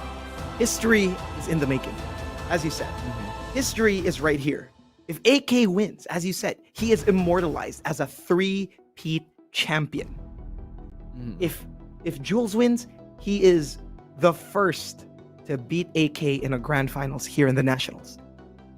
He's already been the first to knock him to lower bracket. Can he continue that? Can he repeat that success right here in the grand finals, where the grand finals is everything, the grandest stage of them all? When if there was, like, if this looked offline, there would be pyrotechnics, there would be lights, there would be everything. All of the things that you could think of, this is it. This is the Undertaker versus the Undertaker. I was going to say the granddaddy of them all, man. I know there's going to be a concert happening. Yeah, the streak, right? The streak is up for grabs if you think about it. AK's streak, the three-peat, will it happen, or will Jules be the Brock Lesnar to the Undertaker? Will he be the one in 2-1? I don't know. Oh my God. Again, Jules wants to play spoiler here. And what a redemption arc we were talking about. Jules didn't make it to the playoffs in Season 2, and now he just blew the door wide open and made an entrance of his own. As you said, put AK in losers. So this is the first in Nationals history. And also, Rafiki, something that never happened in Nationals, we've never seen a reset. AK in the losers bracket, that could happen. This is a whole deck of cards of excitement. All of this can just pull out and just come out. And this is there's so much nerves. Like, my hands are cold right now. My hands are cold. I have no air conditioning. None of it is working, but my hands are cold because of how exciting everything is. This right here is the greatest Tekken you can see in the Philippines because of what's at stake, because of the glory, because of the history, because we are seeing the Philippines' finest face off against one another. And I am all for it. This is why people fall in love with fighting games, because there's so much at stake. And now we're going to see our first game. We're not even going to talk about the characters. We know that they'll pull out and they'll never disappoint. And let's see who it is. It's a Marduk versus a Geese. This is crazy. Wow. So Jules benching the Marduk, benching the Bob to go for the Marduk, but AK all warmed up with the Geese. This is quite exciting. And over at Hammerhead, we just have to see how this match is going to play out, because I'm sure Jules was expecting to see this Geese Howard. Absolutely, and now this is going to be big here for Jules. He knows he has to pull out all the stops. With this Marduk, you have damage, you have Oki, and you have a lot of oppressive tools. And of course, the threat of the Valetudo grapple is always ready within your hands. But once again, AK, once he builds meter, the threat, the passive threat is so in your face, it's not even passive anymore. True. Jules trying to go for a big launch there. Oh, he finds one in the scramble, and Sidewall will try to continue the combo. The Valetudo stances are going to be coming out. Gets the mount. What do we got? Left punch. And that is gonna be a big one there. The guillotine choke to finish it off as AK loses a round to Jules. Jules gets one. Now AK looking for spacing here, because you don't want to be in the face of a Marduk once if you don't have meter. You don't want to brawl it out, because he has a lot of ways to oppress you. But just as I say that, AK gets something out of it. You see that Jules threatening with that tackle. Does have to get his throw break on point, because Jules would love to threaten. Going against that nice jump back, and he confirms to the max mode. Oh, Younger Figgy, he's going to hit the wall. This is going to be big damage. And this is an opportunity for Jules to waste AK's meter by making him lose the round with that rage. But right now, AK is in the driver's seat for this round, throwing small moves, plus frames. Jules trying to sidestep here. Oh my goodness, this is big damage. Melon Smasher not utilized. The Python explosion to the rage drive. AK does have rage. Also, the clock is in his favor. Jules trying to make something happen, but AK still oppressing everything. AK, call the cops. The timer scam is on AK's side. Every single time AK has done it. We talk about patience, but we forget that AK not only can play like a madman, but can also play like a cold and calculated monster. And right now, Jules needs to push him up before he could spend that meter, because that meter is so important here for AK. But if he gets that counter hit, it doesn't even matter, because they're going to go to the wall after this. Oh, wow. You called it right there. AK trying to just exact his offense here. Jules does have rage, so this is going to hurt a ton if he does score the rage drive. Oh, he's got to watch out. AK jumping back so he doesn't get the tackle. Now puts AK in rage. What's the mix-up here? Just gets up. You gotta be careful with that if somebody is in rage. If a Marduk is in rage and you are trying to jump back and preventing the tackle does hit you. But AK is fully aware of that, timing himself well. That's why he's being conservative with the jump back whenever Jules is at rage. And now, AK does have the round lead. He's so determined to reset this. Jules has all the luxuries in the world, but once again gets the punish here against AK. Does have a life lead for himself, but AK does get sidestep, and Jules is gonna put him by the wall. That gets the launch, but AK does have 2 meters to use. Jules has to be aware of that. Oh, Python explosion to the finish. We're at final round. Jules looking pretty good. It's closing time here at Hammerhead. Who is gonna take this one? The Python reaching long and strong here for Jules, as AK is trying to keep him away. He knows that the brawl is not in his favor. If Jules gets in his face, it's gonna be problems. So he has to play the keep away with the Repukins, and Jules gets a lot of damage with a single tackle. Yeah, just going for that blitz straight to the tackle. Now AK in the life deficit has 3 meters to spend. Jules has a lot to worry about in terms of offense from AK, but nice snipe out there. AK so close to rage. Oh, Jules grants it though. All right, AK in rage. He has money in the bank. He has to spend it now. He has to pay, and he is paying, because Jules is by the wall. Will the Deadly Rave kill? Oh, there's gonna be a ton of damage. Actually might. It does. Wow, AK scores the first victory here in Grand Finals. That is insane. This is the best Tekken we've seen so far. Round per round, nobody has the truest advantage. And right now, Jules feeling that. He's feeling that. That was a migraine inducer. That was, but look at that. Snaps right back into it.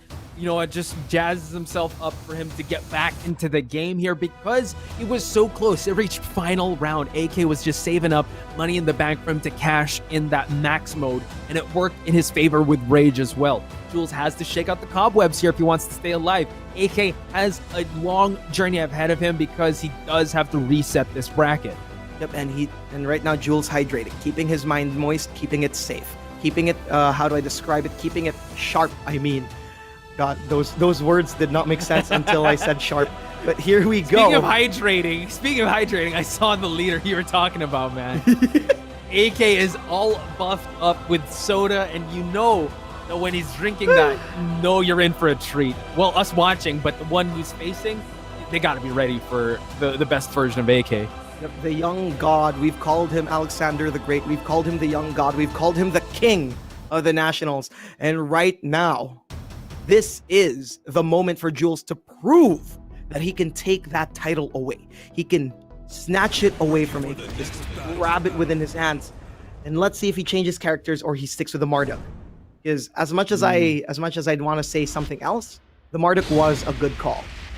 It was, and he's still sticking with the Marduk and still sticking with Hammerhead. So he wants to run it back at the same place at the same time for him to be able to try to show the adjustments that he's made while it was in between rounds. I'm sure that, you know, in Camp Omega, him, Coach Pika, as well as Machinehead did come up with a game plan for him to just change minute details to how he's going to approach this matchup. And now that they notice the tendencies, let's see if AK can change up the rhythm, because AK is good at changing up the rhythm. He knows how to play defensively. He knows how to switch it up to aggressive. He knows how to switch it to a baiting style. But right now, Jules is the one pressing the aggression, considering he does the beast doesn't have meter. But just as I say that, he throws a high and AK successfully ducks it. Yeah, that rising punish was on AK's side. AK now getting his back away from the wall because he does not want to be bullied here by Jules' Marduk. Now they're exchanging pokes in favor of AK. Jules so close to getting rage, and you know, AK granting him that.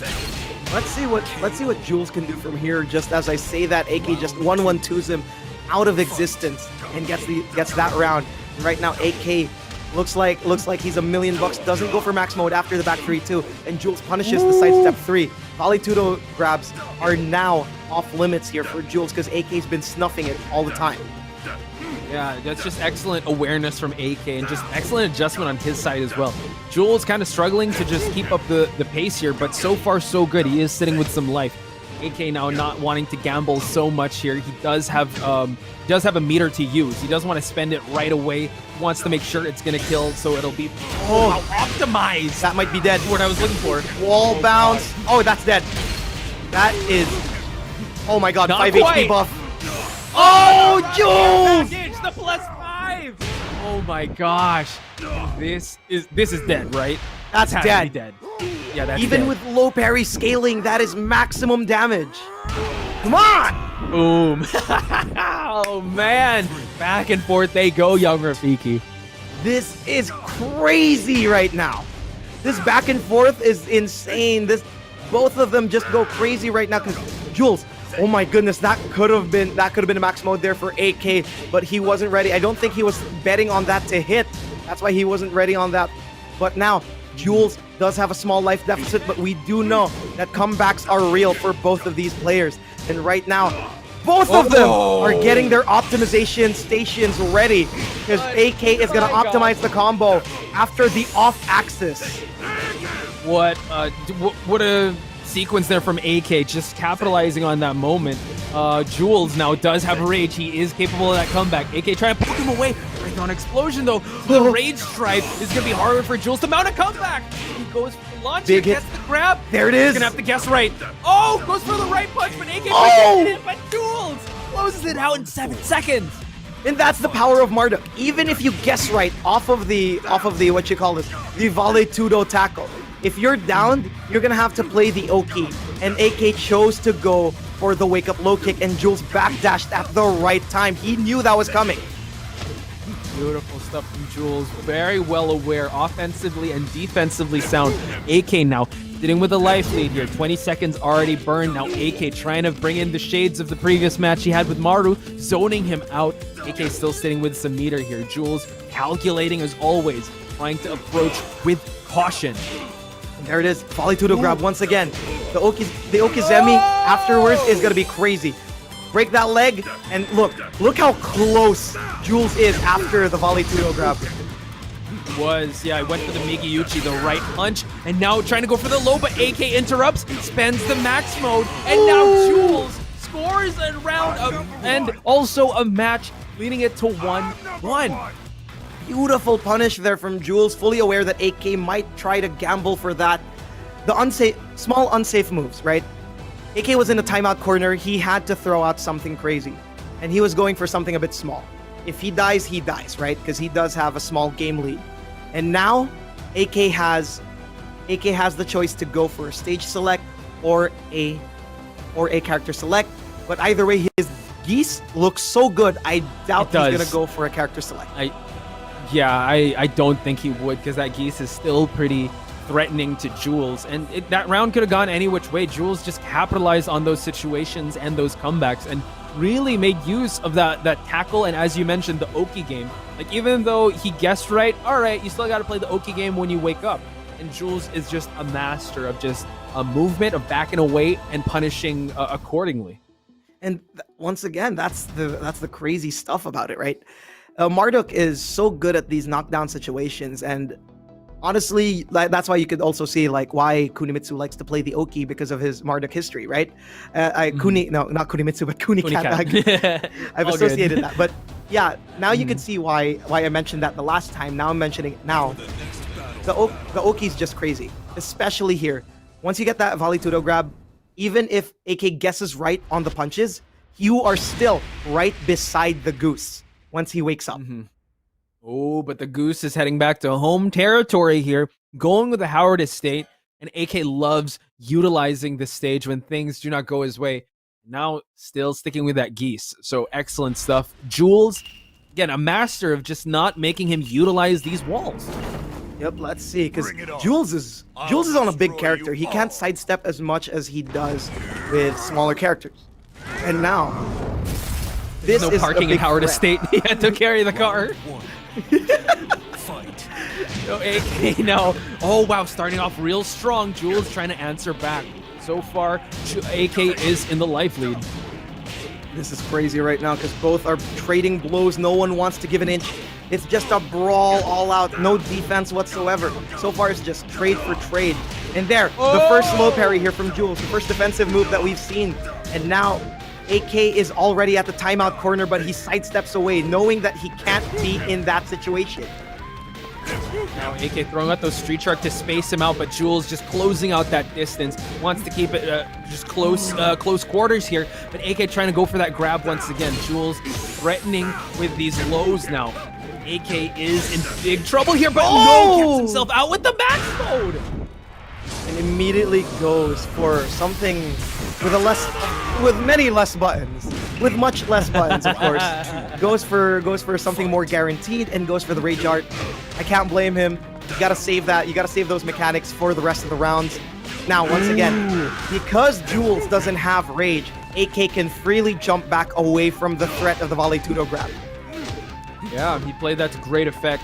Jules now still in control here of the center of the stage. Now AK fighting back, does not want to be in that breakable wall situation. Jules, though, eating a lot of these lows, and AK once again, so dominant, scores the second round. The meter usage. This man is spending his money wisely. You could tell with all the decorations in his household, but right now Jules trying to fake out that volley tudo. The moment Jules saw that AK would jump back from the volley tudo grab, he would fake it out. But just as I say that, AK once again jumps back. Yeah, again, the economical usage of this meter just so good. He's slowly building it up. Jules, oh wow, gets caught with that grab, and now the wall is not in his favor. AK trying to just bully his way into this. Has a meter to spend, so Jules has to have his defenses up. Oh no, oh my god. This is big, and this might be dead unless you drop the combo. And there it is, the jab of the century right here. An excellent call there from AK. 3-0ing Jules. No round browning him. Again, it's a tug of war of the momentum. Because this is just night and day compared to how we saw Jules versus AK with the Bob and Law, Paul, and Shaheen. This Geese Howard is fully realized, and AK is wrecking havoc. We might not see the Jin here. Simply put, We might not. If I, oh wait, no, did I have it the other way around? Please correct me if I'm wrong here, Poch. Jin has a worse time against Geese, or does Geese have a worse time against Jin? My brain's Might so be scrambled Jin, right now. Yeah. I'll agree with you in the first statement, but yeah. I really think that this Marduk is kind of paying off, but the 3-0 not good. Again, he does have characters in the bag. He can go with the Claudio. He can go with the Bob if he chooses. He was really crisp with that Bob. But yeah, maybe for now might hide the Jin for now, and try to exhaust other characters. I would say, but maybe I think he might stick with the Marduk until it comes to reset. That's what I'm thinking. That's what you're thinking, and let's see if that's going to be the case here. Because right now, there's so much you have to prevent. Maybe not. Oh boy. Maybe not. Millionaire versus millionaire. words. The battle of the millionaires right here. Billionaires, I mean. As it is going to be That's true. Heihachi Mishima versus Geese Howard. Both of them old men with old men with a lot of money, and right now it's gonna have to be the game of the century here for Jules, because he's gonna stick with his Heihachi for the rest of the series if he does win this one. And Heihachi definitely got buffed in Jules' playstyle. The jab heavy playstyle he has, very defensively sound, and we're gonna see a lot of those jab checks come in, so AK has to be ready for that. Yep. And now Ripuken's being utilized here, and oh my goodness, Jules utilizing that range buffs that were given to Heihachi. Eagle Claw coming out. There's the plus frame here from AK. From Jules. You gotta make sure you don't get hit by that forward 4 nowadays, simply because of the fact that if you get hit with it, there's a free down forward 1-2 if I'm not mistaken. Yeah, the follow-up for sure. AK has to be worried about that. Now goes for the flash punches. Tries to go for more damage here, but so far so good for both these players. Clock is now at 10 seconds. Who's gonna buckle first? Like, I'm hoping I might see Jules do No! Oh my goodness, the timer scam. Jules gives AK a taste of his own medicine. Kinda hoping that like we'd see Jules like pull out a Hunting Hawk out of nowhere every time he sees AK pull out a Ripuken. Like, hell, for the hard through read. Exactly. We'll see if that'll play out. Goes for the lows, and Electric to just keep him honest. Nice 1-1-2. These flash punches have been paying off so far for Jules. Look at that. AK maximized the combo here. Yeah, but not maximizing it fully enough. The meter is not available anymore. And Jules, once again, has more breathing room to try to go for the offense here. Because this is Heihachi we're talking about here. And good punish here from AK. But, oh, an electric trade! This is going to be big. No, he goes for the reset. He's trying to go for Okizeme simply because he knows that it's not going to kill. And good punish here from AK. Hashi did not, it was predicted by AK, and he was able to punish accordingly. Nice movement from Jules to just keep his feet out of the way of that low. Jules still trying to just keep him in check and try to just go for some offense, and electric lands it hard. Wow, the crouch cancel electric after ducking the moon slicer, and Jules choosing to go for Okizeme. He knows that there is no wall, so why not go for better control on the ground itself? And immediately gives plus frames to AK, backs off, goes for the down jab, and he knows he can because Heihachi right now is a beast, but the Hashi gets blocked. Yeah, AK's been really blocking these lows. AK now does have rage as well as a meter, so Jules has to be very careful how he approaches. Nice defense so far. Jules, can he just wait it out? And he does. AK still has rage though. Oh my goodness, Jules, did you see that sidestep off of the max mode? Jules is just crisp right now. There it is, another sidestep off the max mode. He's doing it again and again. 1 second, duck. Oh, wow. Again, just being the iron wall that he is, did not buckle under the offense of AK. And this Heihachi looks like $1 million here. It's just paying off so well. The defense of Jules and and the offensive capabilities of Heihachi are just melding all together so well. Just as I say that, AK is looking for his options here. Yeah, Jules not working with so much life. He does need to make a comeback here, as well as AK here wants to just even it out in terms of rounds. Jules now put in the red. He's gonna have to act fast. AK evens it out. We are so close to reset. We are at reset point right now. We are. This is not what you want to see if you're Jules, because AK is building up momentum, and we know how momentum builds up in AK's engine. It goes fast, it goes hard, and it just goes all the way to Winner's Town. And Jules right now needs to find an answer, or else AK is gonna run away with it. Oh man, he tried to contest with the 1-1s, but AK so far spent the meter wisely. Jules less than half health. AK being stoic as ever, but he eats a flash punch. Oh, he's dead! He's gonna get blocked. Oh wow, Rafiki, you have to say it. What do we have in? Oh, not yet! Quite. But we have a reset! Let's go! God. The first in Nationals history, and AK just dragging Jules down to the lower bracket here, going for that reset. And you know what? There's still a liter left of that soda pop, and AK is just getting started. Jules has to dig in deep. He already was able to send AK to the losers. He needs to find that same version of himself for him to be able to capitalize and gain that win. Oh my god, I guess the reset. Anyways, the thing is there we go. Just crazy right now. AK, we thought it was it. We thought Jules had his number, but that was just the litmus test of the century. And now Jules is now dragged down to the lower bracket along with AK, and only one can stand. There can only be one. Only the strong survive here in the Nationals, ladies and gentlemen. We want to find the best of the best here in Season 3. When it came to Tekken 7, we came from Challenger to Academy to the Draft. Pro Series is where it's at. Now these two juggernauts are facing off. Jules made an emphatic statement, sending AK to the losers. But man, AK, just like fine wine, gets better with time.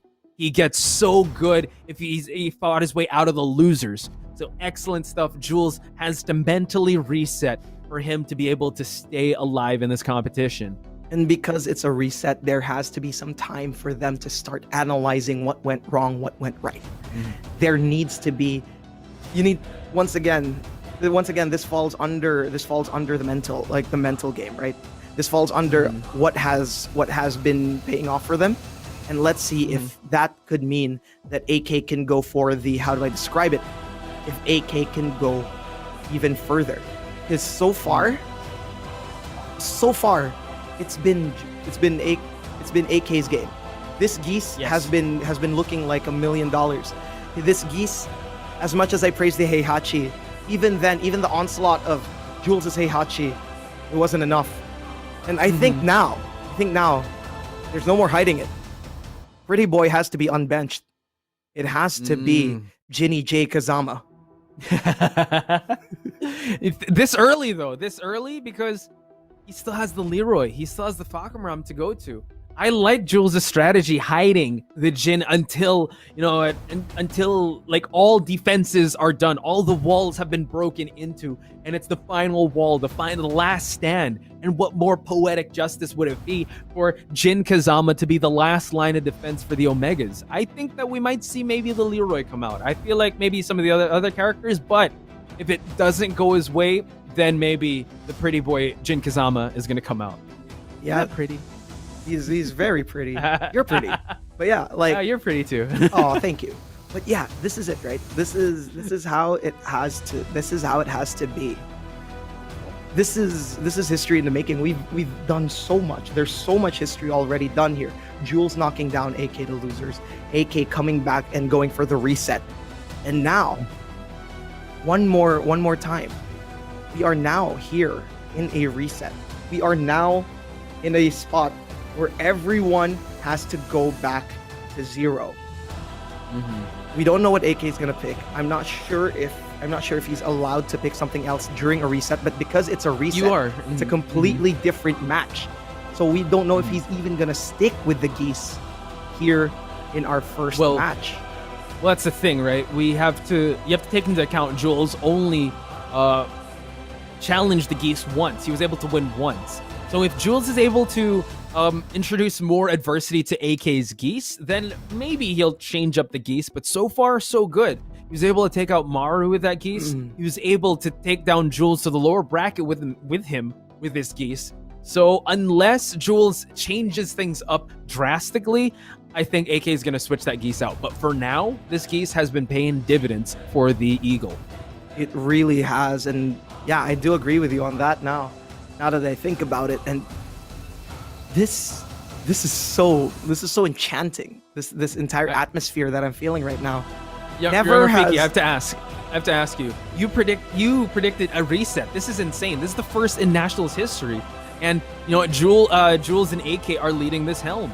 I honestly, I don't know if everyone predicted this to happen, because a lot of people were predicting that a three-peat would happen, but history is unfolding in front of us. Yeah, it is. And honestly, I can't predict the winner. I put a name there, but I can't predict the winner. But you predicted the reset. I mean, like, you just felt it? Or like, what was the thought process behind that? It's just Jules. I knew it was gonna be Jules and AK in the finals, or at least that's how I guessed it.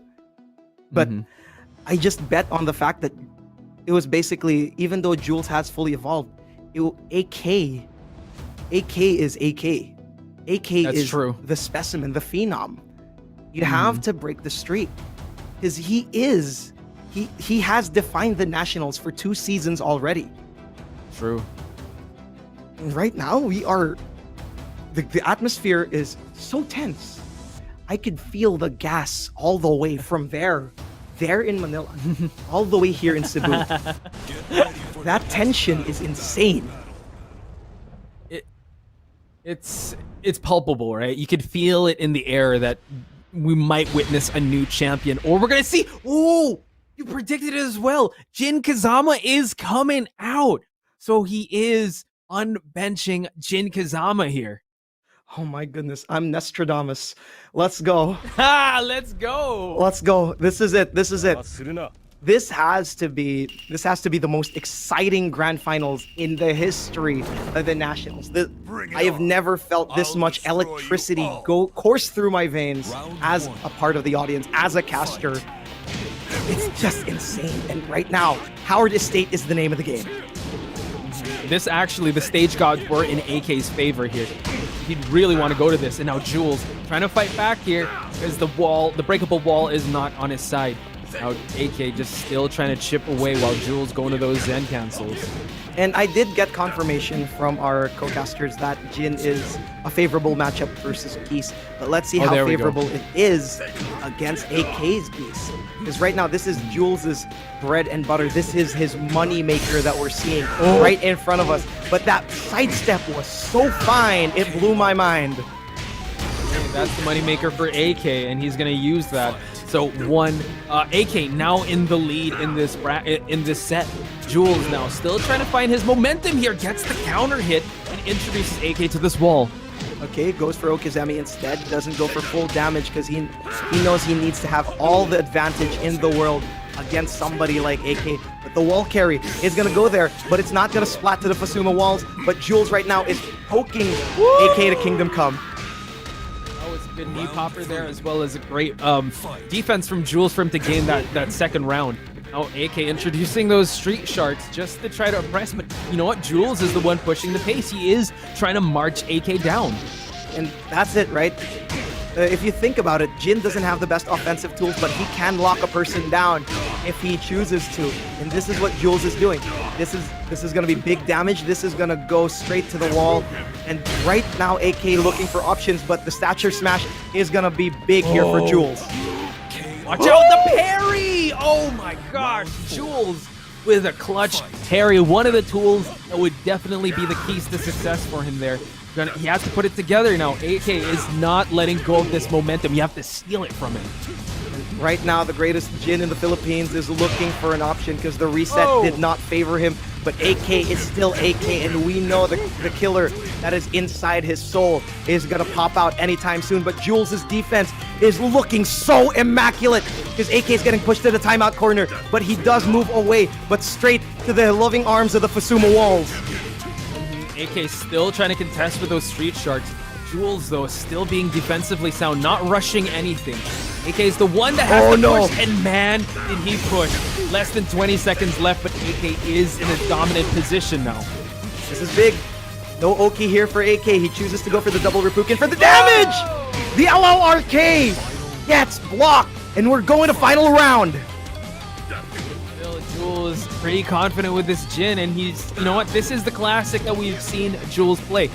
Jin as. He's very conservative, doesn't really want to push for so much, and he waits for something big like that to happen, and he breaks the first wall.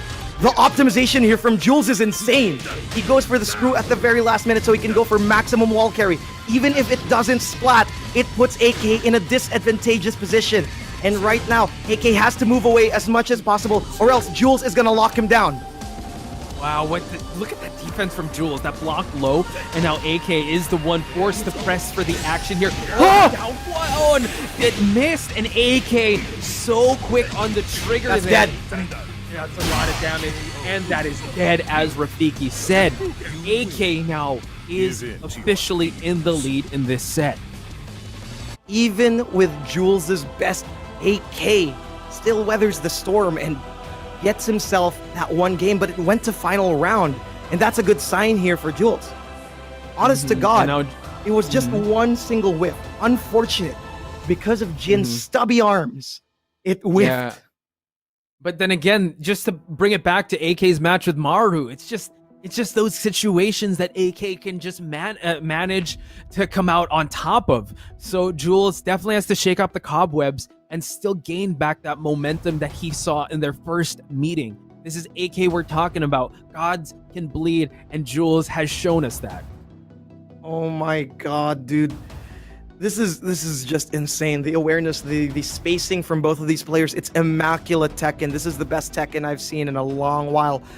It's two contrasting styles, right?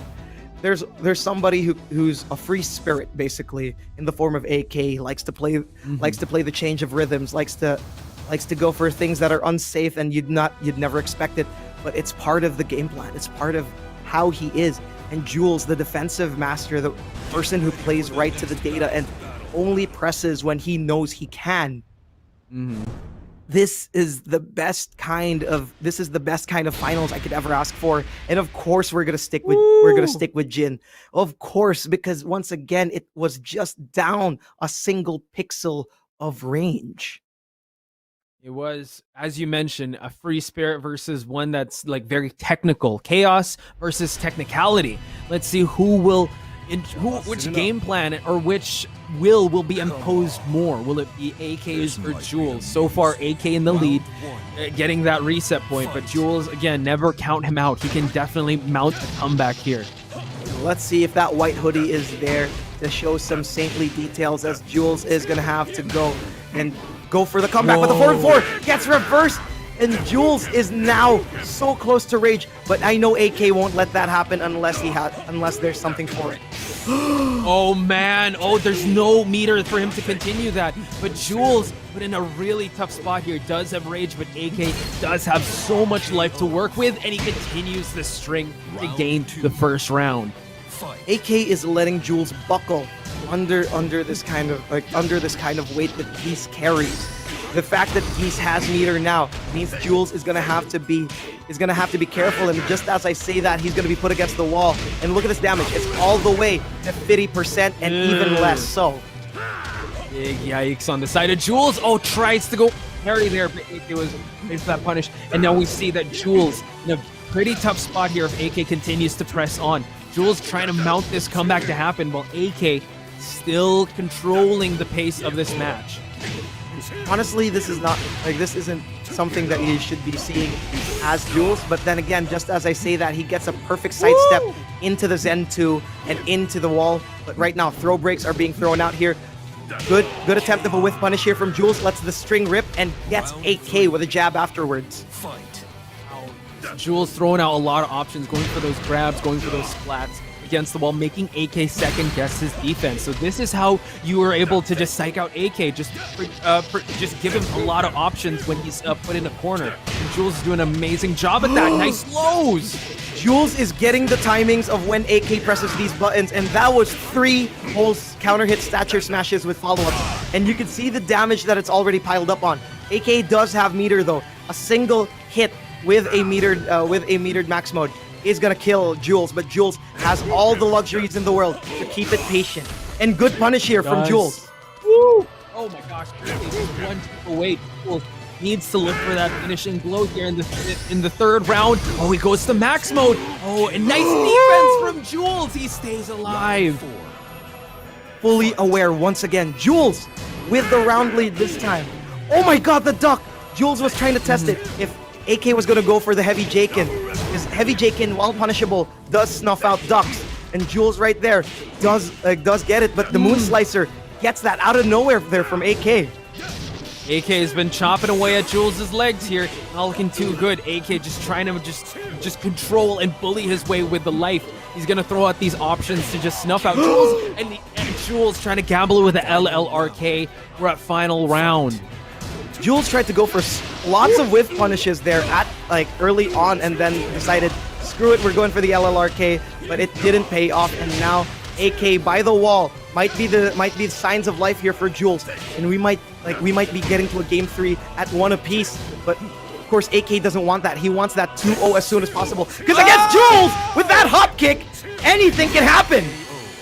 What a call by Jules there, and as you predicted, we are going to game 3 1 apiece. Excellent call by Jules. This is crazy. This is absolutely crazy. Having the honor to cast the grand finals like this, in a situation like this, with history like this is the best Tekken that we've seen. And once again, Jules is staying true. We talked about it. It always went down the wire. Game 1, it went down the wire, and it went to an unfortunate piece of range getting in favor of AK. Game 2 was just an unfortunate guess from AK with such a hard read of a hop kick. Was it a random hop kick? I'm not sure.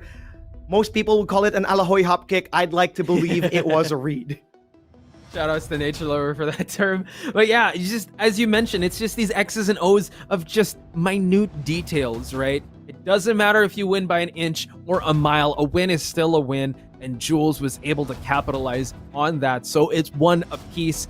Now AK does have to do a little bit of the adjusting, but then again, young Rafiki, it did go to final round. So his geese is still pretty good. Yep. It's gonna go down the wire. It's probably gonna be sticking to the geese. They're most likely gonna stick to the geese. They're probably gonna go back to Howard Estate. We're probably gonna see those Fusuma walls get broken. There is no reason not to. There's honestly no reason not to. And yeah, just AK just needs to still stick it out with the geese and change up his timing, change up his rhythm just to catch Jules' defenses off guard here. For him to be able to exact his offense and get a possible three-peat here. Just 1 match at a time. So far, it's been back and forth. 1 step at a time is definitely the right case to put on here. But we do know that when when AK puts the pedal to the metal, it becomes a very different story. But once again, Jules has proven time and time again that he is unfazed by whatever offensive skill there is. He knows how to counteract it given enough time. But let's see if AK can stop that before it ever happens. What a low parry here from Jules.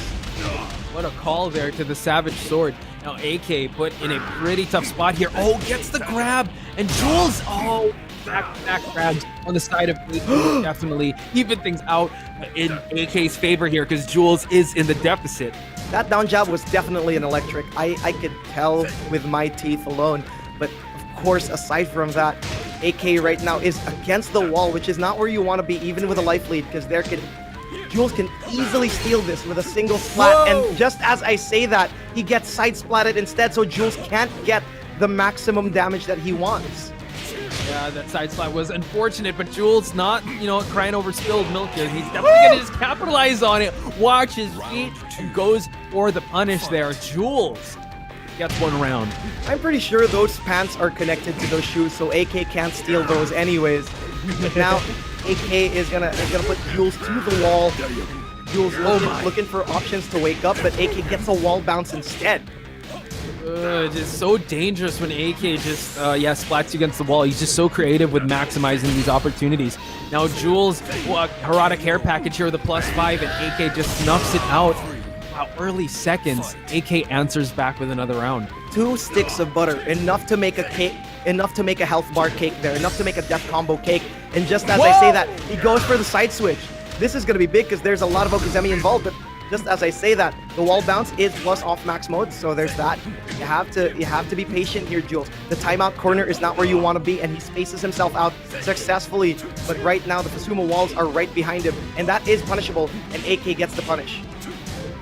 Just so crisp, just keeping it close quarters, but Jules is just obliging. He wants to just stand and brawl here. But, oh my gosh, walks into the back 3-2 in favor of AK. Starting this round off with no meter, but you know what? Just a little more and he's going to gain it. He's getting this machine head economy in his system. Just really well made. And right now, AK does have meter available again, and Jules needs to find an option to really stop that. Ooh. But that counter hit might be the first step, but Jules wasn't close enough for the follow-up. This is going to hurt a lot because the wall is on AK's side. Jules has to be careful with his next move here.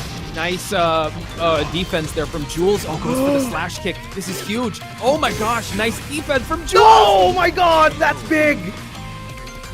The back 3-2, but didn't have meter to activate the max mode, but AK still able to pick up the pieces there. 2-1 in favor of LPE AK. Even without meter, a knockdown situation is favorable as all hell, and AK capitalized on that afterwards. Now the ball once again, this is AK's game to lose. Jules needs to find a solution. I'm not sure if it's character change.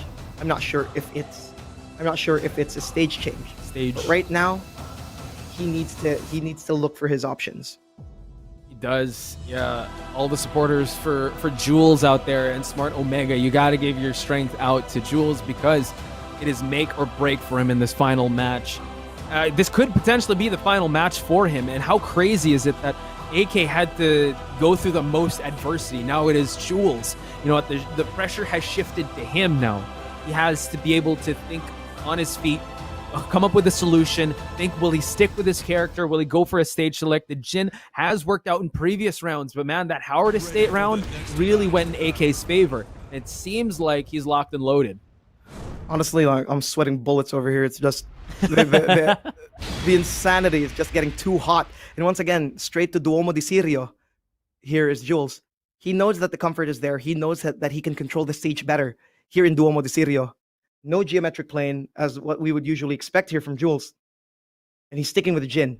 This is his tried and true. If he loses here, there are no regrets. If he wins here, then he still has the chance of a lifetime. And he can only do that with somebody he's known left, right, and center. Exactly. Nationals glory is up for grabs here. Jules wanting to push the action here, trying to go for the corner, and AK trying to build that meter. 1-1-2 will land flush for AK. Oh, that's scary.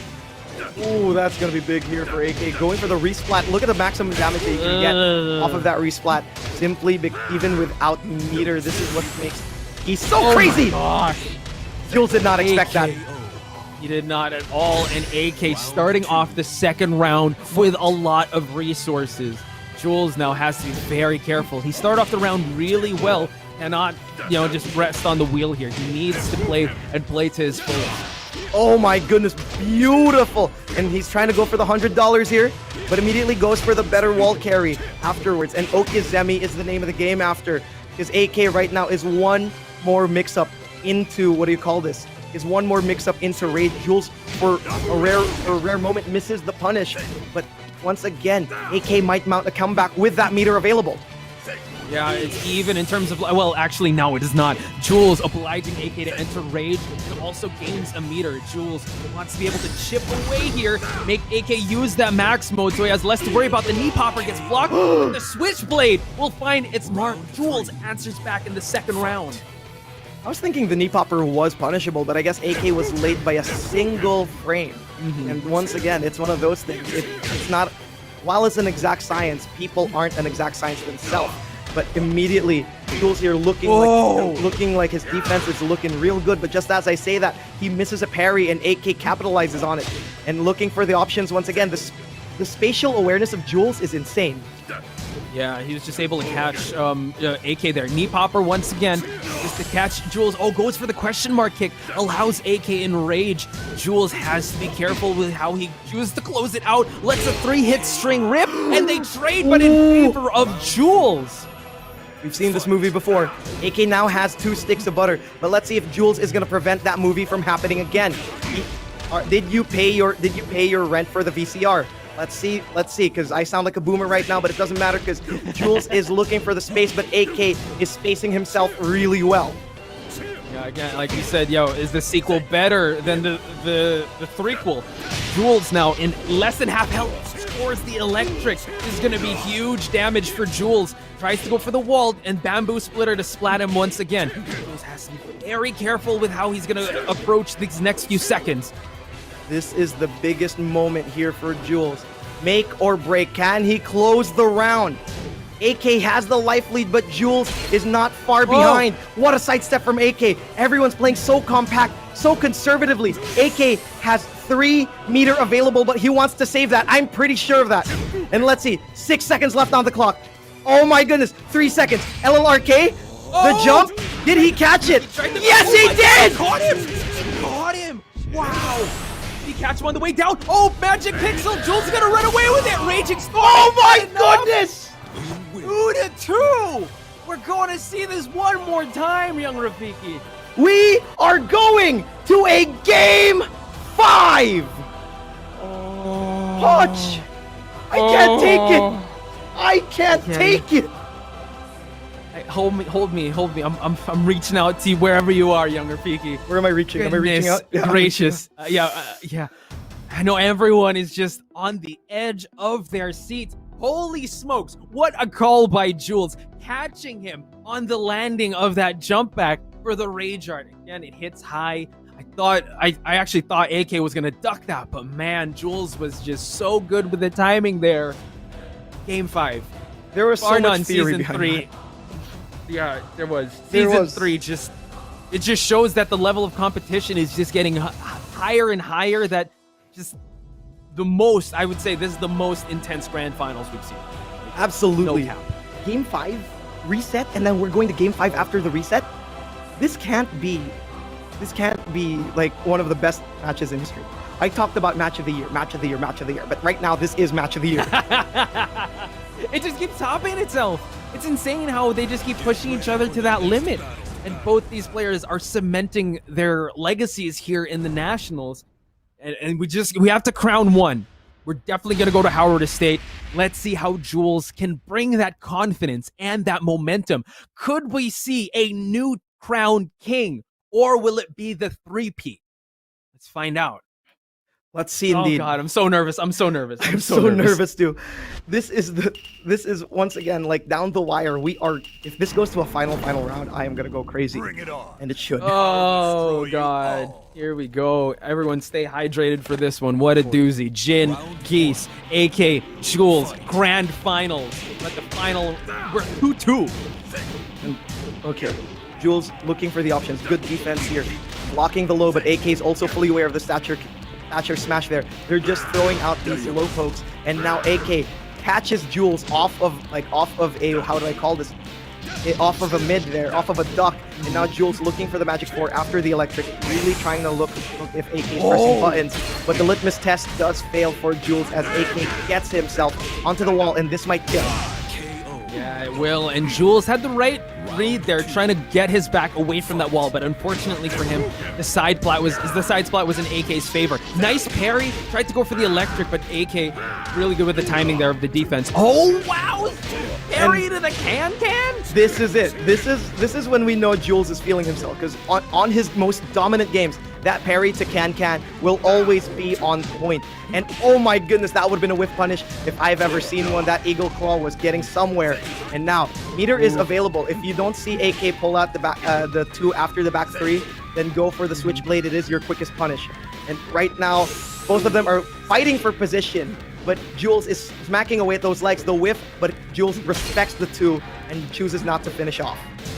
AK also chopping away at the legs. Oh, he tried to contest, but AK activates max mode, and he's gonna gain this second round.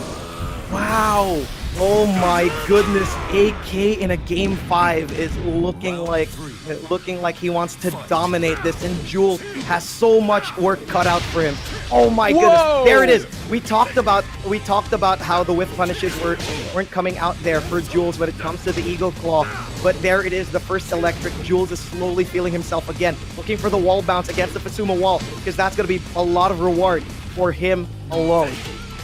Yeah, but AK finding his way out of that wall, but eats a lot of damage. Jules now trying to realign himself for a dominant position here, trying to look for that corpse thrust or that wall bounce. Nice parry once again, just going for a low No, he's dead. But AK, oh my gosh, this is going to be it. Unless it's side splat, he's dead. Oh, it's a splat. It's over. It's not over. What is going on? What a block from Jules. The LMRK gets blocked, and AK is now your 3-peat champion. Your five-time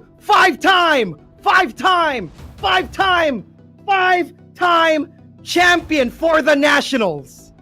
Oh, wow. Again, he's faced so much adversity, and he's just feeling this moment right now. But you gotta give it up for Jules, because what a sequence. He tried his best not to buckle under the pressure. You see that he cannot be ashamed of what an amazing performance he's put out there. But man, what a grand finals here. 3-peat, and still, ladies and gentlemen, and still your Nationals champion, AK. But you gotta give love to the Omegas too. Look at that, just Coach Pika. But you give it up to the brothers, actually. AK also with some sibling love over here. Wow. If there's a way for you to end up in the finals, the best way for it is to be surrounded by family. And the emotions are flowing for both of these players. It's just, I know it looks like, I know this is competition, and everyone is letting their emotions flow. It's finally over. The moment is finally over. You can cry, you can smile, you can be sad. It's either tears of joy or tears of sadness, tears of disappointment. But in the end, you played your best. And that best made you reach the finals, as we can crown our champion, LPE AK. The 3-time champion, ladies and gentlemen. So let's check out this amazing historic match as we look at the highlights. And wow, young Rafiki, I'm glad that we were able to witness history. I know that the emotions are flowing, but we got to stay proper for the camera. But holy smokes, what a grand finals. It was absolutely mind-blowing. From the first match to the last, it was absolutely mind-blowing. They just played their best game. Jules played his best Marduk. AK played his best Geese and stuck with the Geese through and through. And Jules went with the Marduk. Jules went with the Heihachi. But in the end, his Jin was the one that granted him the most success. But in the end, the most success that he had still wasn't enough to go against AK. No analysis needed. It really was just heart all day. It was for both these players, and you know what? Just some moral victories as well for him to be able to send AK to the loser's side, and also for him to contest. You know what? It got pretty close. It got dicey towards the end there, and it just showed, even though AK is the young god as we deem him, these gods can bleed, and it just showed the Omegas have prepared for it. And this is, I would say, the most competitive season of the Nationals, and the level of competition is just skyrocketing. AK did pass this one, but I'm so excited to see how these players are going to take these learnings and improve, and we're going to witness their careers flourish after this. It's crazy. It's honestly crazy. Three-peat? A three-peat off of 3 seasons? 2 conference titles? 5 championships, all in the Nationals. This is the house that AK made. This is definitely his house. And Jules, so close to contesting it. Jules was playing like the best Omega he was. If you want to talk about optimal, Jules was there. But in the end, AK held on to his title with blood in his mouth, with so much bruises going through. His hands are probably going crazy with all these max mode cancels and all these raging storm inputs. Yeah, you could actually say he went through a lot. He went through a lot of adversity. He went through so much for him to hold on to his championship for this year, for season 3, right? It was well deserved and well earned on the champ AK. And Jules just showing us that there is a blueprint to face AK. You know, he saw there were a lot of moments of success for him in this matchup. And it just showed, just even in this clutch situations, 2 seconds left, you gotta be kidding me. And he had so much thought put behind that, and just backing away, just showing AK that he could do timer scams as well.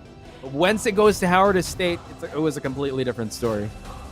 Honestly, I know I'm greedy for saying this, but I wanted more. But in the end, they played their best. They played their best. They honestly played their best, and it pains me to see that somebody has to lose, but that's the nature of the game. And it is. There it is, the 3, the 2, and we were already counting it. We thought that was it, right? We thought that was it for AK when we saw the back 3-2. But Jules had 1 HP left. In any different universe, it would have been so different. But here we are, standing in front of the king who almost lost his crown. But with the tenacity he had, he grabbed it right all the way back. Yep, ladies and gentlemen, we're still at the AK era here in season 3 because he is your 3-peat champion, ladies and gentlemen. AK just showing everyone that he worked through it with blood, sweat, and tears, as Rafiki mentioned. He had to go through a lot of adversity and a lot of slick competition here in season 3, and he is your champion.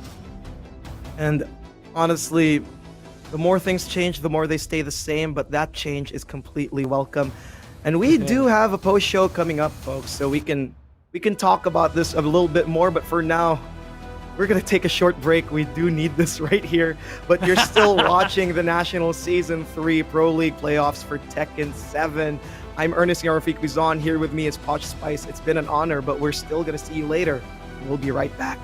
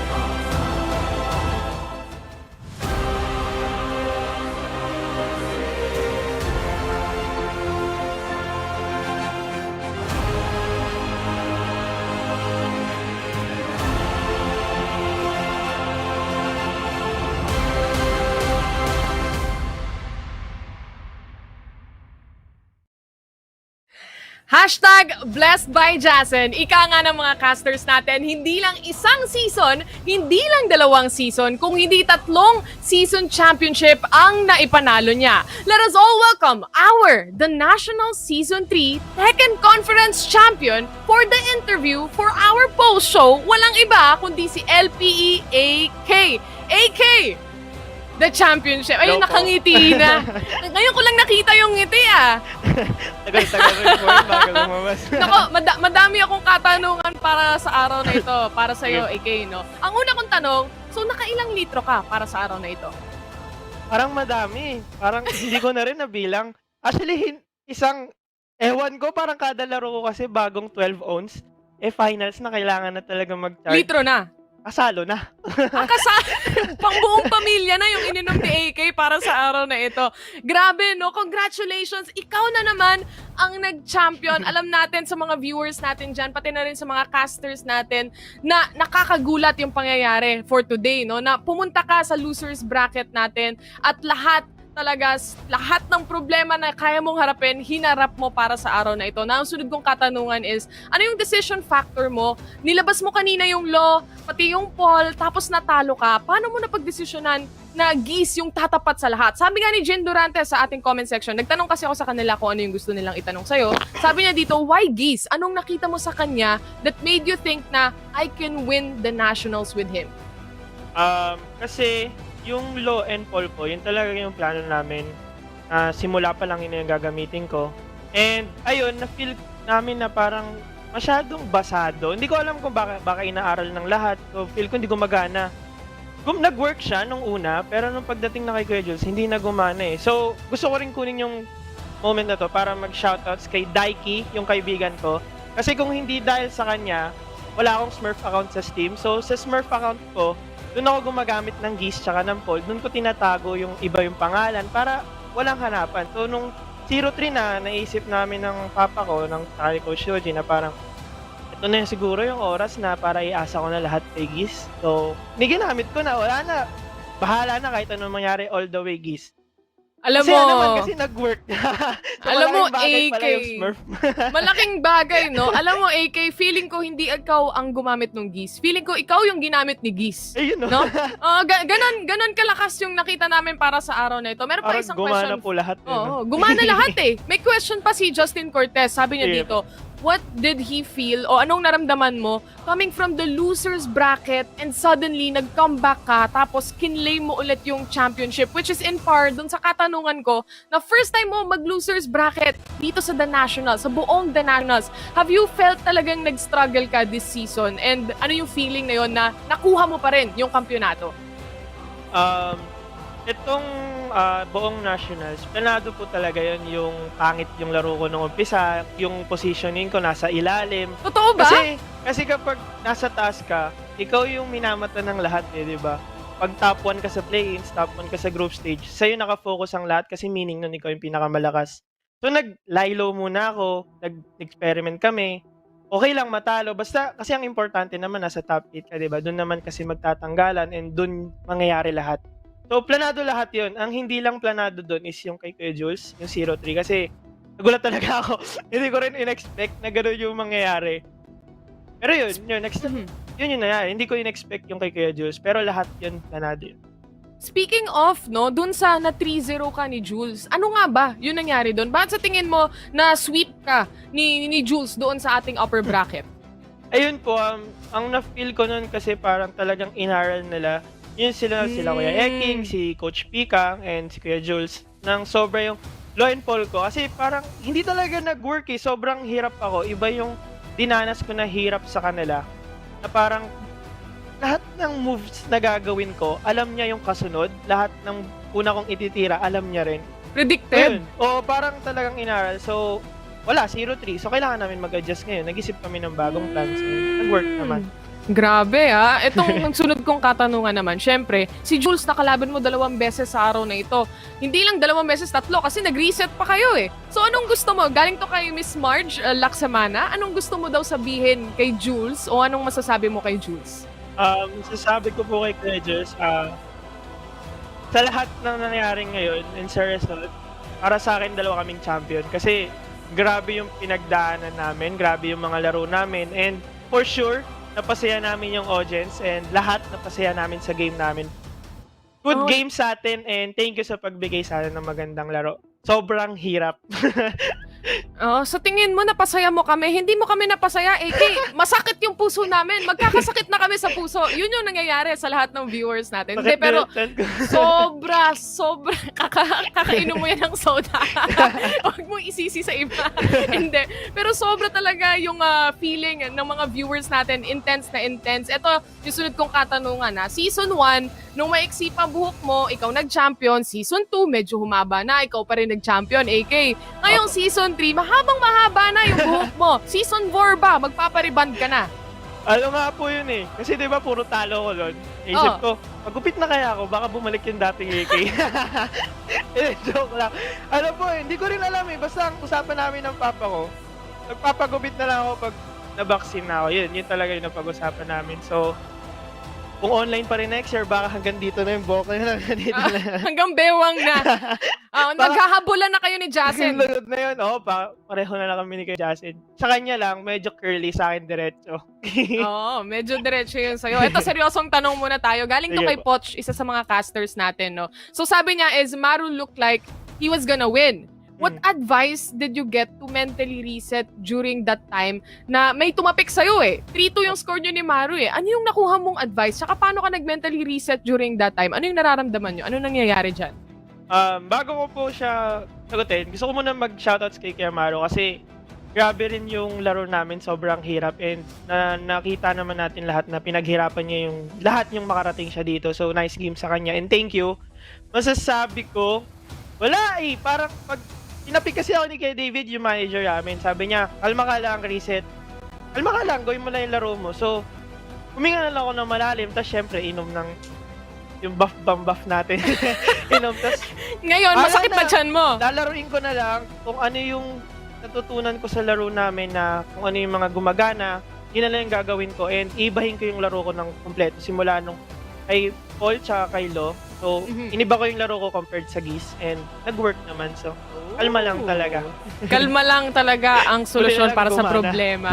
Buti gumana. Yung Rafiki naman, sabi niya dito is, ano ba yung sikreto ng Game 5 ng isang AK? Kasi tuwing nag-Game 5 ka daw, doon talaga yung dominating factor para sa isang AK. Sikreto? Hindi ko rin po alam eh. Hindi ko rin alam paano nangyayari pag Game 5 tapos nag-iiba yung laro ko. Siguro, yung tuloy-tuloy yung laro, yung momentum nga yung sinasabi nila na nakafocus na ako and wala na akong ibang iniisip, kinakalimutan ko lahat. Basta nandito ako, gagawin ko yung gusto ko, gagawin ko yung mahal ko, yung Tekken, and mag-focus ako, ibibigay ko lahat. Kung anong mangyari, masaya. Manalo, matalo, masaya pa rin ako. So, yun siguro yun yung pagka-focus ko, saka yung ayan, focus lang talaga. Ready ka na, AK, sa fast talk natin? Sige po. Ano kaya yan? Hindi ko sinabi to sa'yo. Pero sinagot to ng mga casters kanina. Mabilis lang to, sinagot to ng casters kanina. Safe to, huwag ka mag-alala. Sasagutin mo lang naman ng mabilisan agad kung sino yung unang pumasok sa isip mo. Pero ito yung most, kumbaga, awarding natin para sa araw na ito. Syempre, ikaw yung champion eh. Award mo din yung ibang mga players dito sa The Nationals. Ito most buffed. Ula buff man yan, birthday buff. Sino sa tingin mo sa mga top 8 natin? Hindi ko next na gano'n. Akala ko mga kung ano-ano na. Most buff. Parang lahat po eh. Kasi kung nakita nyo naman sa laro nila, di ba? Lahat, parang wala namang nagdo-dominate. Lahat dikit. So para sa akin, lahat. Lahat gumaling? Lahat nag-buff? Safety. medyo tahimik yung safety na pabulong mo Ito, yung sunod natin. Most, #ilabas ang pogi. Ay! Yun lang, yun yung kasagutan mo. Ito na yun. Sino pa ba? Sino pa ba? Ito, sunod natin. Most, #blessed by Jasen. Siyempre, di ba? Ikaw pa din. Ikaw na talaga. LPE yung nanalo, syempre. Sino pa yung ka-team ni Kuya Jasen? Kanina niya pa ba ibibigay yung bless niya, di ba? Syempre sa ka-team niya rin. Kaya, shoutouts kay Kuya Jasen. Yan. Speaking of shoutouts, AK, again congratulations sa'yo. Ikaw na naman ang nagwagi dito sa The Nationals Tekken Conference natin sa Season 3. Meron ka bang gustong i-shoutouts? AK, ito na yung oras para mention mo ulit yung sasakyan. Ha? Go, AK! Kaya po palang wireless charging. Gusto ko pong magpasalamat syempre sa sponsors ko. Laos, Playbook, Eagles, maraming salamat po sa kanila. Kay Kuya Richard, kay Kuya Konkon, kay Ate Chris, and syempre sa manager namin, si Kuya David. Sa ka-team ko, si Kuya Jasen, and syempre kay Coach Lojin. Maraming salamat sa support. Shoutouts din sa The Nationals. Thank you sa pagbigay ng magandang tournament. Grabe, thank you sa pag-support sa Tekken, and thank you, masasabi ko. Syempre, shoutouts din po sa mga shoutcasters natin dyan na alam ko yung pagod na pinagdaanan nyo na para mag-shoutcast. Thank you rin. And syempre sa'yo po, Ate Eliza. Thank you rin. Walang problema. Akong bahala sa'yo, AK. 150k yon yung championship. Wala ba tayo dyan? Syempre, Wala thank you rin po sa mga talent picks natin na laging nagtitiwala sa akin kahit ako yung rason ba't mababa yung percentage nyo. Sakit mo magsalita, AK. Nasasaktan ako. Siyempre sa family ko, sa mama ko, sa papa ko, sa kapatid ko, si Miguel, tsaka si Gengi, sa support, sa tita ko. Alam ko, siyempre, grabe lahat ng parang na-request ko na pagkain binigay niya kahit nagjo-joke lang ako para daw lumakas ako. And kay Kuya Elijah, kay Ate Ana, kay Opwa, kay Kuya, kay Chichi, siyempre kay Ate March, sa mga anak niya, and at kayo, kasi syempre family po rin ko sa inyo. And syempre, shoutouts din sa mga kaibigan ko. Yung dun kay Clive, kay yun, syempre yung hiniraman ko ng account, ng Smurf account. Kay Chester, maraming salamat sa kanya kasi dahil dun, hindi na-scout yung mga secret kong character. Yung Paul, tsaka yung Geese. And kay Mark, shoutouts sa lahat. Shoutouts sa inyo, shoutouts kay Julia. And lahat, shoutouts sa... Wait lang, may listahan. Sa inspirasyon. Sa supporters mo nag-iipit. Safety! Shoutouts po sa supporters ko. Thank you, maraming salamat. Actually, hindi supporters ko supporters ng LPE na nag-support sa amin, sa team namin, sa Playbook. Sa Laos Playbook Eagles, maraming salamat sa inyo. And syempre dito, kita ito. Andito lahat ng inaral namin ng papa ko. Taras dito sa notebook. Ayan. Ayan yung mga tungkol sa Tekken. Huwag mo ipakita. Yung sikreto. Mabilis lang. Di naman nasa taras sa notebook. And yun na yung lahat. Thank you. Maraming salamat. And yeah, you know. Repeat! Grabe naman to si AK. Congratulations ulit, AK. Maraming salamat sa pagpapaunlak ng interview. Alam kong it's time for a celebration. Grabe yung pinagdaanan mo para sa araw na ito. Pero right now, pwede ka nang magpahinga, makakatulog ka ng mahimbing. Pero susunod kong kakausapin yung casters natin. Kaya magpapaalam na kami sa'yo. Maraming salamat ulit, AK. And congratulations for winning the National Season 3 Tekken Conference. That is finally it. Yung interview natin with our player, with AK, our champion. Ngayon, isasama na natin yung dalawang shoutcasters natin na buong araw o kalahati ng araw ay nagkakas para sa araw na ito. Walang iba kundi si Poch at si Young Rafiki. Guys, it's done. It's finally over. But wala na, dead na si Young Rafiki. After so much games. What can you say? Mabilisan na lang to, guys. Okay, magalala. So, just to finish things off, sa buong season na to, sa season na nakita natin, which is season 3 ng The Nationals Tekken 7, gumana ba yung character diversity at yung character loyal? Ano ba yung nag-work out para sa lahat ng mga players natin in a retrospect, in a majority, or in general, Young Rafiki? Honestly, character diversity was just another part of it. Whether it worked or not was... Well, honestly, it did kasi like look at AK, we never knew what he was gonna pull out at the very end, and it just happened. Like patay na talaga ako. Oh my God. Hindi na kita tatanungin, wag ka mag-alala. Ito na yung last. It just happened. Yun ang masasabi ni Young Rafiki. It just happened. How about you, Poch? Would you like to add on to that? Yeah, especially in this format, it really brings the best out of all these players, especially since this tournament is under the supervision and regulation of the Games and Amusement Board.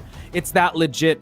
that they have to pull out all the stops for them to be able to be at their best. So character diversity, I think, is very present here in the Nationals. Oh, it's just that serious. Kaya nga nasabi mo, Poch. Nice segue over there. Anyway, gusto ko lang sabihin din na it was almost as if Jules was gonna be the new crowned king dito sa The Nationals.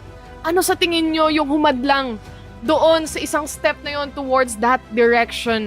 Ano sa tingin nyo yung nangyari during that time? In general, sa tingin nyo, sa mga matches na nakita natin para sa araw na ito, how did we end up here? Kasi kanina, si Young Rafiki, nung yung mga previous matches natin, sabi niya na, ito na yung pinaka-intense na match dito sa The Nationals. Tapos hindi natapos doon. Pataas ng pataas, ng pataas, parang spaghetti lang. Guys, so Poch Spice. Hindi niya in-expect yun, no? So, Poch, ano sa tingin mo, bakit hindi nakuha ni Jules in just one step? It was just, I really think it was just a battle of just whiffs and inches, and just AK was just on another level.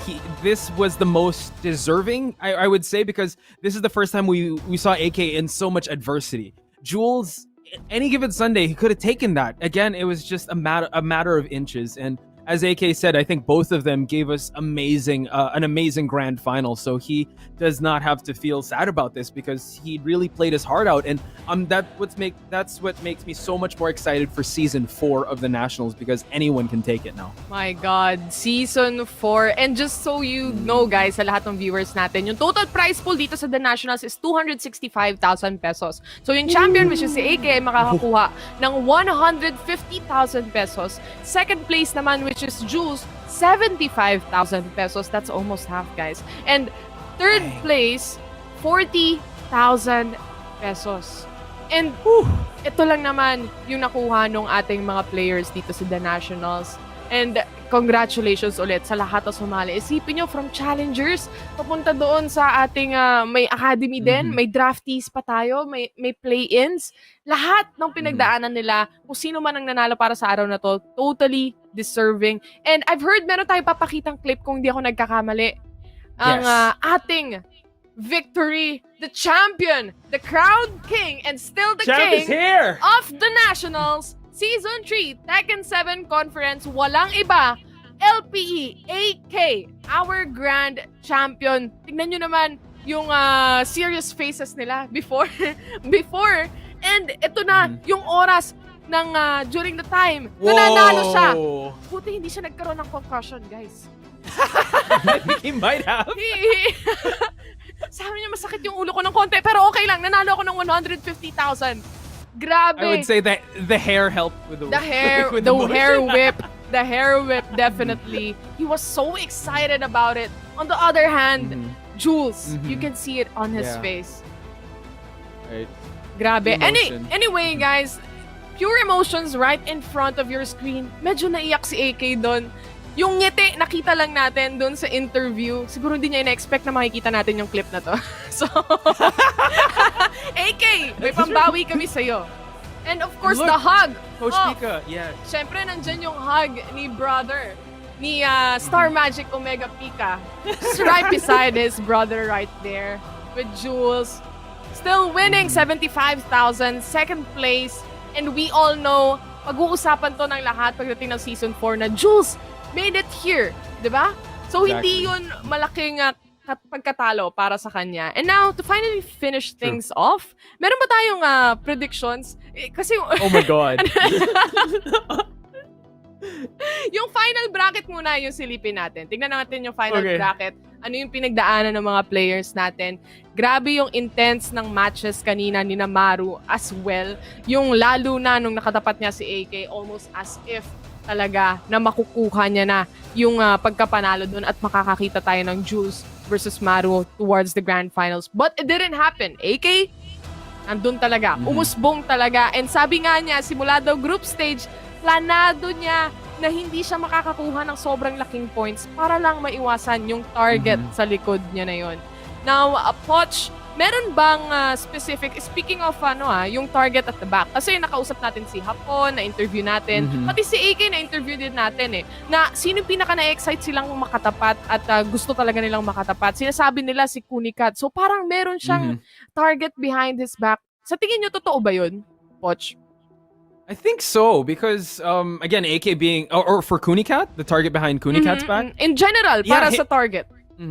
Yeah, I think the target is definitely true. Kunicat having the target on his back because he's the newest face. AK being the two-time champ, he's definitely more studied, and it just kind of showed that his book of notes there, he really has to hold that dear, and also him practicing without the spotlight on him is very crucial because you know what, with this format you have a lot of VODs on you, so people will be studying, and as AK mentioned, it seemed like Jules knew his exact move with the Paul and the Law.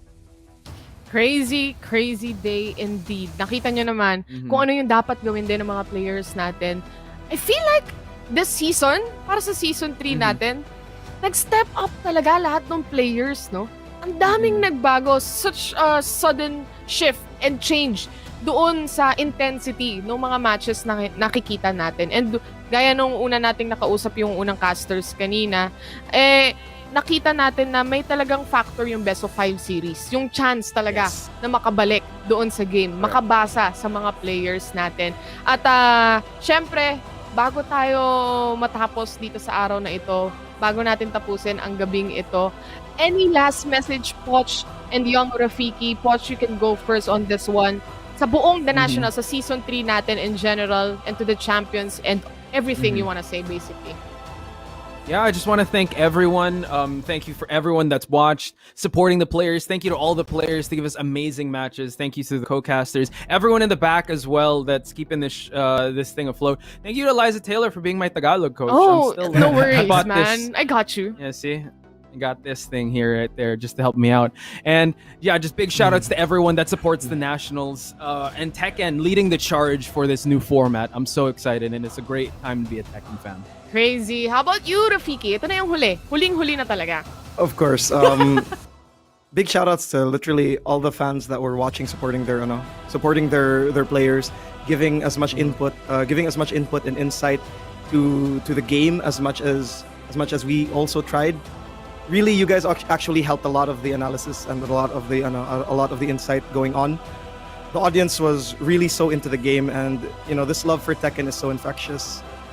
It's amazing. I'm really thankful for these fans for being such great people, and big shout outs to the players for being the players, the best players there is, the best players there are, the best players that there were, and the best players that ever will be, and of course the staff behind the Nationals. Thank you so much, and my co-casters and co-panelists. Thank you so much. Busog na ako sa Tekken. Parang ayaw na. Parang ayaw na. Oras na magpahinga, Young Rafiki, no? Para sa araw na to. Huwag ka magalala. Ito na yung championship. Tapos na ang mga araw na ito. And speaking of tapos na, syempre, abangan nyo yung susunod na laro na ilalabas at ipapakita ng The Nationals. Alam natin na meron tayong ML, meron tayong Dota, pero abangan nyo ang post ng The Nationals sa kanilang mga social media pages kung ano nga ba ang susunod na laro dito sa The Nationals. FB, Twitter, Instagram, PH Nationals lang yan. I-search nyo na, ganun lang kadali. At abangan nyo, i-on nyo na yung mga notif na yan. And finally, to close things off, maraming salamat ulit sa lahat ng nanood, sa lahat ng sumuporta. Itong season na to, pinakamaraming upsets, pinakamaraming nakakagulat, at pinakamaraming Tagalog na narinig ko sa ating mga casters. I am so proud of you guys. Congratulations to you. This has been Eliza Taylor, and in behalf of our casters today, Young Rafiki, Poch, Kid, and Doc Jimmy, maraming salamat sa lahat ng nanonood, at ito ang The Nationals, ang Liga ng mga Kampiyon.